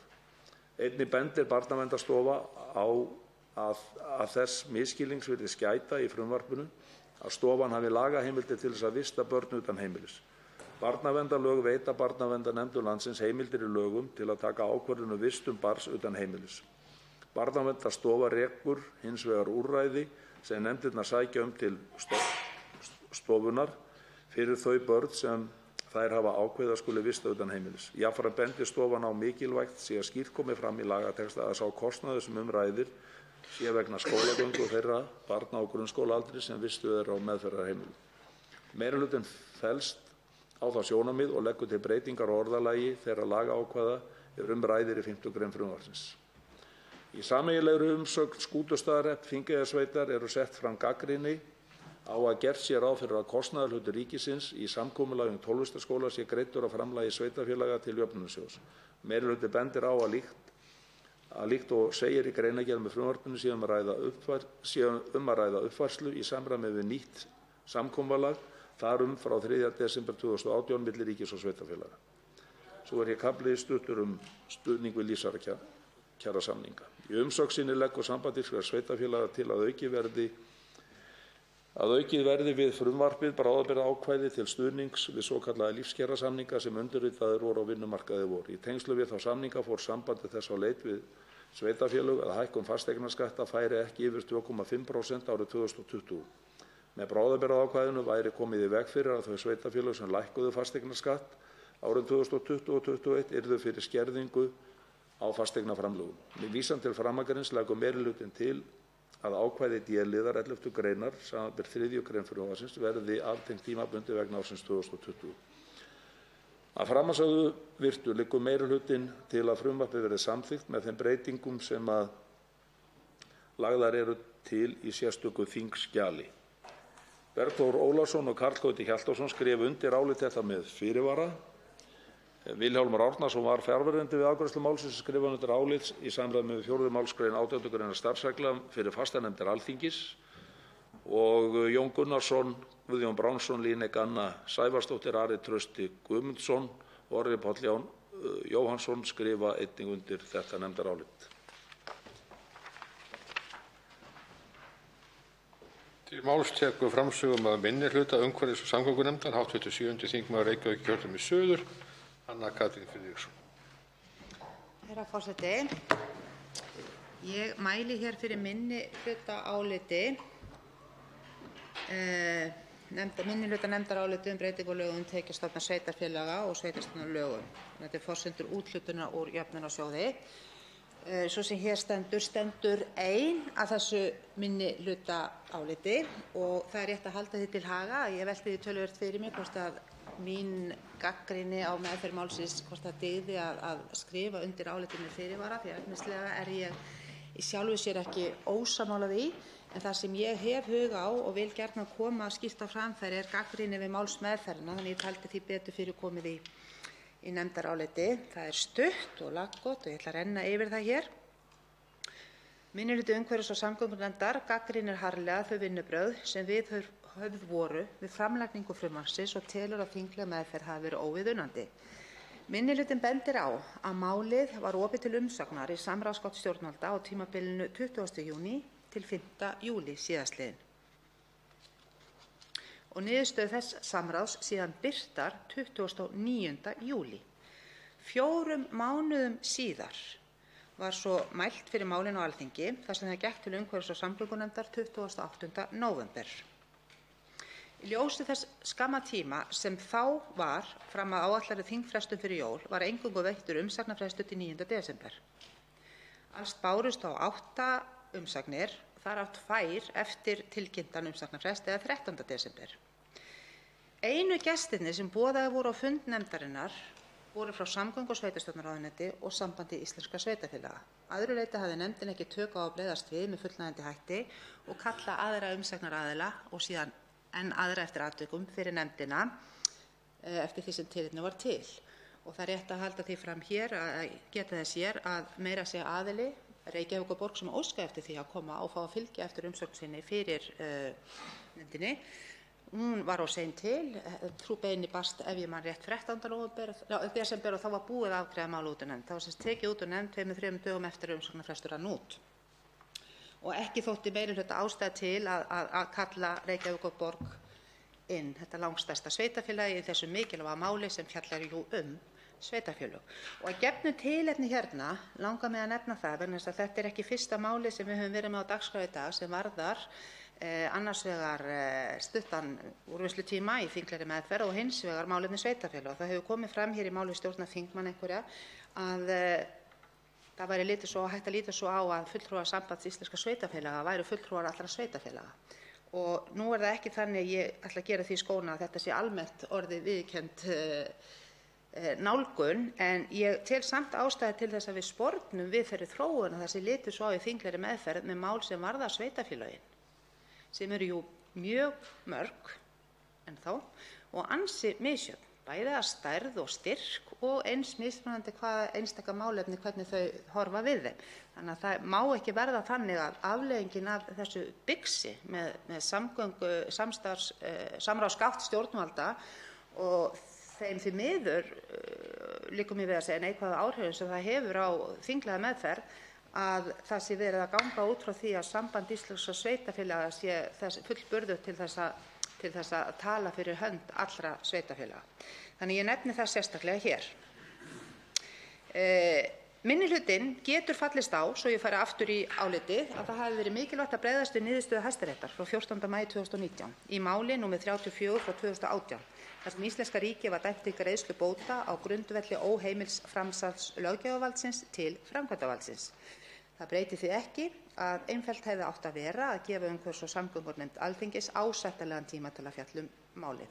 Og þá styður minnihlutinn að þeim þáttum frumvarpsins er varðar fjármögnun í tengslum við sameiningarmál sveitarstjórna sé frestað til næsta árs. Minni hlutinn áréttar þó að sé að finna í frumvarpinu aðra þætti sem krefjast meiri umfjöllunar en þeirra sem lagt er upp með hér. Og nú sé ég og verð að taka á mig þá handum að hafa ekki þurrkað út það sem kemur hér á eftir í álitinu, vísa þar meðal annars til þess sem lagt er til fasteignaskatta. Þar var ég að taka út mun lengri málsgrein svona í þágu styttingar, þannig að ég þarf að gæta þess að þetta verði lagað. En að lokum, minnihlutinn ítrekar að það sé óásættanlegt að nefndir þingsins fái þingmál mikilvæg málefni frá ríkisstjórninni til umfjöllunar með þessu skömmum fyrirvara að ekki sé nægur tími til að tryggja viðunandi málsmeðferð. Með vísan til framangreinds getur minnihlutinn því ekki stutt framgang þessa frumvarps. Og ég árétta að ástæða þess að þetta minnihlutaálit er hér er vegna framgangsmálsins, ekki einstakra efnisatriða. Ég styð þau sem ég náði að kafa ofan í og meirihlutinn tiltekur og þessi sérstaklega mál. Önnur hef ég bara einfaldlega ekki forsendur til ennþá og ég gagnrýni sérstaklega harðlega að sá ágreiningur sem kemur fram í umsögn Reykjavíkurborgar varðandi útreikninga og úthlutun tiltekinna framlaga úr jöfnunarsjóði, þar sem beinlínis er vísað til stjórnarskrárinnar okkar, hafi ekki þótt af hálfu meirihlutanefndarinnar nægilega mikilvægt til þess að minnstakosti boða fulltrúa Reykjavíkurborgar á fund áður en málið var afgreitt. Þá veitir andsvar hv. 5. þingmaður Norðausturkjördæmis, Logi Einarsson. Herra forseti, þetta er áhugavert og ég tek undir og skil áhyggjur þingmannsins háttvirts á í rauninni þessu vinnulagi sem hér er að verða sífellt meira áberandi, sýnist mér. Í upphafi get ég nú líka sagt að ég deili nú svona skoðun háttvirtrar þingkonu á því að sambandið, eins gagnlegt og gott og það er auðvitað fulltrúi sveitarfélaga sem allt frá því að vera nokkrir tugir upp í 125.000. Og við þekkjum auðvitað dæmi það, til dæmis þegar að ríkið hugðist bæta sveitarfélögum upp úttekt séreignarsparnaðar, hvernig sveitarfélög klofnuðu, eðlilega bara vegna þess að þau höfðu mismunandi hagsmuni. Og þá var farið bil beggja, eins og sagt var, og það auðvitað gefur einhverjum sveitarfélögum væntanlega plús í sína bækur á meðan að önnur sveitarfélög þurfa að bera uppi. Þannig að þetta er algjörlega fullkomlega réttmæt ábending. En mig langar bara, því ég er forvitin, því að þetta er að gerast í fleiri málum hérna. Þetta fer inn í samráðsgátt einhvern veginn í vor, síðan heyrist ekkert af málinu fyrir síðla hausts þegar lítið tækifæri er til að bregðast við. En mig langar þó að spyrja hv. þingkonu Hönnu Katrínu Friðriksson hvort að hún hafi ekki talið raunverulega samt sem áður verið svigrúm til þess að boða til aukafundar og fá þá inn umsagnaraðila, meðal annars Reykjavíkurborg sem gerir alvarlegar athugasemdir við einstaka þætti málsins. Þá svarar andsvari hv. 7. þingmaður Reykjavíkurkjördæmis suður, Hanna Katrín Friðriksson. Herra forseti, ég þakka hv. þingmanni fyrir andsvarið. Þetta er nefnilega nákvæmlega svona að við virðumst vera ennþá að reyna að finna taktinn í öllu þessu nýja fyrirkomulagi og ég ætla ekki að gera neinu það upp að vera vísvitandi að stíga fastanefndir Alþingis út í þessum málum, en staðreyndin er sú í heildina að það er ekki eingöngu þingmenn hér, heldur jafnvel hæstv. Ráðherra sem ennþá að átta sig á vinnubrögðunum og hér hefur ítrekað komið fyrir til dæmis í þingsal þegar verið er að ræða þessi mál og þá með ákveðinni gagnrýni á fyrirkomulagið að einstaka ráðherrar hæstvirtir hafa svarað þingmönnum þannig til að þeir geti bara kíkt á umsagnir sem hafa komið inn í samráðsgáttinni. Og það er náttúrulega galin nálgun. Fyrsta lagi með ábyrgð, virðingu og störf þingsins í huga og í öðru lagi vegna þess að mál taka breytingum í millitíðinni og við verðum að geta fylgst með öllu ferlinu. En þegar kemur að þessari tilteknu spurningu hv. þingmanns, þá langar mig fyrst að segja þetta. Ég held að við þurfum öll að aga okkur í öllu ferlinu og ef það þýðir að það bara setja niður einhverja fasta dagsetningar eitthvað lágmarkstíma sem nefndir fá til að fjalla um málið eftir að kemur úr samráðsgátt og síðan úr meðferð ráðuneytis, þá er það eitt. En jú, þegar að ræða mál af þessum toga, þetta umfangsmikið og flókið raunverulega, þar sem að ólíkir hagsmunir og ólík nálgun þeirra sem að þessi lög varða eru til staðar, þá hefði verið mikilvægt, og það var svigrúm til þess, að fá þessa minnstakosti þessa umsagnaraðila á fund til að ræða málin. Annað eins hefur gert að hér hafi verið nefndarfundir haldnir að kvöldlagi eða meðfram eða hvernig það var. En þau er svarað í umsögn meirihlutans og það er bara þannig að það hafi ekki þótt ástæða til. Þá veitir andsvar öðru sinni hv. 5. þingmaður Norðausturkjördæmis, Logi Einarsson. Herra forseti, já, mér finnst það auðvitað með ólíkindum ef það beinlínis nefnt að það hafi ekki þótt ástæða til. Eitt er nú ef það hefði ekki verið mögulegt. En ég biðst nú afsökunar, herra forseti, á því að hér er ekki efnislegri umræðu akkúrat þetta mál, en þetta skiptir hins vegar máli líka hvernig ferill mála er. Og við þurfum væntanlega örugglega að kalla eftir sérstakri umræðu þessa hluti sem hv. þingkona nefnir áðan. Og ég velti því fyrir mig hvernig þessi samráðsgátt er að nýtast og á að nýtast. Við höfum séð mál, ekki þetta þó, sem hafa verið sett í samráðsgátt í vor og fengið inn fullt af umsögnum en ekki tekið neinum efnislegum breytingum, en koma samt svo seint inn að það er varla hægt að fjalla þau.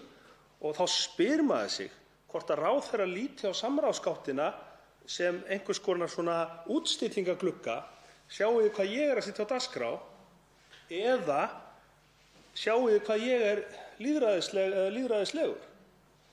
En þegar ekkert er gert með umsagnirnar þar og Alþingi er ekki heldur gert kleift með nægilegum fyrirvara að óska eftir umsögnum og fá inn gesti, að þá spyr ég hvort að þetta sé allt í plati.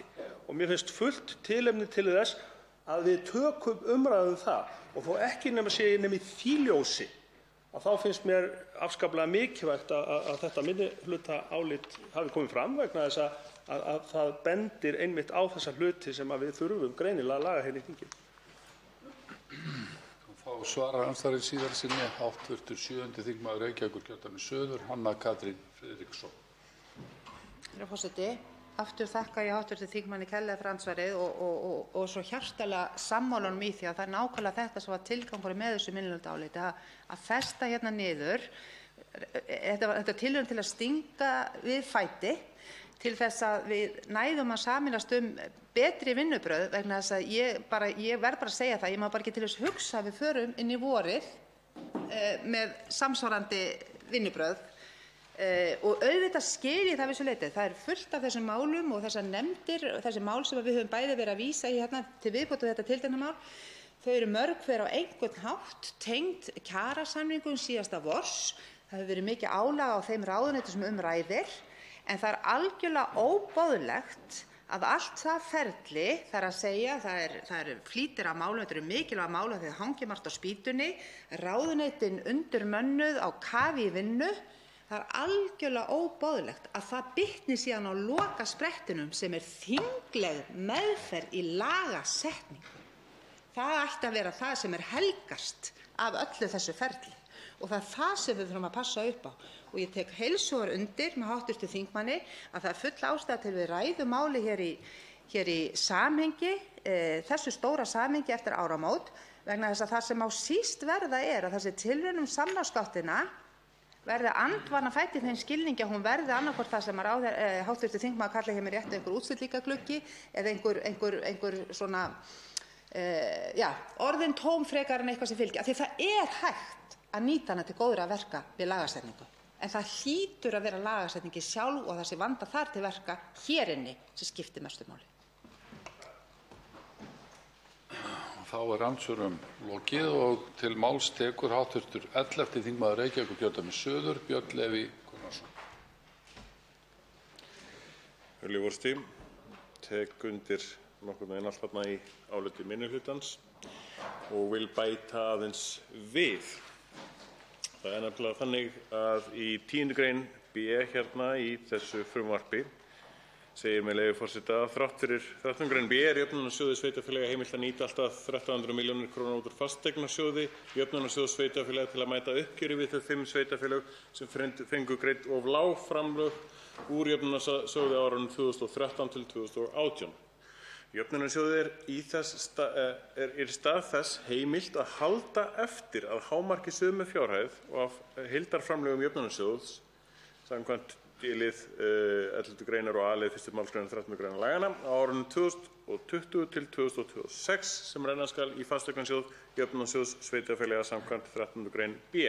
Það er að það verið að taka pening úr fasteignasjóði sveitarfélagana til þess að gera upp þennan mismun og svo er að færa bæta fasteignasjóðunum það upp aftur. Að því leyti til á það að vera allt í lagi fyrir fasteignasjóðinn því að hann er eitthvað vel stöndur og svo framvegis. En þarna er hið stóra en í rauninni. Alþingi samþykkir ákveðin framlög í rauninni og útreikninga á sem sagt framlögum til Jöfnunarsjóðsins og útdeling fór til allra þeirra sveitarfélaga samkvæmt þeirri úthlutun til þeirra sveitarfélaga sem að ekki eru rauninni ekki þessi 5 sem að fengu of lág framlög. Ég lít því þannig á það að það sé ekki hægt að taka frá þeim sveitarfélögum til þess að borga upp þessum sveitarfélögum sem fengu of lág framlög. Það er einfaldlega ákvörðun Alþingis að það var sú upphæð sem fór til allra hinna sveitarfélagana var rétt upphæð með tilliti til þeirra ákvarðana sem eru teknar hérna á þingi. Þannig að það sé í rauninni skerðing að taka þau framlög tilbaka frá þeim. Ég tel það ekki ganga upp. Þannig að ég tel að þessi 13. grein, þessi B-liður 10. greinar sé einfaldlega ekki góð. Það á einfaldlega að taka þetta úr ríkissjóði og til þess að bæta upp þeim 5 sveitarfélögum sem fengu of lág framlög þannig að öll hin sveitarfélögin sé ekki með skert framlög á næstu árum vegna þessarar tilfærslu þarna og þá er rauninni fasteignasjóður Jöfnunarsjóðs sveitarfélaga þegar það er litið. Að öðru lagi að þá er það einmitt þessi málsmeðferð sem var mjög undarleg. Það var boðaður fundur með mjög stuttum fyrirvara, tæpum hálftíma, 20 mínútna fyrirvara eða svo hérna í lok þingfundar þegar að málið kom hérna inn á dagskrá til þess að drífa þetta frumvarp í umsagnarferli. Ég missti af því fundarboði. Það var bara svo einfalt að maður rétt hafði þarna tíma til þess að kíkja á einhverjum hálftíma fyrirvara að það væri verið að drífa mál í gegn. Og á þeim tíma þá var maður ekkert að búast við því endilega að þetta mál myndi klárast sérstaklega fyrir áramót. En að sjálfsögðu þá var það ætlunin án þess að það hefði verið gerð nokkur sérstök grein fyrir því. Af því að mér fannst allavega. Og þetta eru vinnubrögð sem að ganga ekki upp eins og kom fram í máli hv. þingmanns Hönnu Görnu Friðrikssonar að það er þinglega meðferðin, það er lagasetningin sjálf sem á að sinna á hágæða forsendum. Og þau sem að geta tryggt að svo sé er meirihluti þingsins.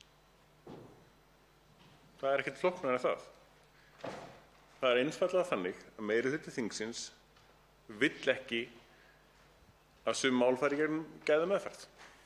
Það er eina niðurstaðan sem er að draga af málum sem þessum sem eru troðið inn í gegn á örskotsstundu án þess að sé hægt að fá umsagnir eða aðra þinglega meðferð. Og það er einfaldlega á þeirra skömm.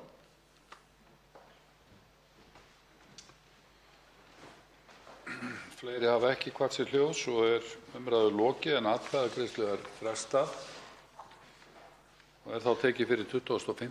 dagskrármálið, staða, stjórn og starfshættir þjóðkirkjunnar og fleiri stjórnarfrumvarp, 449. mál, þingskjali 625. Nefndarálitið er á þingskjölum 731, 748 og 750. Það er önnur umræða.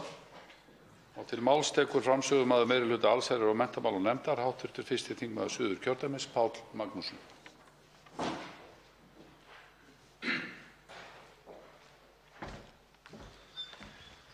Virðulegi forseti.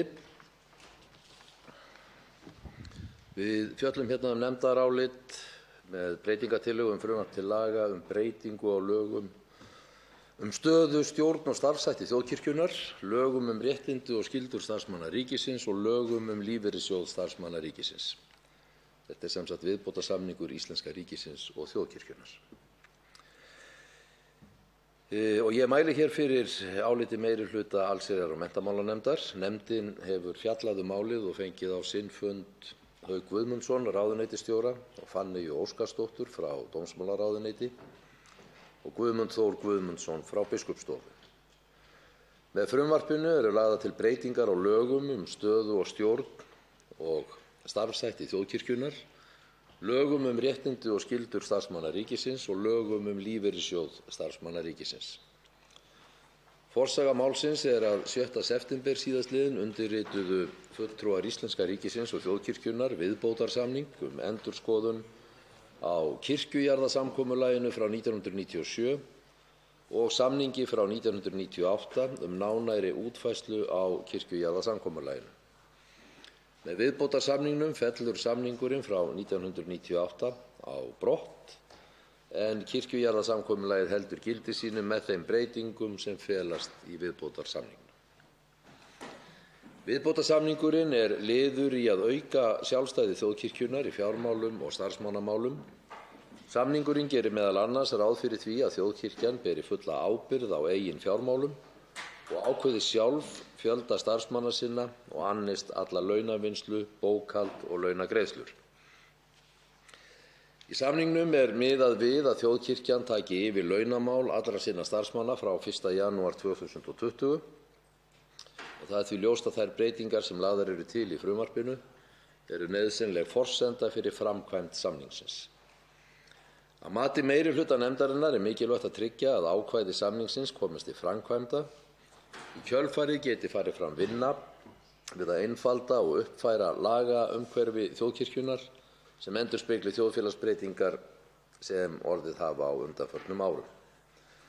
Meirihlutinn leggur áherslu á að viðbótarsamningurinn felur ekki í sér nýjar skuldbindingar af hálfu ríkisins. Samningurinn felur í sér að gagngjaldið eða andlagið sem kirkjujarðasamkomulagið kveður á er skilgreint með öðrum hætti en áður en ekki til lækkunar eða hækkunar. Meirihlutinn hefur að öðru leyti engar efnislegar athugasemdir við frumvarpið en leggur til smávægilegar breytingar tæknilegs eðlis. Meirihlutinn leggur sem sé til að frumvarpið verði samþykkt með eftirfarandi breytingu. 1. Á eftir 1. grein komi ný grein svohljóðandi: í stað orðanna 1. kafla laga trúfélög númer 18/1975 í 2. málsgrein 4. grein laganna kemur ákvæðum laga skráð trúfélög og lífsskoðunarfélög númer 108/1999. 2. Á eftir 6. grein komi ný grein svohljóðandi: í stað orðanna prests og predikunarembætti í 2. málslið 34. grein laganna kemur prests og predikunarstarfi. Undir þetta álit ritar sá sem hér stendur Anna Kolbrún Árnadóttir, Bjarkey Olsen Gunnarsdóttir, Birgir Ármannsson, Steinunn Þóra Árnadóttir og Þórarinn Ingi Pétursson. Þá veitir andsvar hv. 11. þingmaður Reykjavíkurkjördæmis suður, Björn Leví Gunnarsson. Virðulegi forseti, 2 atriði hérna sérstaklega. Til að byrja með felur ekki í sér nýjar skuldbindingar af hálfu ríkisins í þessu viðbótarsamkomulagi sem er undirliggjandi þessari lagabreytingu. Þá er 15 ára viðbót sett þar inn sem svona skuldbinding ríkisins. miðað við þau 15 ár sem voru fyrir endurskoðunarákvæði kirkjujarðasamkomulagsins. Nú það komið fram í umræðunni hérna, 15 ár þau standast ekki í lögum um opinber fjármál, þannig að það tvímælalaust ansi mikla skuldbindingu á hálfu ríkisins miðað við það lagaumhverfi sem við búum við núna, miðað við það sem við bjuggum við í kringum setningu kirkjujarðasamkomulagsins upprunalega. Í hinn stað þá svona andlag kirkjujarðasamkomulagsins 1998 að gera upp fullnaður uppgjör á eignatilfærslunni sem var gerð þá frá kirkjunni til ríkisins.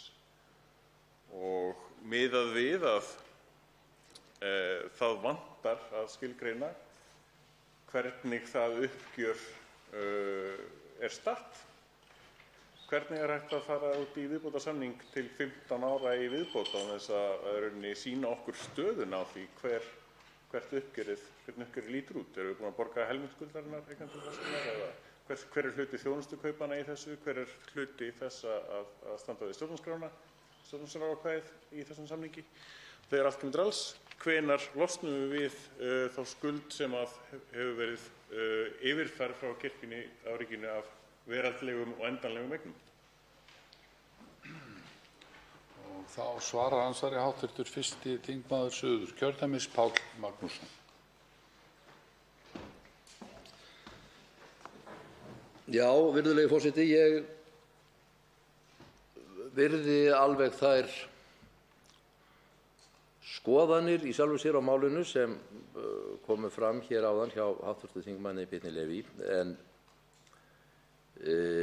það eru skoðanir eins og til dæmis það miklu nær fyrir hann að svara því hvernig stenst þetta ekki stjórnarskrána heldur en mitt að svara því hvernig stenst þetta stjórnarskrána, einfaldlega vegna þess að ég sé engin merki það að þetta gerir það ekki. Björn Leví, hv. þingmaður, verður þá að sýna mig fram á það í hvaða greinum þetta stæðist ekki stjórnarskrána.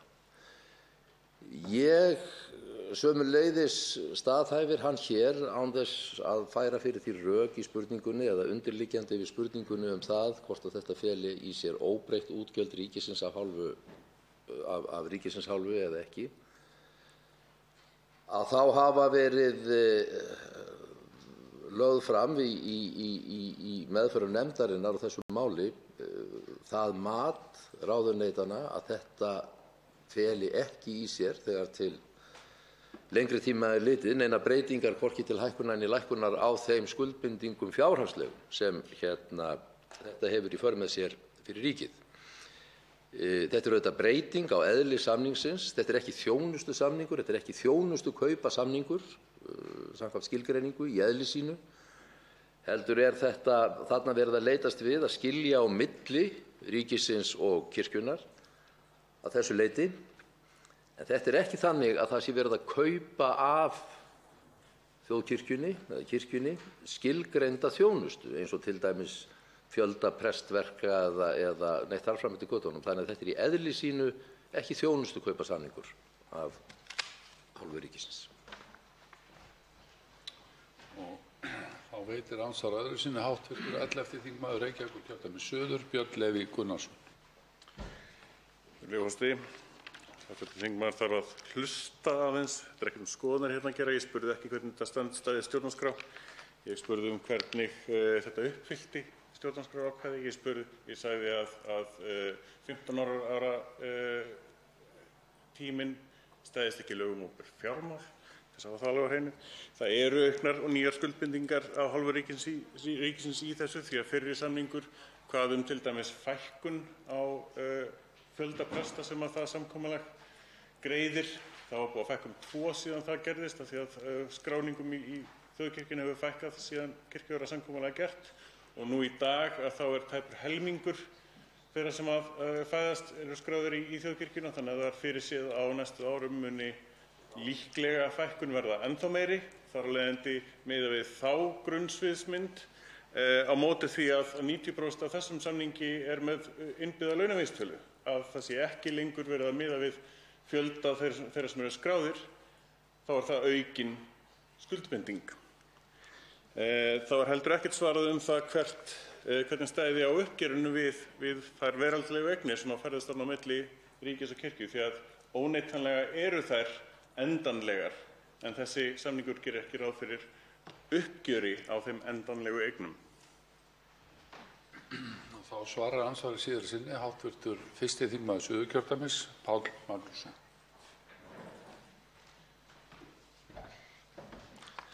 Virðulegi forseti, ég hef svo sem ekki miklu við þetta bæta sem ég útlistaði áðan. Þetta kannski einhvers konar orðhengilsháttur sem felst í því að það sé mikill munur á því að spurja hvernig eitthvað stenst stjórnarskrá eða hvernig eitthvað fer í bága við hana. Við gerum ráð fyrir því að ef eitthvað fer ekki í bága við stjórnarskrá, að þá hljóti það að standast hann. Og ef Nei, ég á dálítið erfitt með að þú eru kannski að orða þetta skýrar eða ég sé ekki að ef hv. þingmaður hefur efasemdir það hvort að þessi lagasetning standist stjórnarskrá, með leyfi, hvað varst að spyrja? Hvernig uppfyllir þetta stjórnarskrárákvæðið?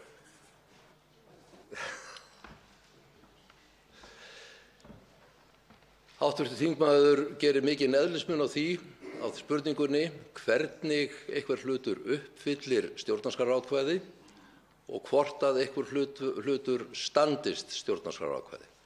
Ég sjálfur gerir nú ekki allan greinarmun á þessu og hann þyrfti þá að útskýra fyrir mig betur í hverju sá munur lægi.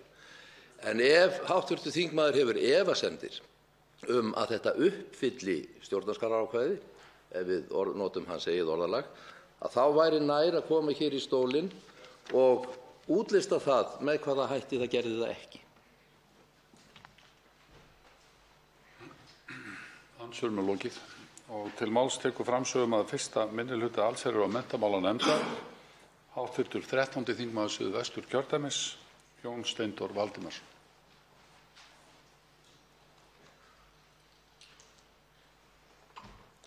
Herra forseti. Ég mæli hér fyrir áliti 1. minnihluta allsherjar- og menntamálanefndar, en viðbótarsamningur íslenska ríkisins og þjóðkirkjunnar sem var undirritaður 6. september síðastliðinn og eru í frumvarpinu lagðar til lagabreytingar til þess að styðja við markmið samningsins, þar að segja að einfalda lagaumhverfi fjárhagsleg tengsl ríkis og kirkju og fyrirkomulag á þeim greiðslum sem þjóðkirkjan fær úr ríkissjóði.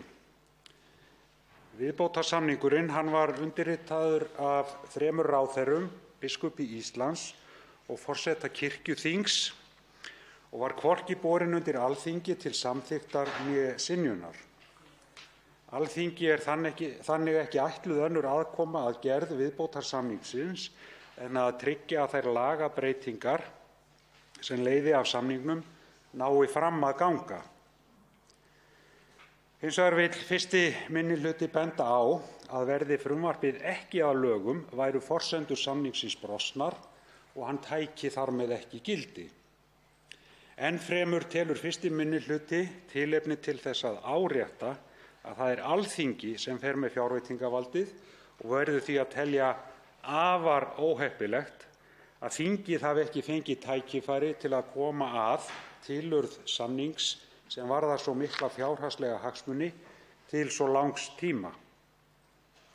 Herra forseti, á fundum nefndarinnar og í greinargerð með frumvarpinu koma fram sjónarmið þess efnis að með samningnum sé ekki verið að stofna til nýrra skuldbindinga af hálfu ríkisins, heldur sé einungis verið að skilgreina gagnagjald á annan hátt á grundvelli svonefnds kirkjujarðasamkomulags. 1. minnihluti bendir hins vegar á að í viðbótarsamningnum er kveðið á grundvallarbreytingar frá fyrra samkomulagi. Fallið er frá því meðal annars að miða framlag ríkisins við fjölda biskupa, prófasta, presta og annarra starfsmanna þjóðkirkjunnar og auk þess er afnumin tenging framlags ríkisins við fjölgun eða fækkun meðlima þjóðkirkjunnar. Í ljósi þess að meðlimum þjóðkirkjunnar hefur fækkað stöðugt á undanförnum áratug og útlit er fyrir að sú þróun muni halda áfram og starfsmönnum muni fækka samhliða, hlýtur að teljast líklegt að afnám tengingar framlags við fjölda meðlima og starfsmanna feli í sér breytingar sem að öllum líkindum muni leiða til hærri útgjalda fyrir ríkissjóð en ella.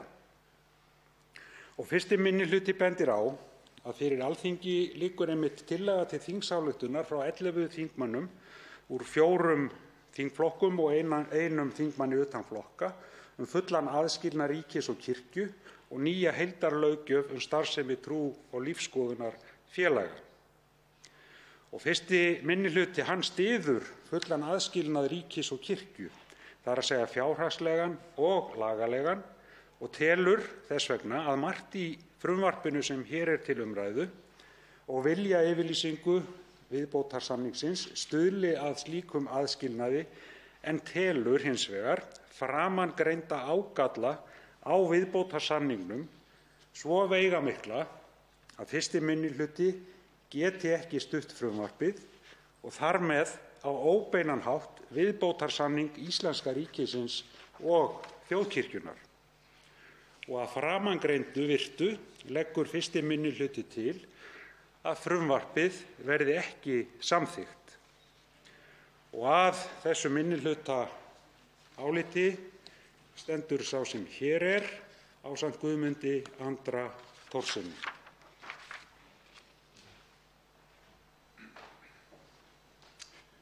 Og þá tekur til máls framsögumaður 2. minnihluta allsherjar- og menntamálanefndar, hv. 3. þingmaður Reykjavíkurkjördæmis norður, Helgi Hrafn Gunnarsson.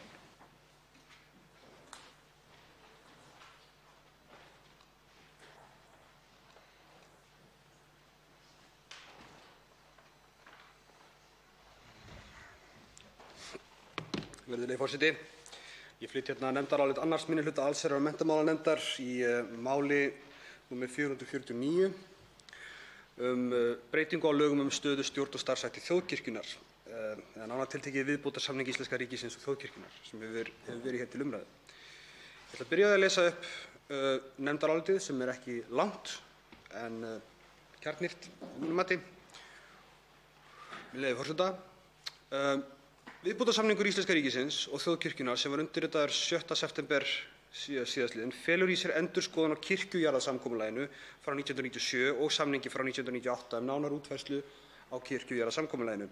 Með viðbótarsamningnum fellur samningurinn frá 1998 brott en kirkjujarðasamkomulagið heldur gildi sínu með þeim breytingum sem felast í viðbótarsamningnum.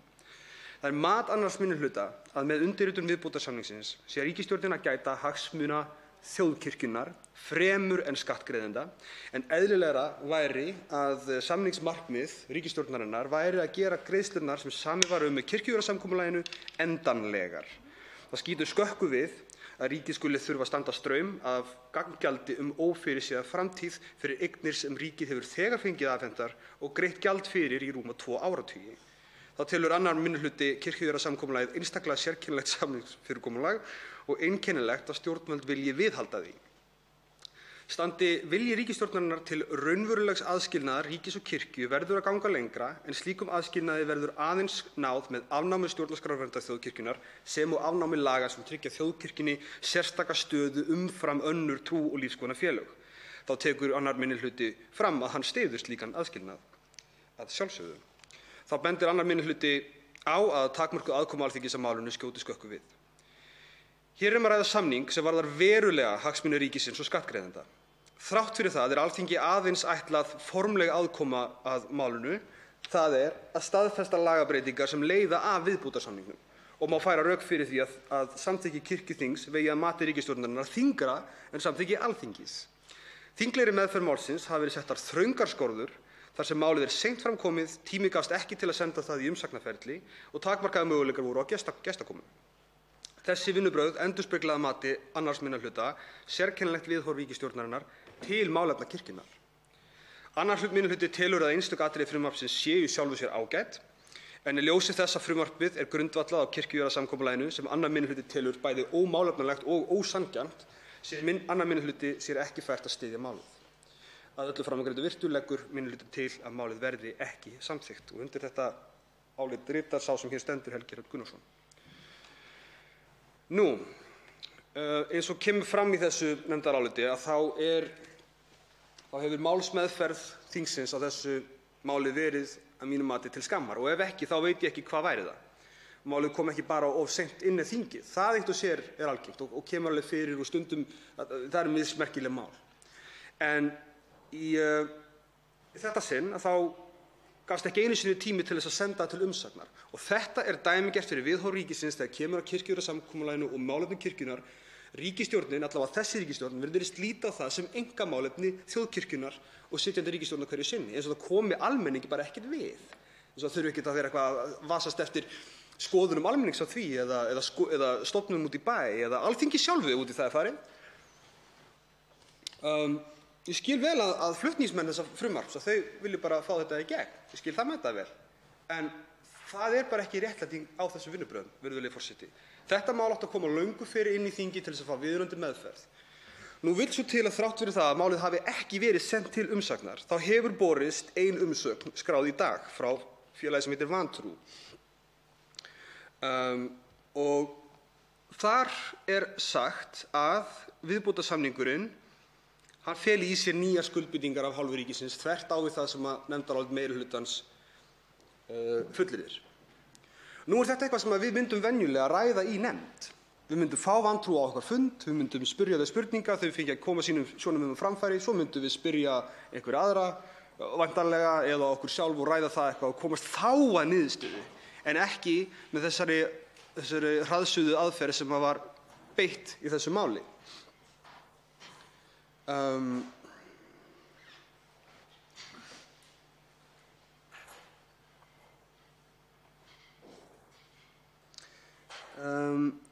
Annað sem hefur verið rætt og var rætt í nefnd stuttlega við ráðuneytið eða biskupsstofu, ég hreinlega man ekki hvort, að það að samþykkja ekki þetta frumvarp er sagt kippa fótunum undan viðbótarsamningnum. Í fyrsta lagi, virðulegi forseti, finnst mér það ekkert hræðilegt. Þá geta samningsaðilar bara setjast aftur niður á borðinu og samið upp á nýjar dagsetningar eða eitthvað annað.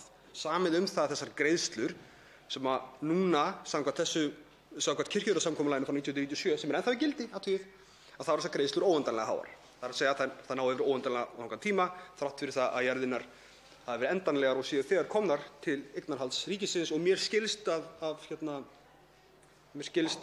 meira að segja ríkið hafi selt eitthvað af þeim jörðum, þannig að það er ekki hægt að skila þeim.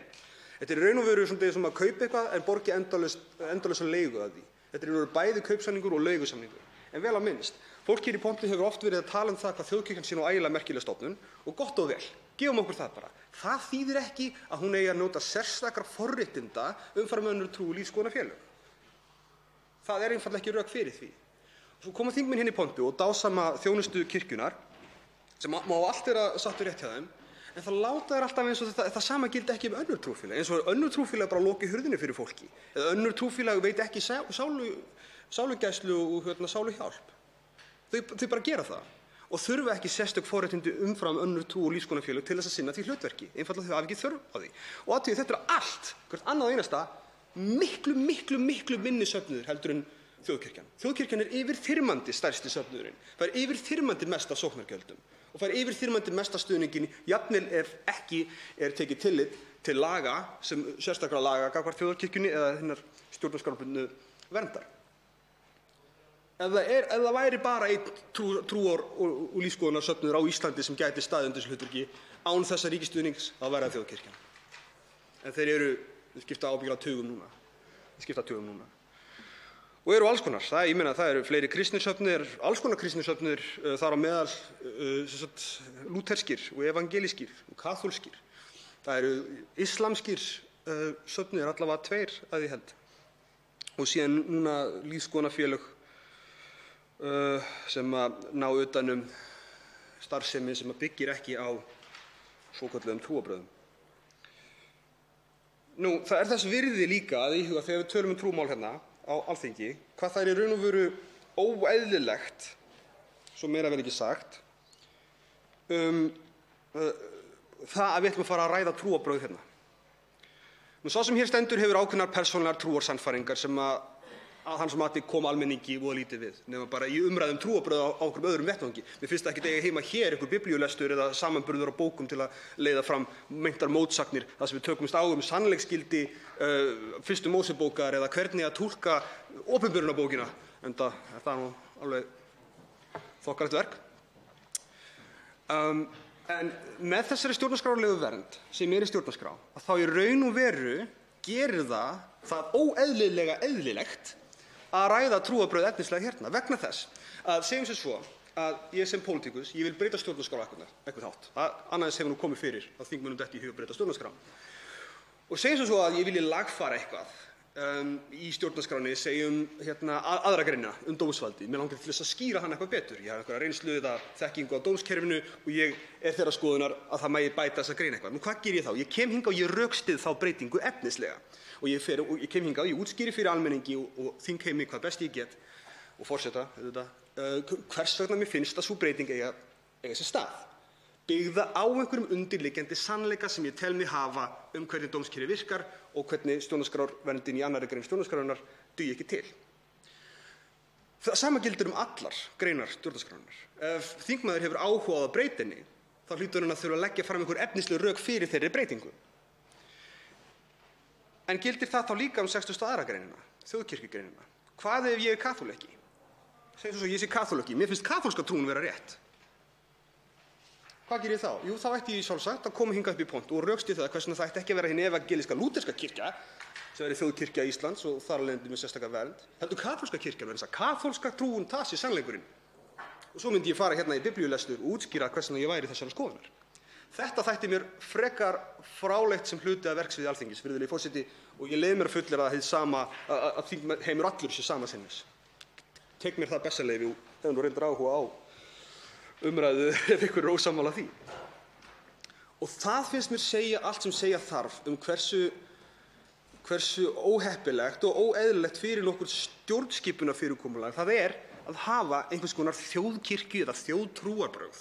Alveg eins og mér finnst það jafn galið að hafa einhverja þjóðartrúleysi eða þjóðarlífsskoðun. Virðulegi forseti, þetta er bara út fyrir verksvið stjórnskipunarinnar. Þetta er út fyrir verksvið ríkisins, út fyrir verksvið þingsins. Við getum ekki einu sinni að rætt þetta efnislega aðeins að öllum líði hálfkjánalega með það eða alkjánalega með það. Það finnst mér undirstrika punkti. Og þá vil ég líka minnast á það. Í þessu felst engin efnisleg gagnrýni á trúarbrögðin sem undir liggja. Ég er ekki persónulega þeirra trúarsannfæringar, það kemur málinu ekkert við. Það snýst ekki heldur gæði stofnunarinnar eða vinnunar sem það er innt af hendi. Það snýst eðli stjórnskipunarinnar, eðli sambands ríkisvaldsins við eitt af því persónulegasta í lífi okkar allra sem eru trúarbrögðin eða trúleysið eða hvað það er. Þegar allt kemur til alls þetta persónulegt atriði, kemur almenningi voða lítið við, nema ef fólk hefur áhuga á því að tala um það að í frumkvæði, eins og reyndar sá sem hér stendur á og til á internetinu góða. En alveg svo við myndum ekki setja eitthvað þjóðartónlistarsmekk eða einhverjar þjóðarskoðanir matarsmekk, að þá er eitthvað að hafa einhverjar þjóðartrúarskoðanir, alveg sama hvert sögulega samhengið er. Ég dreg ekkert úr því að þjóðkirkjan hefur mjög stóran sess í sögu Íslands, ekki alla jákvæða reyndar, en vissulega hún hefur það. Ég held bara ekki það hverfi, ég skal bara fullyrða, það hverfur ekkert við það að afnema þessa sérstöku vernd. Sagan verður áfram sagan. Ritaðar heimildir verða áfram til. Og kirkjan mun áfram sinna því hlutverki sem hún kýs að sinna og meðlimir hennar sækjast eftir frá henni og borga, jafnvel er það með skattfé, virðulegi forseti. Því ég vil líka undirstrika, hér er ekki einu sinni mótbáru við það að ríkið styðji trú- og lífsskoðunarfélög. Það er minnst að vera önnur umræða. Ég er á móti sóknargjöldum allavega, en að það sé einhver stuðningur við trú- og lífsskoðunarfélög, minnst það alveg geta verið eðlilegt, bara eins og ríkið styður fótboltafélög og annað sem kannski sumum finnst vera óttalega tímasóun en öðrum ekki. Það er bara það að trú- og lífsskoðunarfélög standi jafnfætis gagnvart ríkisvaldinu. Það er aðalatriðið. Ekki hvort að lúterska evangelíska trúarsannfæringin sé rétt eða röng. Það er eitthvað sem mér finnst ekki við hæfa að ræða hérna, en samt lendi í þeirri skringilegu stöðu til þess að sannfæra aðra að breyta lögum, nánar tiltekið stjórnarskránni. Þá þarf ég að fara í efnislega trúarumræðu, sem er absúrd eða fáránlegt.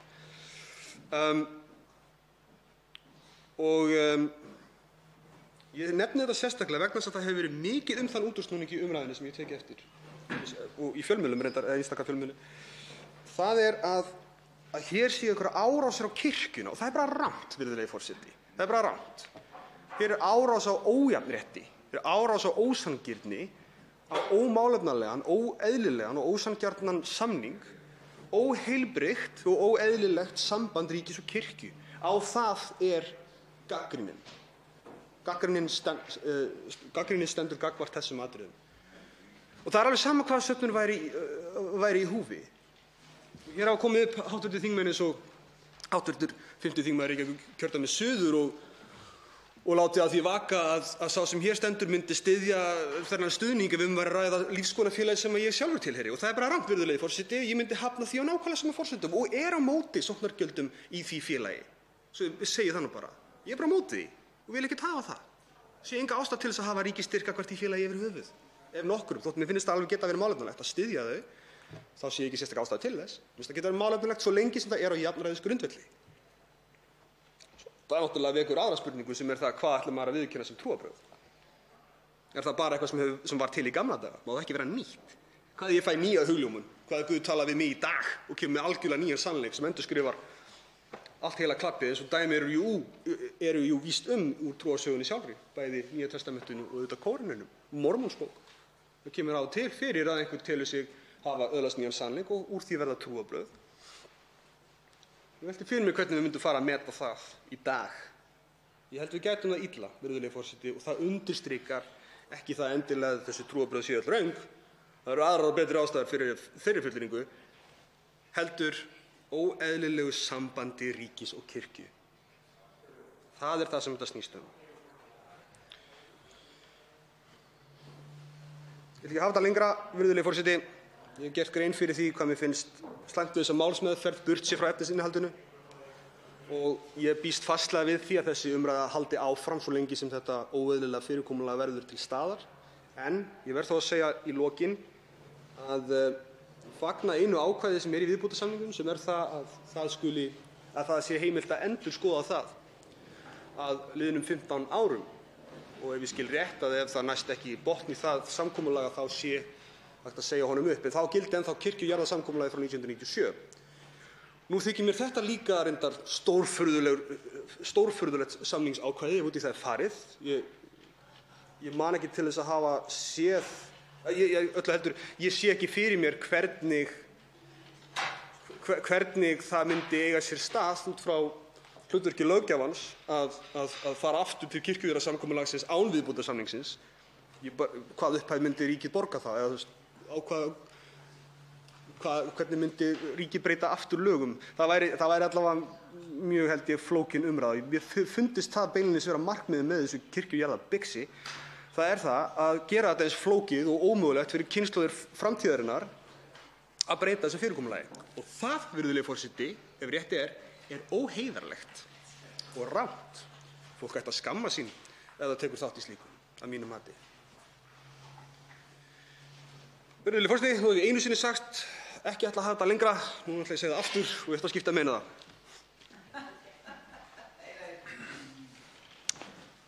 Og þá tekur næsti máls hv.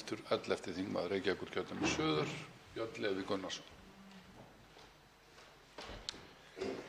Virðulegi forseti, byrjum hérna á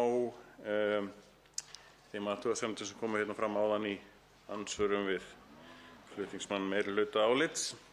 Ég hef engar efasemdir að þetta uppfylli stjórnarskrá. Það er að segja, þetta uppfyllir þær allt of mikið. Ég er að spyrja hvernig þetta viðbótarsamkomulag, hvaða hluti af því uppfyllir stjórnarskrárákvæðið.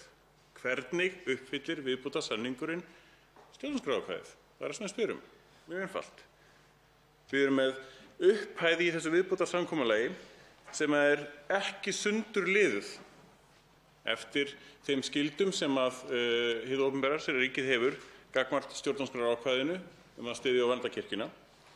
Við erum ekki með hana sundurliða gagnvart þeirri þjónustu sem við ætlumst til þess að fá fyrir þennan pening sem við erum þá að leggja í þetta samkomulag, af því að við verðum að hafa það, af því að hluti af lögum um opinber fjármál og þeim samningum sem ríkið gerir að það sé eftirlit með þeim gæðum þjónustu sem við fáum. Það ekki þetta bara að sleppa því eftir henduleika. Og að lokum þá það þessi eignatilfærsla sem kirkjujarðasamkomulagið gengur út á til að byrja með, að það sé fullnaður uppgjör á tilfærslu þeirra eigna.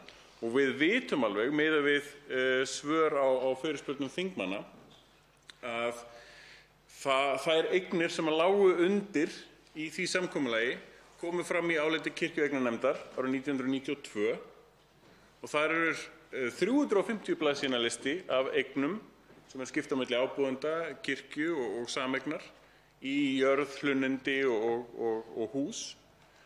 Og það summað allt saman eftir fasteignamati upp á eign kirkjunnar 1 milljarð króna.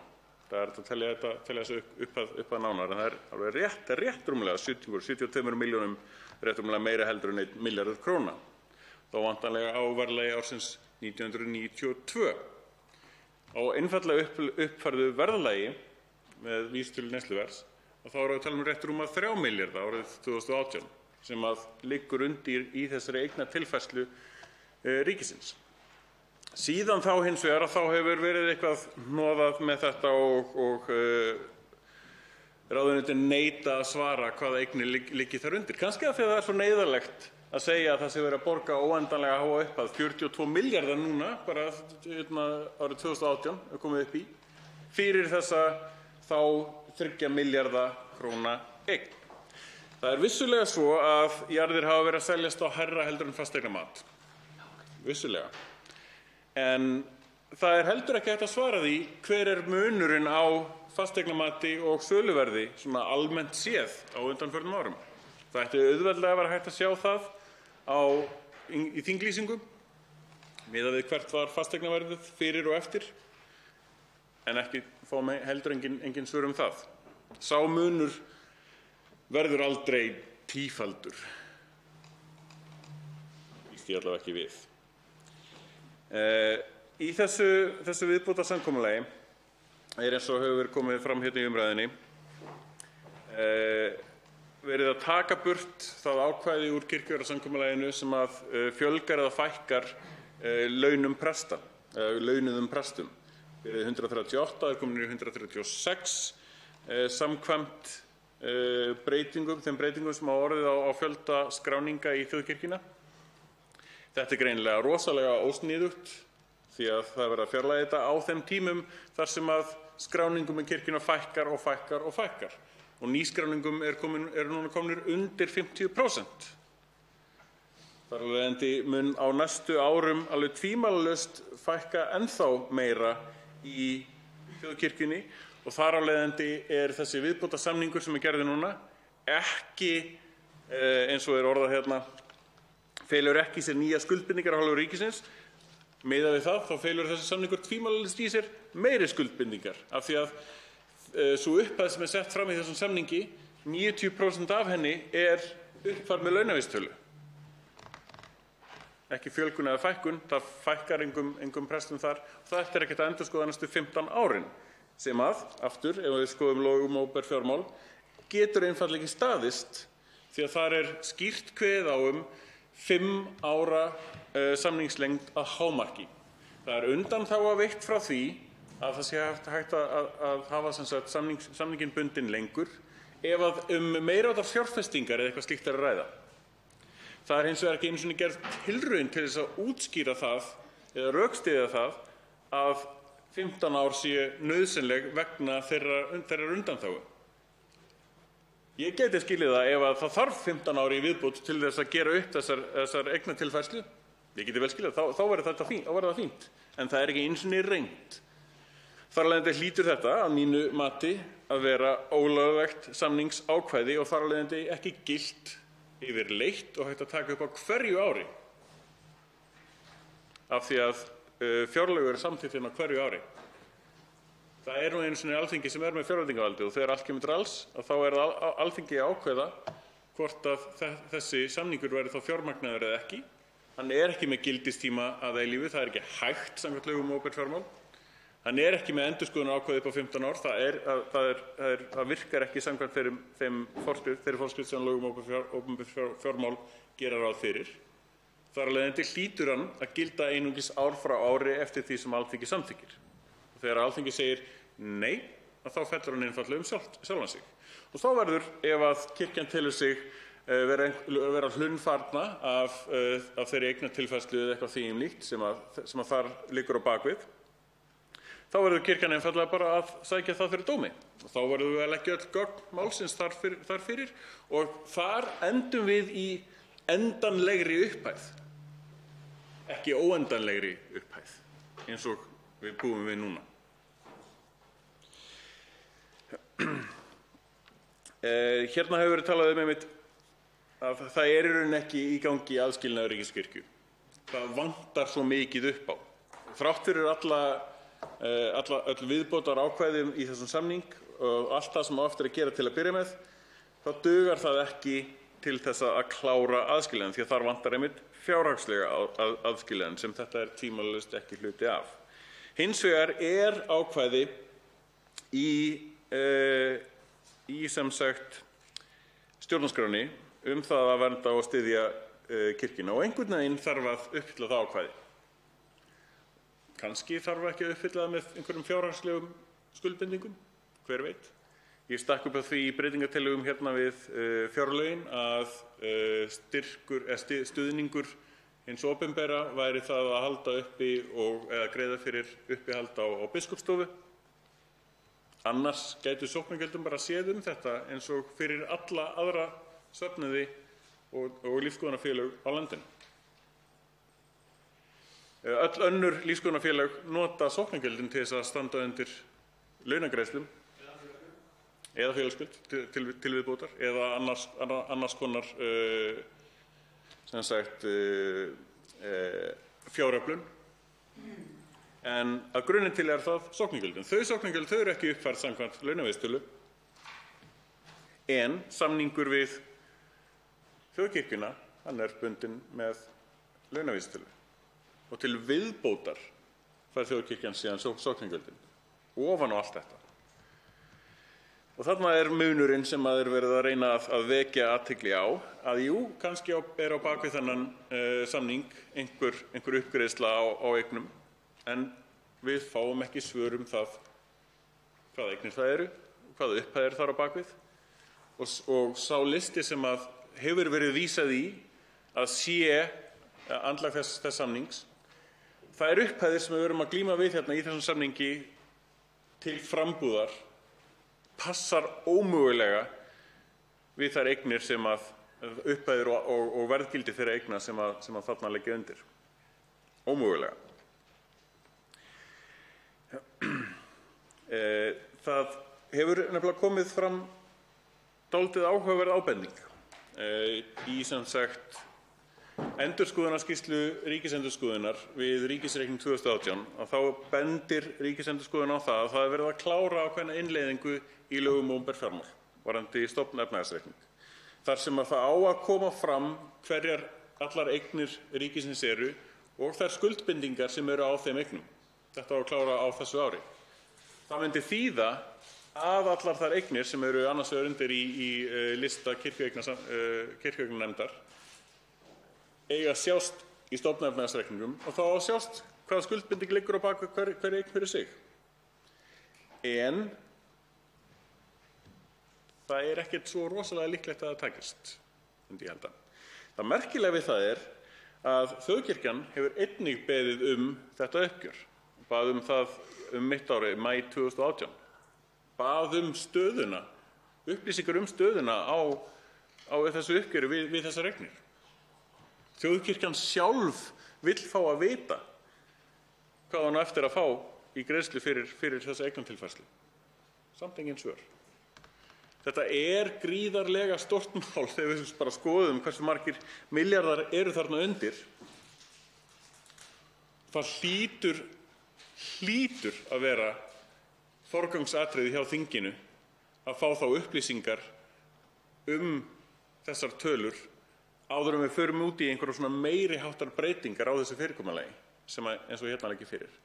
Og þá tala ég sérstaklega þessa tilraun til þess að setja 15 ára gildistíma. Af öllu sem hérna, að þá það þessi 15 ára gildistími fyrir endurskoðunarákvæðið sem hérna algjört rugl. Hin atriðin eru hænuskref í rétta átt. Ég skal alveg taka undir það. En að vita ekki hvernig skiptingin á milli stjórnarskrár uppfyllingar, þjónustukaupa og eigna uppgjörð, að vita ekki hvernig það er að mínu mati algjörlega ótækt fyrir þingið. Það eru ómöguleg vinnubrögð fyrir þingið að mínu mati. En eins og í mörgum öðrum málum að þá sleppir meirihluti þingsins því að skoða málið af því að það kemur bara frá framkvæmdarvaldinu, þannig frá ráðherrum þeirra og það er bara tekið þegjandi og hljóðalaust og dælt hérna í gegn eins og kom fram í máli annars minnihluta án umsagna, meira að segja. Og án þinglegrar meðferðar. Þetta er sérstaklega algengt svona við rétt fyrir þinghlé eða þinglok og þetta er eitthvað sem við verðum að fara að laga. Og það er einungis einn hluti þingsins sem getur lagað það er meirihlutinn. Það er meirihlutinn sem skóflar þessu í gegn. Algjörlega ábyrgð meirihlutans. Verði honum af því.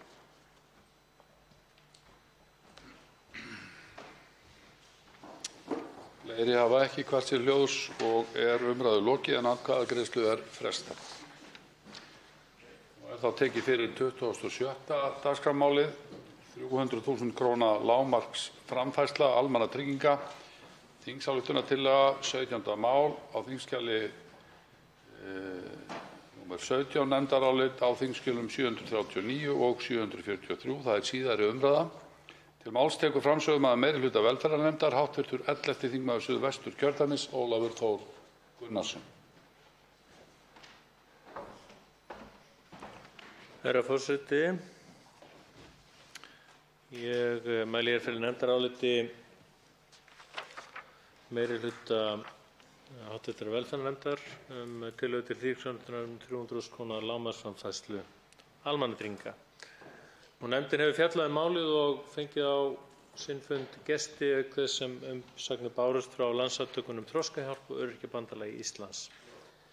Með tillögunni lagt til að félags- og barnamálaráðherra verði falið að undirbúa og leggja fram frumvarp þess efnis að fullur örorkulífeyrir, endurhæfingarlífeyrir og ellilífeyris tryggi 300.000 kr. lágmarksframfærslu á mánuði, skatta- og skerðingarlaust. Meirihlutinn vekur athygli á því að yfir stendur endurskoðun á almannatryggingakerfinu og eru vonir bundnar við að afurðir þeirra vinnu líti brátt dagsins ljós. Þess utan má nefna að settir hafa verið til hliðar fjármunir í kerfisbreytingar í bæði fjárlögum og fjármálaáætlun til að draga úr skerðingum á örorkulífeyri. Munu 4 milljarðar renna í það verkefni á komandi ári. Meðal annarra breytinga sem gerðar hafa verið undanfarin ár að dregið hefur verið úr hinni svokölluðu krónu á móti krónu skerðingu, þá að komugjöld aldraðra og öryrkja og heilsugæslu verið felld niður og vegna nýtilkominna breytinga á tannlæknaþjónustu við langveika aldraða og öryrkja á stofnunum eru þær nú þeim að kostnaðarlausu. Bendir meirihlutinn á að tillögunni fylgir ekkert kostnaðarmat en miðað hefur verið við að kostnaður vegna slíkra breytingar gæti hlaupið á tugum milljarða króna. Ljóst að ekki svigrúm til slíkrar útgjaldaaukningar í fjármálaáætlun. Á fundi nefndarinnar kom fram það sjónarmið að með tillögunni væri verið að mismuna launafólki annars vegar og öryrkjum og öldruðum hins vegar. Þá kom einnig fram að atvinnuleitendur og námsmenn væru oft og tíðum í svipaðri stöðu og þeir sem tillagan ætti að ná til og því væri ómögulegt að fara þá leið sem lögð til í tillögunni. Í öllum kerfisbreytingum sem innleiddar hafa verið síðustu ár hefur það verið haft að leiðarljósi að það nýtist þeim tekjulægstu best. Þannig má nefna að þegar nýsamþykktar tekjuskattsbreytingar verða að fullu komnar til framkvæmda mun tekjuskattur einstaklings með lágmarkstekjutryggingu lækka rúmar 90.000 kr. á ári. Þingsályktunartillagan tekur einungis til örorku- og endurhæfingar og ellilífeyrisþega en ekki annarra hópa eins og atvinnulausra, fólks í fæðingarorlofi eða vinnandi fólks. Þannig eru miklar efasemdir að umrædd tillaga standist jafnræðisregluna. Ekki hafa verið færð fyrir því rök að taka skuli þessa hópa út fyrir sviga með svo sértækum aðgerðum. Þegar allt er vegið og metið er það mat meirihlutans að ekki séu forsendur til að ráðast í þær breytingar sem lagðar eru til og með hliðsjón af framangreindu leggur meirihlutinn til að tillagan verði ekki samþykkt. Ásmundur Friðriksson var fjarverandi við afgreiðslu málsins en ritar undir álit þetta samkvæmt heimild í 4. málsgrein 18. greinar starfsreglna fyrir fastanefndir Alþingis en undir álitið skrifa Ólafur Þór Gunnarsson, Ásmundur Friðriksson, Halla Signý Kristjánsdóttir, Lilja Rafney Magnúsdóttir og Vilhjálmur Árnason. Tveir hv. þingmenn hafa óskað eftir því að veita andsvar. Fyrstur til að veita andsvar er hv. 8. þingmaður Reykjavíkurkjördæmis suður, Inga Sæland. Virðulegi forseti, þakka hv. þingmanni Ólafi Þór Gunnarssyni fyrir sína framsögu hér og sitt innlegg meirihluta velferðarnefndar. Mig langar að spyrja hv. þingmann, fyrst hann talar 4 milljarða sem á að eyða á árinu í að koma til móts við skerðingar á nákvæmlega þessum þjóðfélagshópi, hvort hann hvar hann hafi sig. Ég er náttúrulega bara aumur þingmaður í fjárlaganefnd. Ég hef algjörlega mistað þessum 4 milljörðum. Þeir voru undir í fyrra, 2,9 milljarðar voru settir í krónu á móti krónu. Núna á meðan 1,1 milljarður upp í þessa 4 á að koma til framkvæmda á þessu ári. Það virtist nú vera það illa ígrundað að öryrkjar eru hreinlega skelfingu lostnir og áttar þingmaðurinn sig á því að það er dálítið mikill munur á því hvort að við erum að tala krónu á móti krónu eða hvort við erum að tala grunnframfærslu upp í 300.000 kr. skatt- og skerðingarlaust.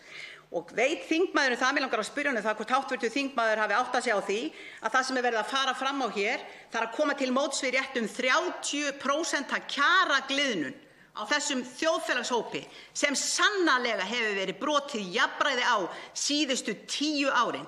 Það er ekki verið að reyna að brjóta jafnræði á einum að einum, enda býst ég við að hv. þingmaður hafi tekið eftir því að í hinum svokölluðu lífskjarasamningum þá voru þessir hópar sannarlega ekki teknir með í reikninginn.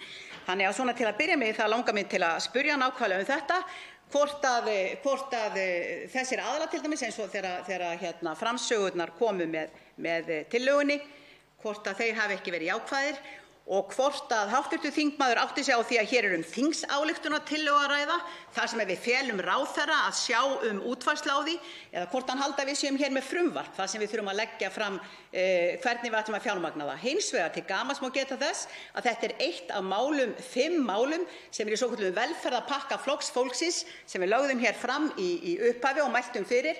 En við erum svo heppin að þetta er það eina mál sem við fengum með miklu japli eftir japl, jaml og fuður hér í samningaviðræðum að taka út úr nefnd. Og nú er það komið hingað, hv. þingmaður, og svo pínlítið meira næst. Og þá svarar andsvari hv. 11. þingmaður Suðvesturkjördæmis, Ólafur Þór Gunnarsson. Herra forseti, ég þakka hv. þingmanni andsvarið. Fyrst varðandi það sem að þingmaðurinn kom inn á núna síðast, nú er mér hreinlega ekki kunnugt hvort það hafi verið einhver önnur mál frá Flokki fólksins sem voru tilbúin til úttektar á nefndum, en ég vissi að þetta mál var það. Þannig að því sé nú svarað fyrst. Varðandi síðan þetta með hvernig við teljum þessa 4 milljarða eða hvort við köllum það 2,9 eða hvað, þá liggur það fyrir og þingmaðurinn veit það náttúrulega að í fjármálaáætlun þá er gert áfram ráð fyrir þessi 4 milljarðar verði til reiðu ekki bara þessu ári heldur næsta og það næsta og það næsta. Það er að segja að þetta er varanleg breyting á framlögum til málaflokksins og þetta veit þingmaðurinn og það er þess vegna sem ég nefni það sérstaklega. Hluti þessarar upphæðar er notaður til þess að mæta krónu á móti krónu skerðingum, ekki að fullu, ekki fremur heldur en hjá ellilífeyrisþegum. Þar er skerðingin 45 aurar á móti krónu og hún er 65 aurar á móti krónu hjá öryrkjum. Og ég geri ráð fyrir að þingmaðurinn sé mér sammála í því að auðvitað væri heppilegast að þetta væri á sama hátt hjá báðum hópunum, en þetta frumvarp snýst ekki um það. Það snýst að þessi tillaga snýst ekki um það. Heldur snýst hún að biðja ráðherra að búa til frumvarp sem að tryggði skatta- og skerðingarlausan fyrsta 300.000 kallinn hjá öllum. Ég sé ekki hvernig væri hægt að búa til frumvarp sem að snerist eitthvað annað. Hvernig ætti lagafrumvarp að snúa að því að tiltaka einhverja tiltekna þjóðfélagshópa sem að hefðu einhverja aðra skattprósentu heldur en aðrir. Og það er hluti af ómöguleikanum við tillöguna. Þá veitir andsvar öðru sinni hv. 8. þingmaður Reykjavíkurkjördæmis suður, Inga Sæland. Virðulegi forseti, ég þakka hv. þingmanni fyrir svarið. Ég skal nú byrja á því að segja að ég skal með gleði búa til þetta frumvarp. Það er minnsta mál í heimi. Það er ekkert því til fyrirstöðu. Og þegar við erum að tala eins og þingmaðurinn nefndi hér áðan, 90.000 krónur sem koma núna til framkvæmda að fullu rétt fyrir kosningarnar næstu, ef að líkum lætur, sem eru 7.500 krónur á mánuði til fátækasta þjóðfélagshópsins, hópsins sem býr hér við 12–15% barna í fátækt, hópinn sem hefur verið skilið eftir, og það er meginþunginn á þessa tillögu. Það er leiðréttingin á þeirri kjaragliðnun sem þessir þjóðfélagshópar hafa orðið fyrir. Tæplega 30% á síðustu 10 árum. Þeir hafa ekki fengið að fylgja 69. grein almannatryggingalaga sem kveður á að þeir skuli fá leiðréttingu sinna framfærslu einu sinni á ári samkvæmt launaþróun í landinu. Var það til dæmis brot á jafnræðisreglu þegar hæstv. Þingmenn hér fengu 43% hækkun á sínum launum? Er það brot á jafnræði þegar fulltrúi forstjóri Landsvirkjunar fær tvöföldun á sínum launum á 5 árum? Er það brot á jafnræði þegar bankastjórar ríkisbankanna hækka hér 1,2 milljónir króna á ári? Eða er það brot á mannréttindum að halda hér þúsundum einstaklinga langt undir fátæktarmörkum? Þetta er mannanna verk og ekkert annað. Og eins og ég segi og ítreka, ég skal með gleði taka utan um málið og smíða þetta frumvarp persónulega og prívat sjálf ef þið treystið ykkur ekki til þess. Þá svarar andsvari síðara sinni hv. 11. þingmaður Suðvesturkjördæmis, Ólafur Þór Gunnarsson. Herra forseti, það er betra að vera með kjördæmið á hreinu, sérstaklega þegar að Suðvesturkjördæmi á við, eins og hæstv. Forseti þekkir. En það er afar mikilvægt, og ég hef sagt það oft í ræðu hér áður, það er afar mikilvægt að inni á þingi á hverjum tíma séu málsvarar sem flestra hópa og að þingmenn taki upp baráttu og mál hver með sínu nefi og skilji og hafi skilning á því sem að þeim hópum sem þar eru undir. Hv. þingmaður Inga Sæland akkúrat fellur til að mynda undir þetta. Þingmaðurinn hefur af miklum krafti barist fyrir kjörum og málefnum fólks með örorku og eldra fólks, og hún á heiðurskilin fyrir það. Það breytir því miður ekki því að málið sem hér fram komið ekki að mínu viti þess eðlis að það sé hægt að klára það eins og það lagt fram. Varðandi síðan orð þingmannsins kjaragliðnun og kjör, að þá kom ég einmitt inn á það í minni framsögu að þó með óbeinum hætti væri að kjör eru fleira heldur en nákvæmlega bara bæturnar eða launin sem að fólk hefur. Kjör felast líka í því þegar álögur eru lækkaðar á fólk. Kjör felast líka í því þegar fólk þarf að borga minna fyrir læknisþjónustu eða borga minna fyrir tannlæknaþjónustu. Kjör felast líka í því þegar skattar eru lækkaðir, og þess vegna verður náttúrulega að líta á heildarsamhengið. En ég held að ég og þingmaðurinn sem algjörlega sammála það að það verkefni að bæta kjör þeirra sem að minnst hafa í þessu samfélagi. Það er eilífðarverkefni og ég veit að þingmaður er með sammála í því að á þeirri braut eigum við að reyna að halda áfram. Næstur til að veita andsvar er hv. 12. þingmaður Suðvesturkjördæmis, Guðmundur Ingi Kristinsson. Virðulegur forseti, við erum að ræða þingsályktunartillögu 300.000 kr. lágmarksframfærslu og það er svolítið skrítið þegar hv. þingmaður meirihlutans er að benda á skattatotið í því sambandi. Ef við bara horfum á skatta, hvernig þau voru 1988 þegar þessar einstaklingar voru skattlausir, þá var lífeyrir frá Tryggingastofnun skattlaus og með þess að vera afgangur upp í lífeyrissjóði. Þannig að það segir okkur bara þá sögu að persónuafsláttinn hefur bara aldrei fylgt. Það er stórhækkaðir skattar sem hafa, og ég mun taka það fyrir eftir þegar kemur í frumsögðu minni, og síðan annað sem ég hef verið að það með krónu móti krónu, það er 65 ára móti 65 aurum sem hefur verið að setja 4 milljarðar í. Og hvernig skilur það sér? Er það jafnræði að segja það og setur það út og svo skerðir þetta sérstakar húsaleigubætur og alls konar bætur þannig að fólk er að koma við 0 út úr þessu? Hvað jafnræði er í því? Og hvernig stendur það að við erum alltaf að tala um jafnræði? Er eitthvað jafnræði í því að atvinnulífið hafi 30.000 kr. hærri framfærslu heldur en öryrkjar? Er eitthvað jafnræði í því að þeir fá 80.000 kr. jólabónus með hinir fá 44.000 kr.? Þeir tala um jafnræði, svo þess á milli bara er það hunsa algjörlega. Þannig að mér finnst mjög undarleg þessi málflutningur og hitt er það að ef það þarf að breyta því þingsályktunartillaga sem fer til ráðherra, þá getur ráðherra breytt því skattaumhverfinu öllu. Þetta er ekki eins og þetta frumvarp sem verða á lögum, heldur erum við að benda á að fara þessa leið vegna þess að það er alveg ömurlegt til þess að vita að þessi hópur hvernig er farið með það.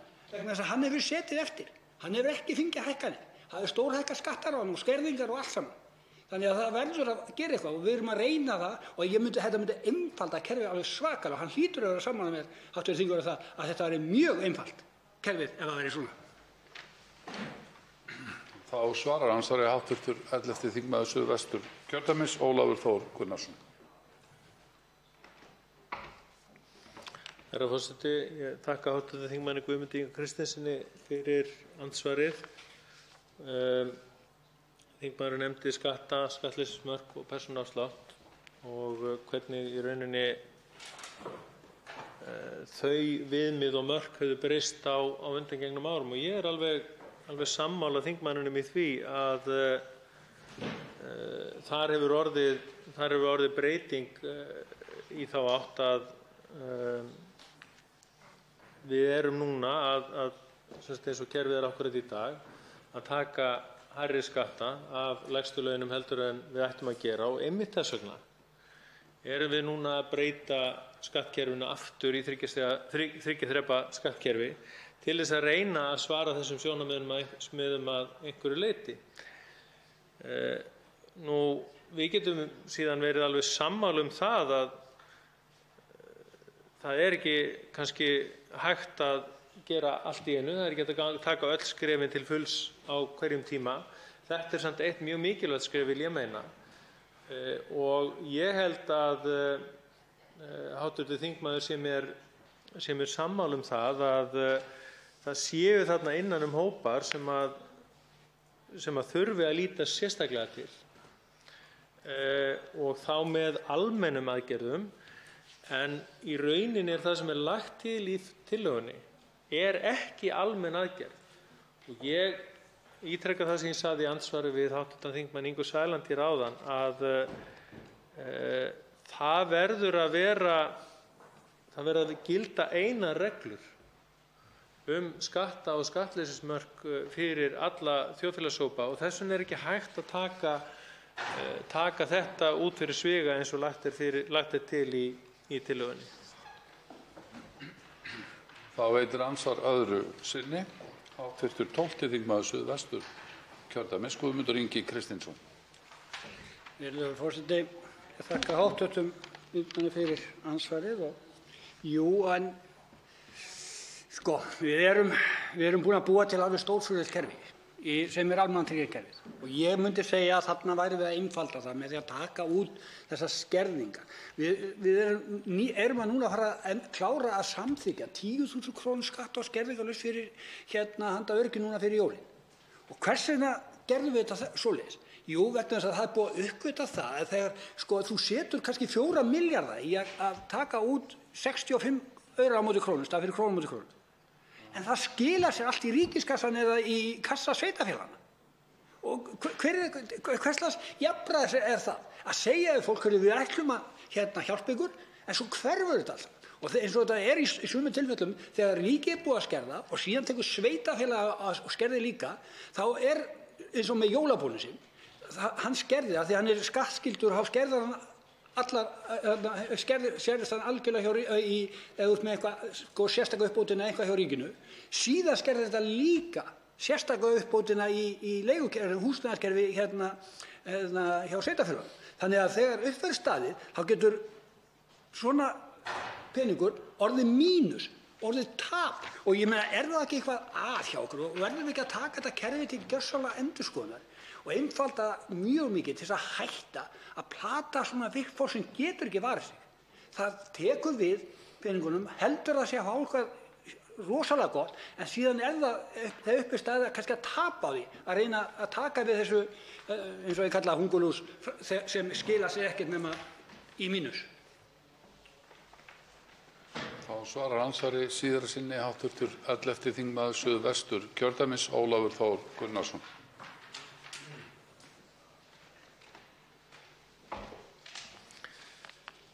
Herra forseti, hv. þingmaður Guðmundur Ingi Kristinsson á þakkir skildar fyrir þá baráttu sem hann hefur haldið hér upp í þingsal fyrir öryrkja og þá sem mismega sín í samfélaginu.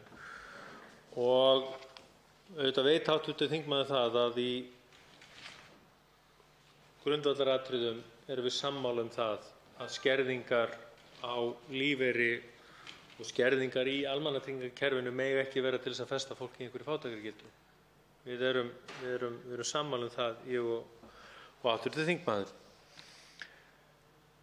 Á hinn bóginn þá það þannig að þegar við erum með takmarkaða fjármuni, að þá verður að velja að ráðstafa þeim þannig að þeir komi til þeirra fyrst og síðast sem að mest þurfa á því að halda. Það meðal annars gert með almannatryggingakerfinu eins og hv. þingmaður kom inn á, og ég ekki sannfærður að einhver svona einföldun eins og þessi væri besta nýtingin á fjármunum ríkisins. Ég alls ekkert sannfærður það.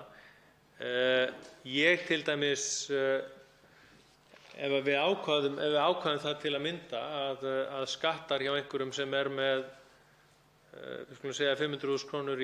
í bætur almannatrygginga væri að þær bætur eru skattfrjálsar upp á 300.000 kr., að þá væri ríkið í raun að neita sér ákveðna peninga eða ákveðna fjármuni sem það gæti nota til þess að bæta hag þeirra sem eru allra verst settir. Og þannig í kerfi þar sem við eigum ekki endalausa fjármuni, þá verðum við að reyna að beina þeim þangað þar sem þörfin brýnust, og það í rauninni á þeim grundvelli sem að ég sé ekki hvernig hægt að ganga að tillögu hv. flutningsmanns. Þá andsvörum lokið og til máls tekur framsögumaður minnihluta velferðarnefndar, hv. 12. þingmaður Suðvesturkjördæmis, Guðmundur Ingi Kristinsson. Virðulegur forseti, við erum að fjalla hér tillögu til þingsályktunar 300.000 kr. lágmarksframfærslu almannatrygginga og ég mun fara fyrir minnihluta velferðarnefndar. Þetta þingsályktun til að Flokks fólksins og á frumvarpinu Inga Sæland og ásamt undirrituðum. Með tillögunni lagt til að félags- og barnamálaráðherra undirbúi og leggi fram frumvarp þess efnis að fullur örorkulífeyrir og endurhæfingarlífeyrir og ellilífeyrir tryggi 300.000 kr. lágmarksframfærslu á mánuði skatta- og skerðingarlaust. Í umsagnaraðila og gestir nefndarinnar voru almennt hlynntir efni tillögunnar. og tóku undir að þörf væri að tryggja viðunandi lágmarksframfærslu örorku- og ellilífeyrisþega og að hún tæki mið af launaþróun. Í því samhengi var nefndin meðal annars bent á að atvinnuleysisbætur væru orðnar umtalsverðar hærri en lífeyrir almannatrygginga. Þykir það skjóta skökku við enda atvinnuleysisbætur hugsaðar sem skammtímaúrræði en lífeyrir almannatrygginga sem langtímaúrræði fyrir einstaklinga sem alla jafna eiga ekki nokkuð kost á að bæta hag sinn, sem ber umsögn Öryrkjabandalagsins frá 28. október 2019 við fjárlög fyrir árið 2020. Minnihluti tekur undir framangreint og telur að kjör örorkulífeyrisþega ekki náð að fylgja launaþróun og hafi þar af leiðandi leitt af sér ákveðna kjaragliðnun. Þá bendir minnihlutinn á að lífeyrisþegar geta ekki nýtt sér sömu úrræði og launþegar eins og verkfallsrétt. Að mati minnihluta er mikilvægt að tryggja lífeyrisþegum lágmarksframfærslu skatta- og skerðingarlaust. Þá er það mat minnihluta að til að þessi feli sér að nauðsyn kjarabót í þeim efnum og áréttar að mikilvægi þess að frumvarp þess efnis verði lagt fram fyrir lok yfirstandandi löggjafarþings. Ef við hugsum út af hversu rökrétt þetta væri að vera með 300.000 kr. skatta- og skerðingarlaust, þá verðum við að horfa á það eins og ég benti hér á í síðustu ræðu minni að það árið 1988 var upphaf staðgreiðslu. Þá var lífeyrir frá Tryggingastofnun ríkisins skattlaus og fólk átti allt upp í 30% afgangs upp í lífeyrisgreiðslur. Í dag er staðan þannig að örorkulífeyrisþegar eru að borga frá 36.000 kr. í skatt og alveg upp undir 70.000. 36.000 kr. alveg upp undir 67.000 kr. er þeir sem eru með hæstu örorkubæturnar. Þetta segir okkur og þetta segir mér að þetta er hrein og klár skattahækkun sem hefur átt sér stað á síðustu áratugum. Og það má eiginlega líka horfa á þetta frá hinu sjónarhorni að kjaragliðnunin sem hefur ekki skilað sér, ef hún hefði skilað sér inn, þá liti þetta mjög betur út en þá væri sennilega þessar skattatölur ennþá hærri. Þannig að persónuafslátturinn, hann fylgdi aldrei með. Persónuafslátturinn var skilinn eftir og þar af leiðandi er hann kolrangur í dag. Og ef hann væri, eins og ég segi, rétt gefið, þá myndi það vera sennilega í kringum 300.000 kr. sem væri skattlausar. Og það verður að segjast eins og að þetta er sýnir bara svart á hvítu hversu skattar hafa stórlega hækkað á þá sem síst skyldi. Við umfjöllun nefndarinnar komu voru send inn 2 erindi og annað var frá Öryrkjabandalaginu og með leyfi forseta það segir orðrétt: Öryrkjabandalag fagnar að framkomnu tillögu og tekur undir með flutningsmönnum hennar að lífeyrisþegar hafa setið eftir við kjarabætur síðustu ára og nauðsynlegt er að bæta vel í þennan hóp. Eins og ÖBÍ hefur bent á í umsögnum fjárlagafrumvarpi síðustu ára hefur hópurinn sem nýtir aðeins bóta frá Tryggingastofnun dregist verulega aftur öðrum hópum í samfélaginu. Er svo komið í dag að lífeyrir einstaklingar sem ekki býr einn og nýtur því ekki heimilisuppbótar en með lægri greiðslur en nemur grunnatvinnuleysisbóta en margir þurfa að lifa á lífeyri árum saman eða jafnvel alla ævina meðan atvinnuleysisbætur eru skammtímaúrræði. Öryrkjabandalagið hvetur þingmenn alla sem einn að sameinast þessa tillögu þannig að fjármunir verði forgangsraðað til að tryggja öllum lífeyrisþegum mannsæmandi framfærslu. Þarna fer ekki á milli mála að Öryrkjabandalagið tekur heils hugar undir þessa þingsályktunartillögu og bendir líka á þetta. Við erum með stórfurðulegt kerfi á sama tíma og það er verið að segja okkur að það sé verið að brjóta einhverja jafnræðisreglu af því að atvinnulausir og námsmenn fylgja ekki með. Atvinnulausir er tímabundið úrræði. Það reikna nú allir með því að það verði engin atvinnulaus alla sína ævi. Ég ætla að vona ekki að það sé innbyggt í einhverja að þeir haldi það, bara það sé eitthvað. Og ég vona heldur að það sé ekki innbyggt í einhverja að það veri allir á námslánum alla ævi. Það gengur ekki upp. Það segir sig sjálft. En það er alveg á hreinu Það er stór hópur öryrkja sem verða á örorkubótum alla sína ævi og hafa enga vinnugetu. Og þetta er hópurinn sem við erum að tala um. Og að segja það að þetta sé ekki hægt að geta vegna þess að þetta er bara þingsályktunartillaga, hún getur farið til ráðherra og ráðherra getur tekið við henni og séð til þess að hlutirnir séu í lagi. Síðan vil ég benda á að í hinni umsögninni kemur frá Þroskahjálp og þar segir orðrétt með leyfi forseta: Landssamband Þroskahjálp þakkar fyrir að fá þingsályktunina að senda til umsagnar og við koma eftirfarandi framfæri við velferðarnefnd Alþingis varðandi hana.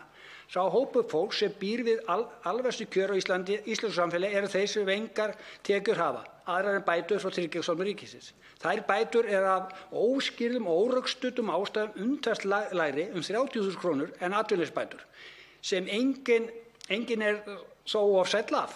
Staðreyndin hins vegar sú að atvinnuleysisbætur eru tímabundið ástand á meðan öryrkjar þegar í þessu kröppu stöðu árar saman margir allt sitt líf án tækifæris til þess að afla sér annarra tekna.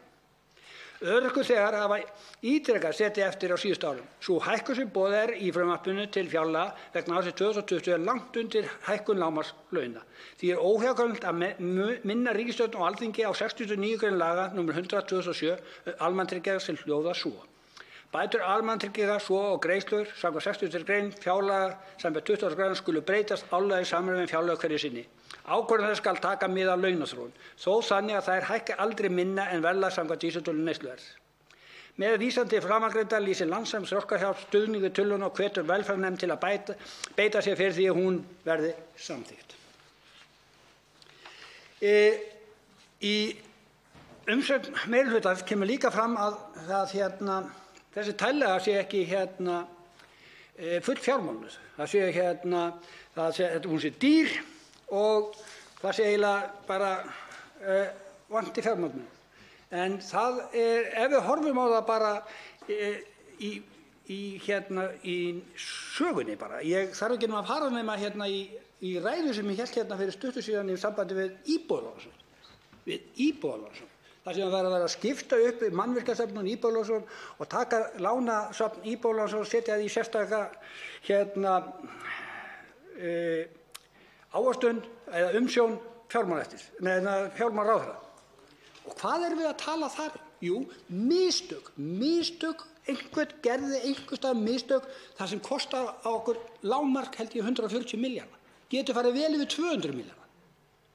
Og það er enginn að segja það. Og það er enginn að lemja hausnum í steini út af því. Það þurfti nú ekki, hvar var nú öll útreikningun og það á þeim tíma? Ef að væri verið séð til að svona mistök væri ekki eiga sér stað, þá sýnist mér vera nóg að fjármögnun til. Og ef það gera svona mistök og yfta öxlum yfir því 140-200 milljarðar, þá sé ég ekki að það ætti að vera neinn handhengur á því að hreinlega að fjármagna þessa tillögu.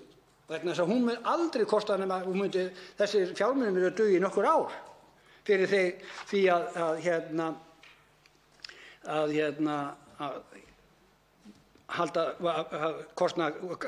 borga kostnaðinn af því sem þetta er. En þetta er ekki kostnaður. Við megum ekki líka að horfa á þetta alltaf sem að sé alltaf kostnaður ef að þeir sem minnst hafa, ef að vera að reyna að ná fólki úr fátækt, reyna að koma veg fyrir að börn séu í fátækt, þá er það kostnaður.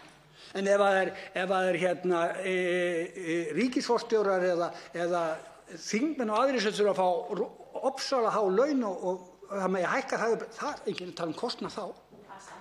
Það er bara sanngjarnt, mjög sanngjarnt og bara allt í lagi, það er bara ósköp eðlilega rétt að hækka alla upp úr öllu valdi án þess bara tvöfalda launin hjá Landsvirkjun, ekkert mál, bara sanngjarnt þarna þess að það ber svo mikla ábyrgð. En hvar er ábyrgðin? Ber ekki hver einasta ríkisstjórn ábyrgð á því ár eftir ár hafa séð til þess að öryrkjar fá hvorki kjaragliðnunina, stórhækka skattar á þeim og síðan hver ber ábyrgð á skerðingunum? Og við skulum bara fara að tala um skerðingarnar. Mitt fyrsta verkið að koma inn var á sínum tíma að sjá til þess að væri hægt að skatta og skerða styrki til lyfja og alls konar hjálpartækja sem fólk þurfti nauðsynlega að halda. Og það var samþykkt vegna þess að fólk áttaði sig allt í náði þegar maður benti á staðreynd að það var verið að rétta fólki 10.000 kall með annar heitin og ég vil taka 15.000 af með henni. Og hvers slags ofbeldi það er það og það skuli vera hægt að búa til svona ofbeldiskerfi sem getur hagað sér svona, getur sagt við fólk, hörðu, við ætlum að hjálpa þér, við ætlum að rétta þér 10 skall og til að auðvelda lífið svo þú getur keypt þér lyf eða hvað svona þarft. Þú tekur við því, en árið seinna er tekið þér 15 skall. Hvers slags hjálp er það? Ég segi þetta er bara fjárhagslegt ofbeldi og þetta brýtur í bága við stjórnarskrána. Þetta er svo mikið ofbeldi að hugsa sér og geta ár eftir ár gert þetta við veikt fólk sem getur ekki varið sig er alveg stórfurðulegt. Og okkur hér á háa Alþingi til hábrunarskammar og þegar menn koma svo upp og segja hörðu, við getum ekki gert þetta, þetta er jafnræðisregluna, við erum að brjóta jafnræðisregluna. Ég verð tafstopp, ég verð bara orðlaus vegna þess að það segir okkur sér sjálft að þetta bara stenst ekki. Og ég segi bara það að ég vona svo heitt og innilega að þeir fara nú að sjá meira heldur en þessar ljóstýrur sem þeir hafa séð í sambandi við 10 skallinn sem verður skatt- og skerðingarlaust. Þeir fá bara ljóskastar á sig og sjá það að þetta er besta málið sem þeir geta gert er að samþykkja þetta 300 skatt- og skerðingarlaust og þá förum við svo bara í að einfalda kerfið, þá eru skerðingarnar farnar og fólk geti fara að lifa mannsæmandi lífi en það er því miður eins og ég segi það er ekki útlit fyrir það. Við erum ennþá með þúsundir barna í fátækt, við erum ennþá með þúsundir einstaklingar sem lifa undir fátæktarmörkum og við erum með stóran hóp í sárafátækt. Og það virðist vera einhver lögmál í því, einhver tregða og ég vona það að menn hætti að hæla sér á því að þessi setja 4 milljarða inn í krónumóti krónuskerðingu sem skila sér ekki eitt nema í skerðingum og fari að gera það sem þeir gerðu núna og eru búin að sanna og eru búin að átta sig á eins og með 10 skallinn að setja inn skatta- og skerðingarlaust. Að setja nú inn skatta- og skerðingarlaust 300 skall, skatta- og skerðingarlaust jólabónus. Hætta að mismuna ef einhver fær 80.000 kr. jólabónus þá fá allir 80.000 kr. jólabónus. Ekki vera að mismuna fólki. Ef alþingismenn hafa rosalega þörf að fá 180.000 kr. jólabónus þá þurfa allir að hafa 180.000 kr. jólabónus. Við bara hætta þessu tali að það er jafnræði. Hvað er það jafnræði? Það verður gaman að heyra í stjórnarliðum þá jafnræði. Hversu jafnræði er í því að við fáum 180 skall, atvinnulausir 80 skall, þeir sem eru með langveik 60 skall og öryrkjar 44 skall. Hver fann út þessa jafnræðisreglu? Og ég vona að hann komi upp og skýri það út fyrir hvernig hann fann hann út. Og þá tekur til máls hv. 11. þingmaður Reykjavíkurkjördæmis norður, Halldóra Mogensen. Forseti, ég að sjálfsögðu styð þetta góða mál. 300.000 kr. lágmarksframfærsla er ekki mikið. Stór hluti örorkulífeyrisþega eiga börn, þannig að fyrir þau myndi samþykkt þessara tillögu kannski létta örlítið undir.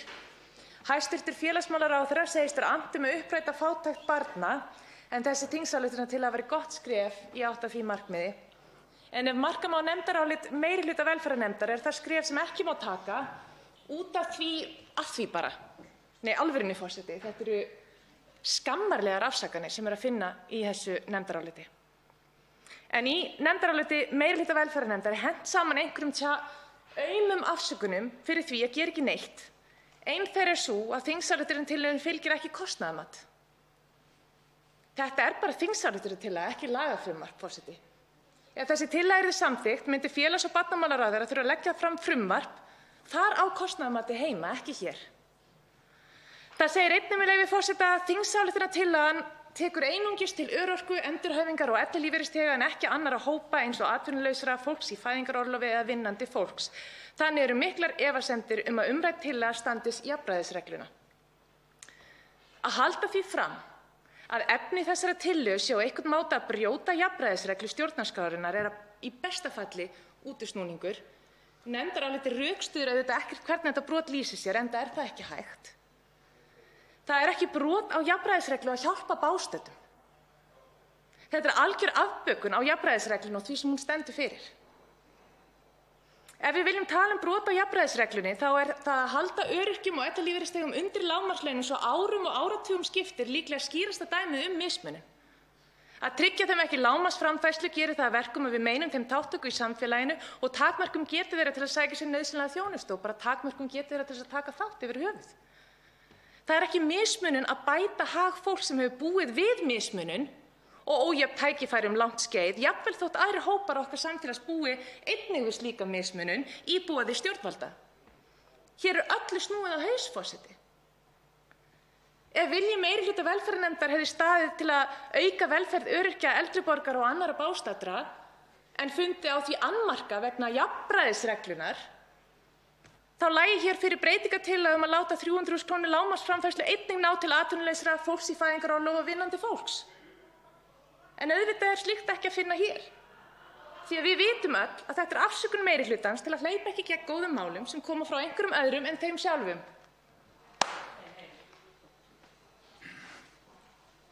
Þá tekur næst til máls hv. 8. þingmaður Reykjavíkurkjördæmis suður, Inga Sæland. Já, virðulegi forseti. Mig langar nú að byrja á því að nefna það að við í Flokki fólksins höfum ítrekað bent á í umræðum á yfirstandandi kjörtímabili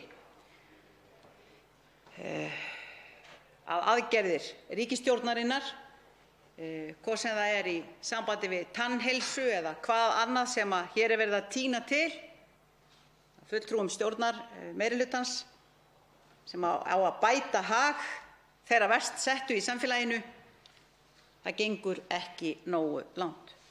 Það segir sig sjálft að þegar við erum nýbúin að fá skýrslu það núna 28. febrúar síðastliðinn, við erum nýbúin að fá skýrslu úttekt á stöðu íslenskra barna hjá Kolbeini Stefánssyni, að hér búi 12–15% barna við mismikinn skort og hann dregur það sérstaklega fram í skýrslunni. Hvaða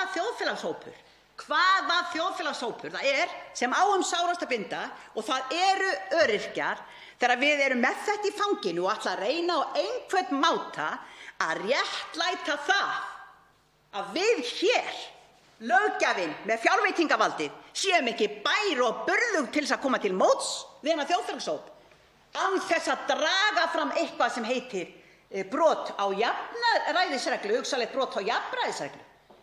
Ég hef nú oft, virðulegi forseti, heyrt hér góðar tillögur að hinu alls konar hugmyndir, en þessi er nú sennilega toppaði flestar. Til þess að byrja með þá langar mig líka að benda á það að þetta mál, akkúrat þetta mál 300.000 kr. skatt- og skerðingarlaust fyrir almannatryggingaþega sem hafa í rauninni ekkert annað á að stóla heldur en þessa framfærslu. Þetta er eitt af 5 málum Flokks fólksins sem við höfum þegar mælt fyrir í haust í hinu svokallaða velferðarpakka okkar. Eitt af þessum 5 málum sem ugglaust náttúrulega kemur ekki hingað inn, það er nákvæmlega hvernig við förum að fjármagna það, en það sem maður bjóst nú við því að þetta færi nú ekki lengra en svona, bara glöð að fá það inn því að allt er þetta svæft inn í nefnd. Það er vondur málstaður að verja fyrir hvaða ríkisstjórn sem er þegar verður greitt atkvæði á móti því að gefa ráðherra þá heimild að koma á frumvarpi hér sem kemur á 300.000 kr. skatt- og skerðingarlaust fyrir fátækasta fólk í landinu. Það hlýtur að vera ömurlegur málstaður að verja. Ég segi bara ekkert annað en það, og sérstaklega ríkisstjórn undir forystu Vinstri hreyfingarinnar Græns framboðs sem hafa nú gjarnan gefið sig út fyrir það að vilja koma til móts við þá sem höllustu fæti standa í þessu samfélagi. En svona er að marka það. Það er reynt að tína hér alls konar inn, til dæmis 7.500 kr. skattalækkun í þessu 3. skattþrepi sem er að koma núna. Það kemur til framkvæmda rétt fyrir næstu kosningar. Þá er hægt að hreykja sér á hæsta tind og segja: sjáið þið hvað við gerðum. Við lækkuðum skattan ykkar 7.500 kr. Sjáið þið bara. En það kostar ríkissjóð 23 milljarða. 23 milljarða króna. Er þetta eðlileg forgangsröðun fjármuna? Ég segi nei. Það er ekki eðlileg forgangsröðun fjármuna að lækka skattanum 7.500 kr. eftir næstu því, eftir meira en 1,5 ár. Á sama tíma og ríkisstjórnin hrúgar hér inn alls konar sköttum og viðbótargjöldum á almenningi í landinu. Hrúgar þeim inn. Ég hef ekki einu sinni hugmyndaflug til að nefna alla þá skatta og allar þær álögur sem núna verið að leggja á landsmenn. Við í Flokki fólksins lögðumst gegn gildandi fjármálaáætlun, meðal annars vegna þess að fjármunum til að leiðrétta uppsafnaða kjaragliðnun lífeyrisþega almannatrygginga, það var ekkert gert með það.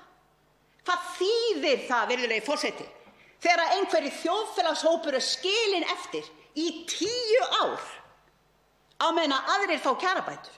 Hvernig var það nú aftur eftir hrun? Er nokkuð búin að gleyma hruninu? Þó við höfum í raun og veru aldrei almennilega gert það upp, og sannanlega ekki gagnvart þeim þjóðfélagshópum sem við erum að berjast fyrir hér og nú, sem við erum að reyna að draga hér upp í 300.000 kr. lágmarksframfærslu. Nei, þá á að fara að reyna að tengja það saman við aðra sem eru með miklu betri afkomu og miklu meiri möguleika að bjarga sér. En 1 af 5 málum Flokks fólksins í hinum svokallaða velferðarpakka eru akkúrat 350.000 kr. útborgað fyrir láglaunafólk í landinu, fyrir vinnandi fólk í landinu.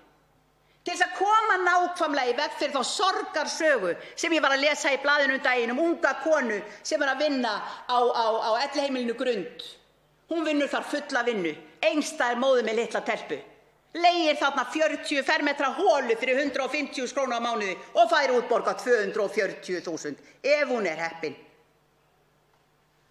Hugsa sér, virðulegi forseti, á sama tíma fáum við hér hæstvirtan fjármálaráðherra sem talar hvað Excel-skjalið er okkur jákvætt, hvað við skorum hátt hjá OECD, hvað við höfum það alveg rosalega frábært. Já, það er alltaf gott að geta lifað á meðaltali. Það er alltaf gott að geta lifað á meðaltali og gera lítið úr því hversu mörg þúsundir, tugþúsunda Íslendinga eiga virkilega sárt að binda. Ég spurði að því, það er eiginlega með hreinum ólíkindum hvað hugmyndaflugið er slappt í þessu meirihlutaáliti velferðarnefndar hæstvirtrar. Það er í rauninni með hreinum ólíkindum. En eins og ég sagði, það verður að reyna að finna upp eitthvað sem gæti hljóma vel hér, eitthvað sem gæti virkað eins og að væri skynsamlegt, sem það er í raun og veru alls ekki.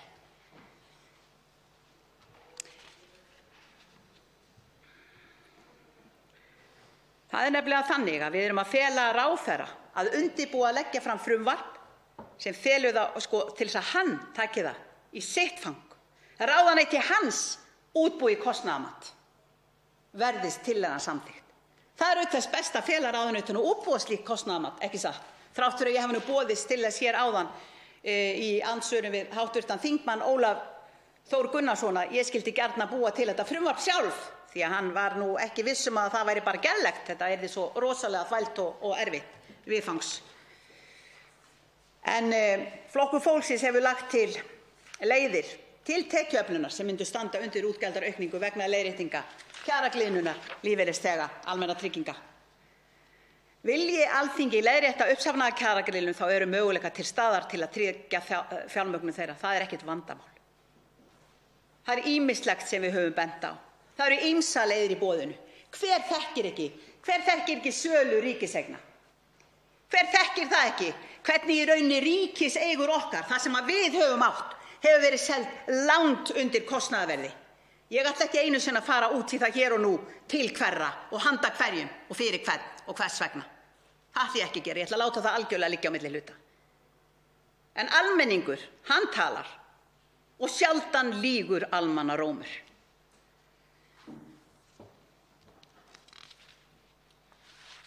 Þannig að mig langar í rauninni þegar við erum að tala hvað varðar námsmenn og atvinnuleitendur. Þá auðvitað munum við taka fagnandi öllum þeim tillögum sem miða að því að tryggja betur hagsmuni þeirra. Það segir sig sjálft. En þessi tillaga, hún er afmörkuð við eitt ákveðið markmið, eitt ákveðið efni, og það er að tryggja fátækasta fólki í landinu 300.000 kr. skatta- og skerðingarlaust. Þessi kona sem hér stendur, ég hef setið í þessum sporum, staðið í þessum sporum alveg þar til ég kom á þing. Meira og minna þar til ég kom á þing. Ég hef þurft að horfa á 4 börnin mín og kvíða jólunum. Ég hef þurft að vita hvað það er að geta ekki gefið þeim nokkurn skapaðan hræranlegan hlut og þakka fyrir að geta gefið þeim að borða. Það eru þúsundir svoleiðis foreldra hérna út í samfélaginu í dag. Þetta er allt saman mannanna verk. Þetta er allt saman mannanna verk. Og það eina sem þarf til þess að breyta því, það er vilji valdhafanna. Og hverjir eru það sem ráða? Sjálfstæðisflokkur, Framsóknarflokkur og Vinstrihreyfingin – grænt framboð. Það er í þeirra umboði sem staðan er eins og hún er í dag. Það er þeirra að breyta henni til batnaðar. Það er þeirra að sýna að þau hafi meint eitthvað með því sem þau voru að tjá sig fyrir síðustu kosningar. Það er ekki nóg að tala 300.000 króna lágmarkslaun er það, virðulegi forseti. Þegar búið hnútana þannig að 42.000 er tekið aðeins beint til ríkisins aftur í formi skatta. Það er ekki nóg.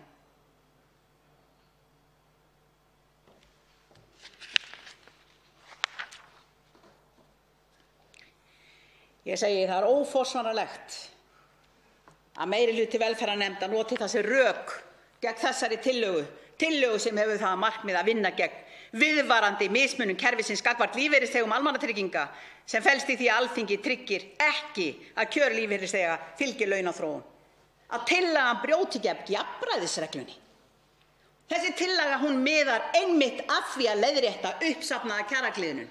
Uppsöfnuð kjaragliðnun lífeyrisþega almannatrygginga er hið raunverulega brot á jafnræðisreglunni og ekkert annað. Ríkisstjórnin hefur ekki sýnt vilja í verki til þess að leiðrétta það brot á jafnræðisreglunni en beiti hér þess í stað jafnræðisreglunni sem rökstuðningi gegn því að leiðrétta kjör hinna verst settu. Hvurslags eiginlega er þetta, virðulegi forseti? Og fyrst að þessi ríkisstjórn, þessi meirihluti er nú komin í jafnræðisreglu stjórnarskrárinnar, af hverju ætli hann skyldi þá hafa gleymt 1. málsgrein 76. greinar stjórnarskrárinnar sem segir skýrt og skorinört: öllum skal með lögum tryggður réttur til aðstoðar vegna sjúkleika, örorku og hvers annars. Af hverju ætli þeir, virðulegi forseti, skuli gleyma þessari grein stjórnarskrárinnar og gera nánast ekkert úr henni? Tillagan myndi ekki skerða með neinum hætti hagsmuni atvinnulaus fólks í fæðingarorlofi eða vinnandi fólks. Þetta er algjörlega eðlisólík mál. Þetta er algjörlega eðlisólíkt. Fæðingarorlof og atvinnuleysisbætur eru tímabundin úrræði. Lífeyrir almannatrygginga miðar hins vegar að því að tryggja framfærslu til frambúðar. Hér er því eðlisólíka greiðsluflokka að ræða og því er ekki hægt að leggja það á jöfnu við jafnaðarreglu. Þannig að ég segi bara, ég hlakka til virkilega þegar málið kemur hér til atkvæðagreiðslu. Ég hlakka til þegar nafnakallið kemur hér fram. Ég hlakka til að fólkið í landinu sjái hver raunverulegur vilji löggjafans er, fjárveitingavaldsins, til að koma til móts við okkar minnstu bræður og systur. Þegar ég vil leyfa mér að efast það að þeir sem segja nei hafi nokkuð tíma að vita hvað það er að vera fátækur, hafi nokkuð tíma þurft að kvíða jólunum að þau geti ekki einu sinni gefið barninu sínu skó í jólagjöf, hvað það annað. Hvert einasta viðvik sem fátæka fjölskyldan þarf að gera sem er ekki akkúrat að reyna að koma mat á diskinn, skór, taska, föt, úlpa, það er of mikið. Það kostar of mikið og þau hafa ekki ráð á því. Mikið óbóðslega væri ég glöð í hjartanu ef að háttvirtir þingmenn og hæstvirtir ráðherrar gerðu sér grein fyrir því í einn dag hvernig sú líðan er sem fylgir því að vera fátækur í þessu ríka landi sem við búum í dag.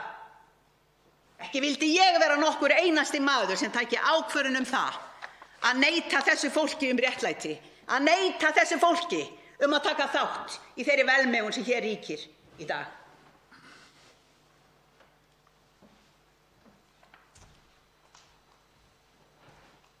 Og þá veitir andsvar hv. 6. þingmaður Norðvesturkjördæmis, Guðjón S. Brjánsson.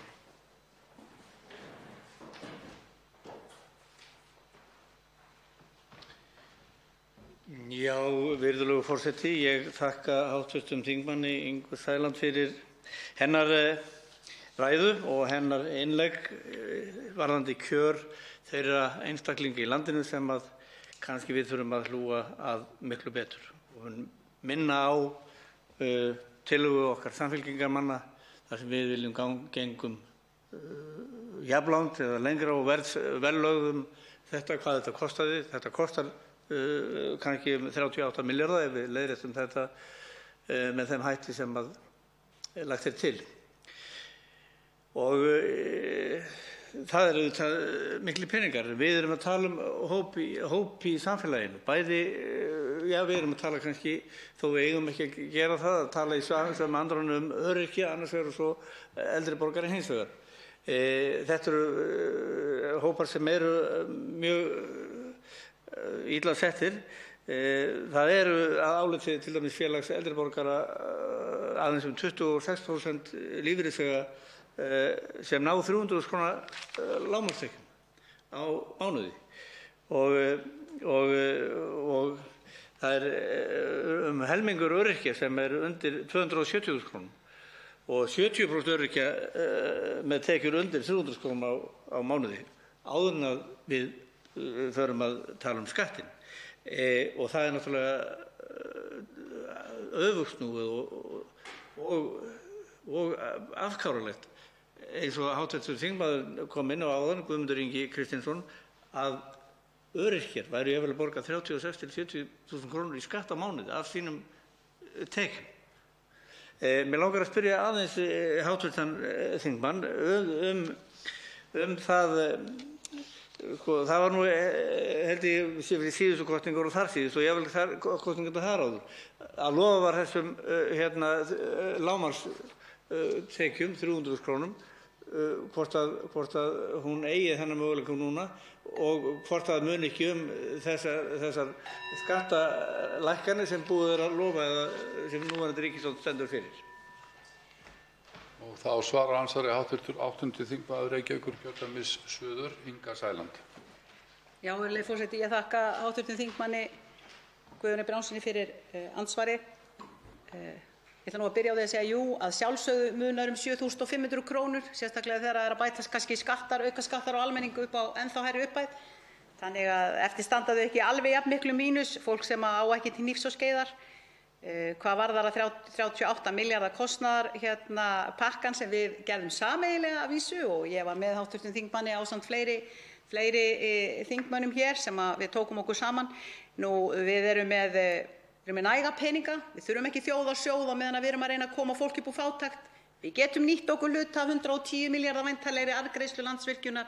Við erum búin að fá 127 milljarða frá Landsbankanum núna á síðustu árum í arðgreiðslur. Við getum í rauninni, ef við viljum, forgangsraða fjármunum fyrir fólki í landinu og setta í fyrsta sæti, eins og ég veit að hv. þingmaður er mér hjartanlega sammála og hvað lítur að endum kosningaloforða, þá er þetta nú búið að sýna sig í gegnum tíðina að þetta eru lélegar eftirlíkingar sem geta staðið fyrir framan alþjóð á 4 ára fresti og stundum skemur og lofað gulli og grænum skógum, vitandi það að einhverjir munu trúa því og freistast til að setja X við þá, á meðan að í rauninni við hin sem þekkjum betur vitum að það er akkúrat ekkert að marka. Og þá veitir ansvar öðru sinni hv. 7. þingmaður Norðvesturkjördæmis, Guðjón S. Brjánsson.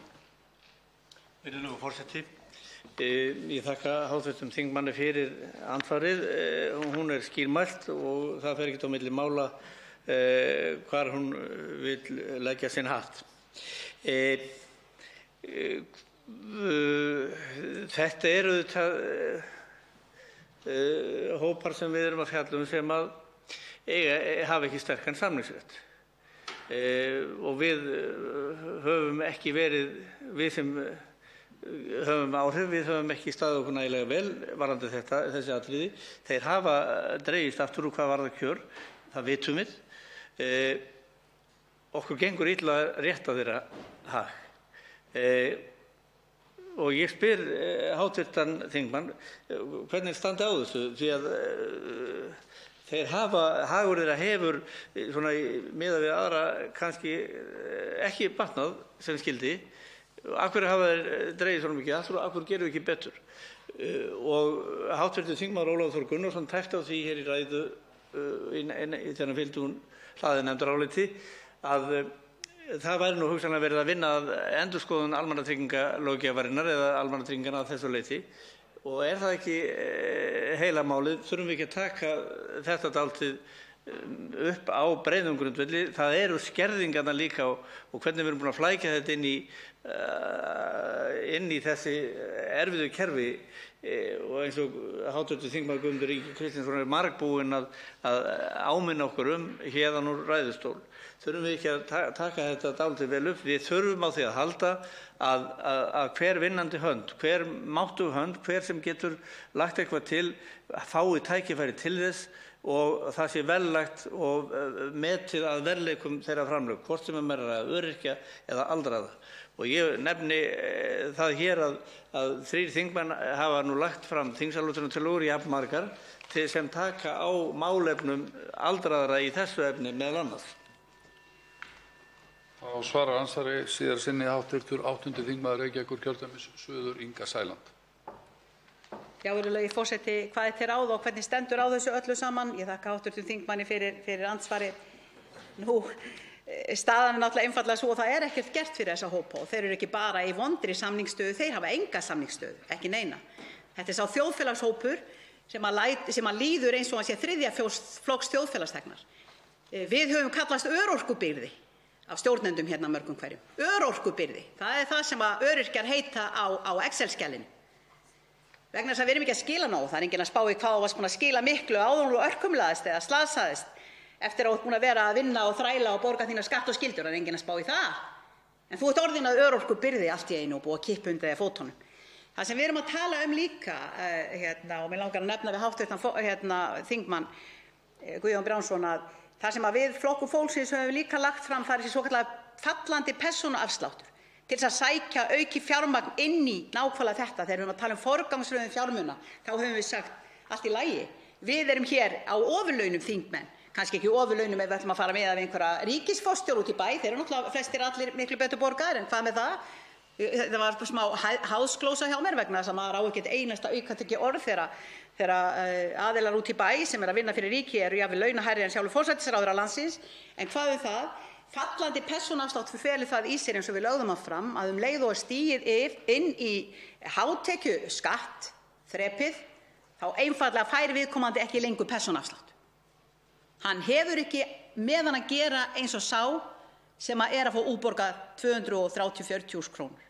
Við viljum alfarið reyna að koma fólkinu upp í 300.000 króna lágmarksframfærslu með því að færa til fjármuni í kerfinu til þeirra sem mest þurfa á því að halda. Köllum þetta svokallaðan fallandi persónuafsláttur. Þetta er bara einn liður í því hvernig við getum, ef einhver vilji er fyrir hendi, komið hlutunum í gegn. En eins og ég segi, þetta er mannanna verk, þetta er í höndum núverandi ríkisstjórnar. Við skulum sjá hvernig þeim tekst til. Þá er andsvörum lokið og fleiri hafa ekki hvatt til hljóðs og umræðu lokið en atkvæðagreiðslu er frestað.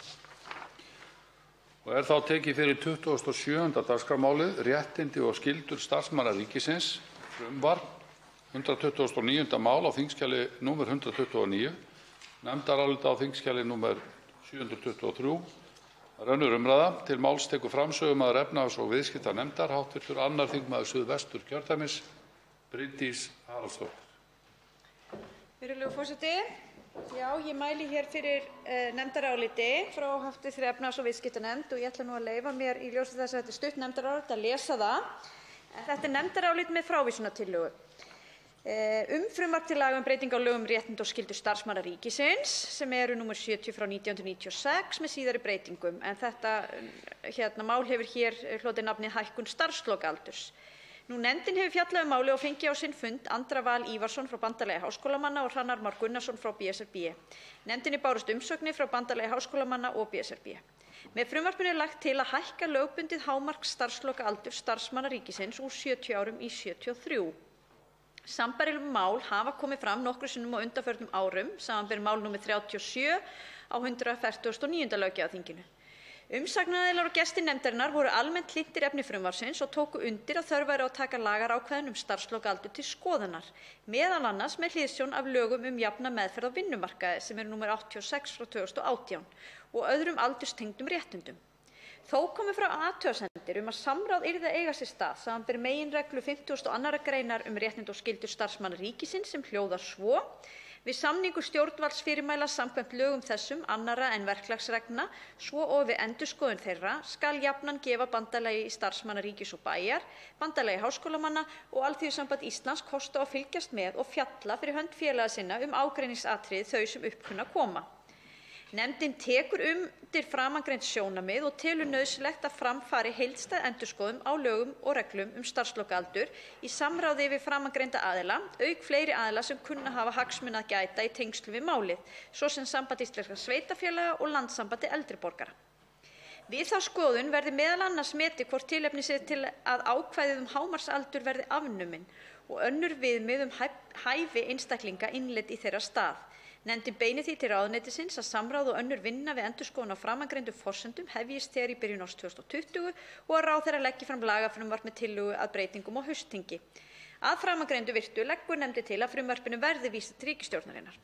Og undir þetta nefndarálit skrifa ásamt mér hv. þingmenn Óli Björn Kárason, Brynjar Níelsson, Ólafur Þór Gunnarsson, Jóhann Friðrik Friðriksson, Ólafur Ísleifsson, Þorsteinn Víglundsson, Oddný G. Harðardóttir og Smári McCarthy. Þannig að, virðulegur forseti, nefndin leggur sem sagt til að málinu þessu verði vísað til ríkisstjórnar og unnið enn frekar. Og allir nefndarmenn hafa verið jákvæðir í garð þessa máls og telja mikilvægt að bregðast við þessu með starfslokaldurinn, enda hefur ýmislegt breyst í lýðfræðin okkar. Og þess ber þó líka að geta að hér með engum móti verið að fjalla töku lífeyrisréttinda, það helst óbreytt. Þannig að ég hef kosið að líta á þetta sem svona ákveðið frelsismál, það er að segja frelsi og val einstaklinga til að vinna lengur, þó að enn þá sé verið að tala hér aldurinn 73 ára og þess ber kannski að geta í umræðum í nefndinni komið mitt fram hvort að það væri bara ástæða til þess að taka aldursmörkin alveg út. Mig langar líka að bæta við þetta, virðulegur forseti, að svo sem hér stendur hefur reyndar lengi verið á þeirri skoðun að endurskoða þurfi algjörlega starfsmannalögin svokölluð eða lög réttindi og skyldur opinberra starfsmanna. Ég hefði reyndar viljað ganga svo langt að segja að það væri hægt að afnema þeim lög fyrir utan auðvitað kaflann lýtur að embættismönnum þar sem nauðsynlegt að hafa lagaákvæði réttindur og skyldur þeirra á skipunartíma og annað þess háttar. En að þessu sögðu, eins og ég segi, þá hvetjum við ríkisstjórnina og í rauninni væntum þess að farið verði í endurskoðun á þessum lögum, sérstaklega hvað varðar aldursþættina. En mér þykir samt, virðulegur forseti, full ástæða til þess, ekki síst í ljósi nýliðinna atburða og ýmissa umræðu réttindur og skyldur opinberra starfsmanna, að það þurfi jafnvel að taka fleiri ákvæði þessara laga til endurskoðunar. Þá tekur næst til máls hv. 10. þingmaður Reykjavíkurkjördæmis suður, Þorsteinn Sæmundsson. Herra forseti.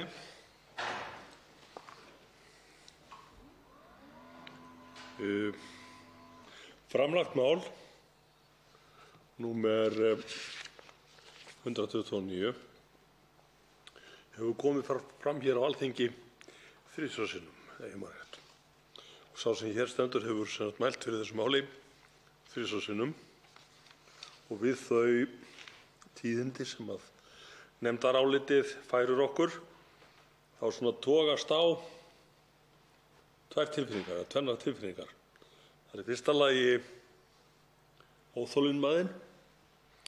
óþolinmæðin yfir því að geta ekki komið þessu frumvarpi óbreyttu og gert það að lögum nú þegar fyrir jól, fyrir áramót, vegna þess að það er ekki bara sá sem hér stendur sem er óþolinmóður lok þessa máls, heldur líka sá stóri hópur sem að máli varðar. Það er hins vegar svo að hinum megin á vogastönginni er svo aftur á móti sú rödd sem segir að það þurfi að vanda að lagasetningu. Það þurfi að fara vel yfir hvert mál, gaumgæfa vel og hafa samráð við þá sem að málið tekur til. Að þessu virtu þá er ég í sjálfu sér fullkomlega sáttur við það að þessu frumvarpi sé, eins og það stendur, vísað til ríkisstjórnarinnar vegna þess að það kemur jú fram hér í lok nefndarálitsins, með leyfi forseta, að samráð og önnur vinna við endurskoðun á framangreindum forsendum hefjist þegar í byrjun ársins 2020 og að ráðherra leggja fram lagafrumvarp með tillögum að breytingum á haustþingi. Og nú er það svo að sá sem hér stendur treystir fjármála- og efnahagsráðherra hæstv. Mjög vel til þess að vinna þetta mál með þessum forsendum. Og satt að segja þá reikna ég með því og treysti því og trúi að fjármála- og efnahagsráðherra hæstv. Muni þegar í byrjun næsta árs byrja þetta samráð þannig að hægt sé að nota sumarið til þess að semja lagafrumvarp, leggja það fram í byrjun haustþings og afgreiða það sem lög frá Alþingi fyrir árslok 2020. Og það held ég að skipti verulegu máli, herra forseti, vegna þess að, eins og ég segi áður, þetta varðar töluverðan hóp ríkisstarfsmanna sem hafa verið það undir það seldir til þessa að þurfa að hætta störfum í mánuðunum eftir að þeir verða 70, alveg sama hvernig þeirra líkamlega ástand er, hvernig þeirra hugur stendur til að vinna áfram, þá hafa þeir verið neyddir til þess samkvæmt lögum að láta af störfum eftir þennan tíma. Það hefur margoft komið fram í máli bæði þess sem hér stendur og annarra að þetta er sóun á hæfileikum, þetta er sóun á þekkingu og verðmætum.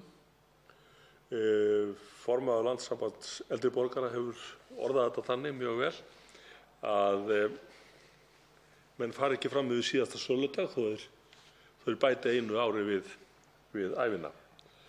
Og það er einmitt það sem þetta mál snýst um. Það er það að leiðrétta það ranglæti sem felst í því að einn hópur starfsmanna á vinnumarkaði skuli undir það seldur að hætta við 70 og í öðru lagi að við höfum ekki efni á því að sóa þeirra hæfileikum og verðleikum. Ég vænti þess, vegna þess að þetta er búið að vera kappsmál Miðflokksmanna og Miðflokksfólksins mjög lengi, að við munum sækja það mjög fast að ráðherra komi með þetta mál fram, með frumvarp fram núna mjög snemma á haustþingi. Við munum fylgjast mjög gaumgæfilega með því og við munum að sjálfsögðu í millitíðinni leggja fram fleiri mál sem varðar þennan hóp, þar að segja varðar aldraða, bæði hvað varðar vinnuframlag þeirra, hvernig þeir greiða skatt af sínum launum, að þeir skuli eins og nú þurfa að sæta því að hafa eitthvað 100.000 kr. frítekjumark sem er ekki hvetjandi til atvinnuþátttöku. Allt þetta þarf að skoða og eins og ég segi, Miðflokkurinn mun ekki láta sitt þetta liggja að koma hér fram með mál sem að varða þessi atriði. En að því sögðu þá fagna ég því að málið fái nú gaumgæfilega skoðun, vandaða yfirferð, að það verði haft samráð við þá sem að það varðar og að það komi fram nýtt frumvarp í byrjun haustþings þannig að við getum staðið við það sem ég sagði hér áðan, að samþykkja það að eldri borgarar eða eldra fólk í vinnu hjá ríkinu geti unnið lengur, hafi það hug og getu og vilja til þess. Það er réttlætismál og það er líka, þá hættum við þessari sóun sem ég minntist hér á áðan.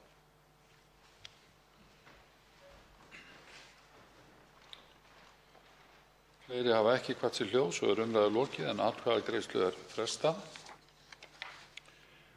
Og tekið er fyrir 28. dagskrármálið, kynrænt sjálfræði, frumvarp 469. mál, þingskjali 684, önnur umræða. Og enginn hefur kvatt sér hljóðs og umræðu lokið en atkvæðagreiðslu þá frestað. Og þá er næsta dagskrá 29. dagskrármálið, vegalög, frumvarp 471. mál á þingskjali 687, önnur umræða. Enginn hefur kvatt sér hljóðs og umræðu lokið en atkvæðagreiðslu frestað. Útbýtt er á fundinum.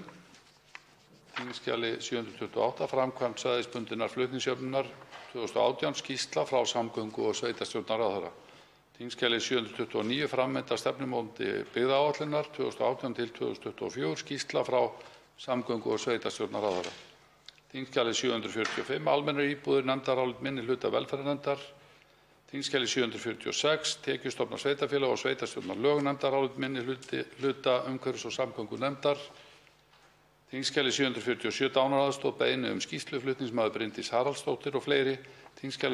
748, staða, stjórn og starfshættir þjóðkirkjunnar og fleiri. Nefndarálit fyrsta minni hluta allsherjar- og menntamálanefndar. Þskj. 749, fjárhæð veiðigjalda, fyrirspurn, flutningsmaður Þorsteinn Víglundsson. Þskj. 750, staða, stjórn og starfshættir þjóðkirkjunnar og fleiri. Nefndarálit 2. minni hluta allsherjar- og menntamálanefndar. Þskj. 751, Norræna ráðherranefndin 2017, skýrsla frá ráðherra norrænna samstarfsmála. Þskj. 752, Norræna ráðherranefndin 2018, skýrsla frá ráðherra norrænna samstarfsmála. Þskj. 753, starfsemi Fiskistofu, fyrirspurn, flutningsmaður Jón Þór Ólafsson. Þskj. 754, starfsemi Hafrannsóknastofnunar, fyrirspurn, flutningsmaður Jón Þór Ólafsson. Þskj. 755, starfsemi Matvælastofnunar, fyrirspurn, flutningsmaður Jón Þór Ólafsson. Hlé verður nú gert á þessum fundi til klukkan 18:00. Fundi er frestað.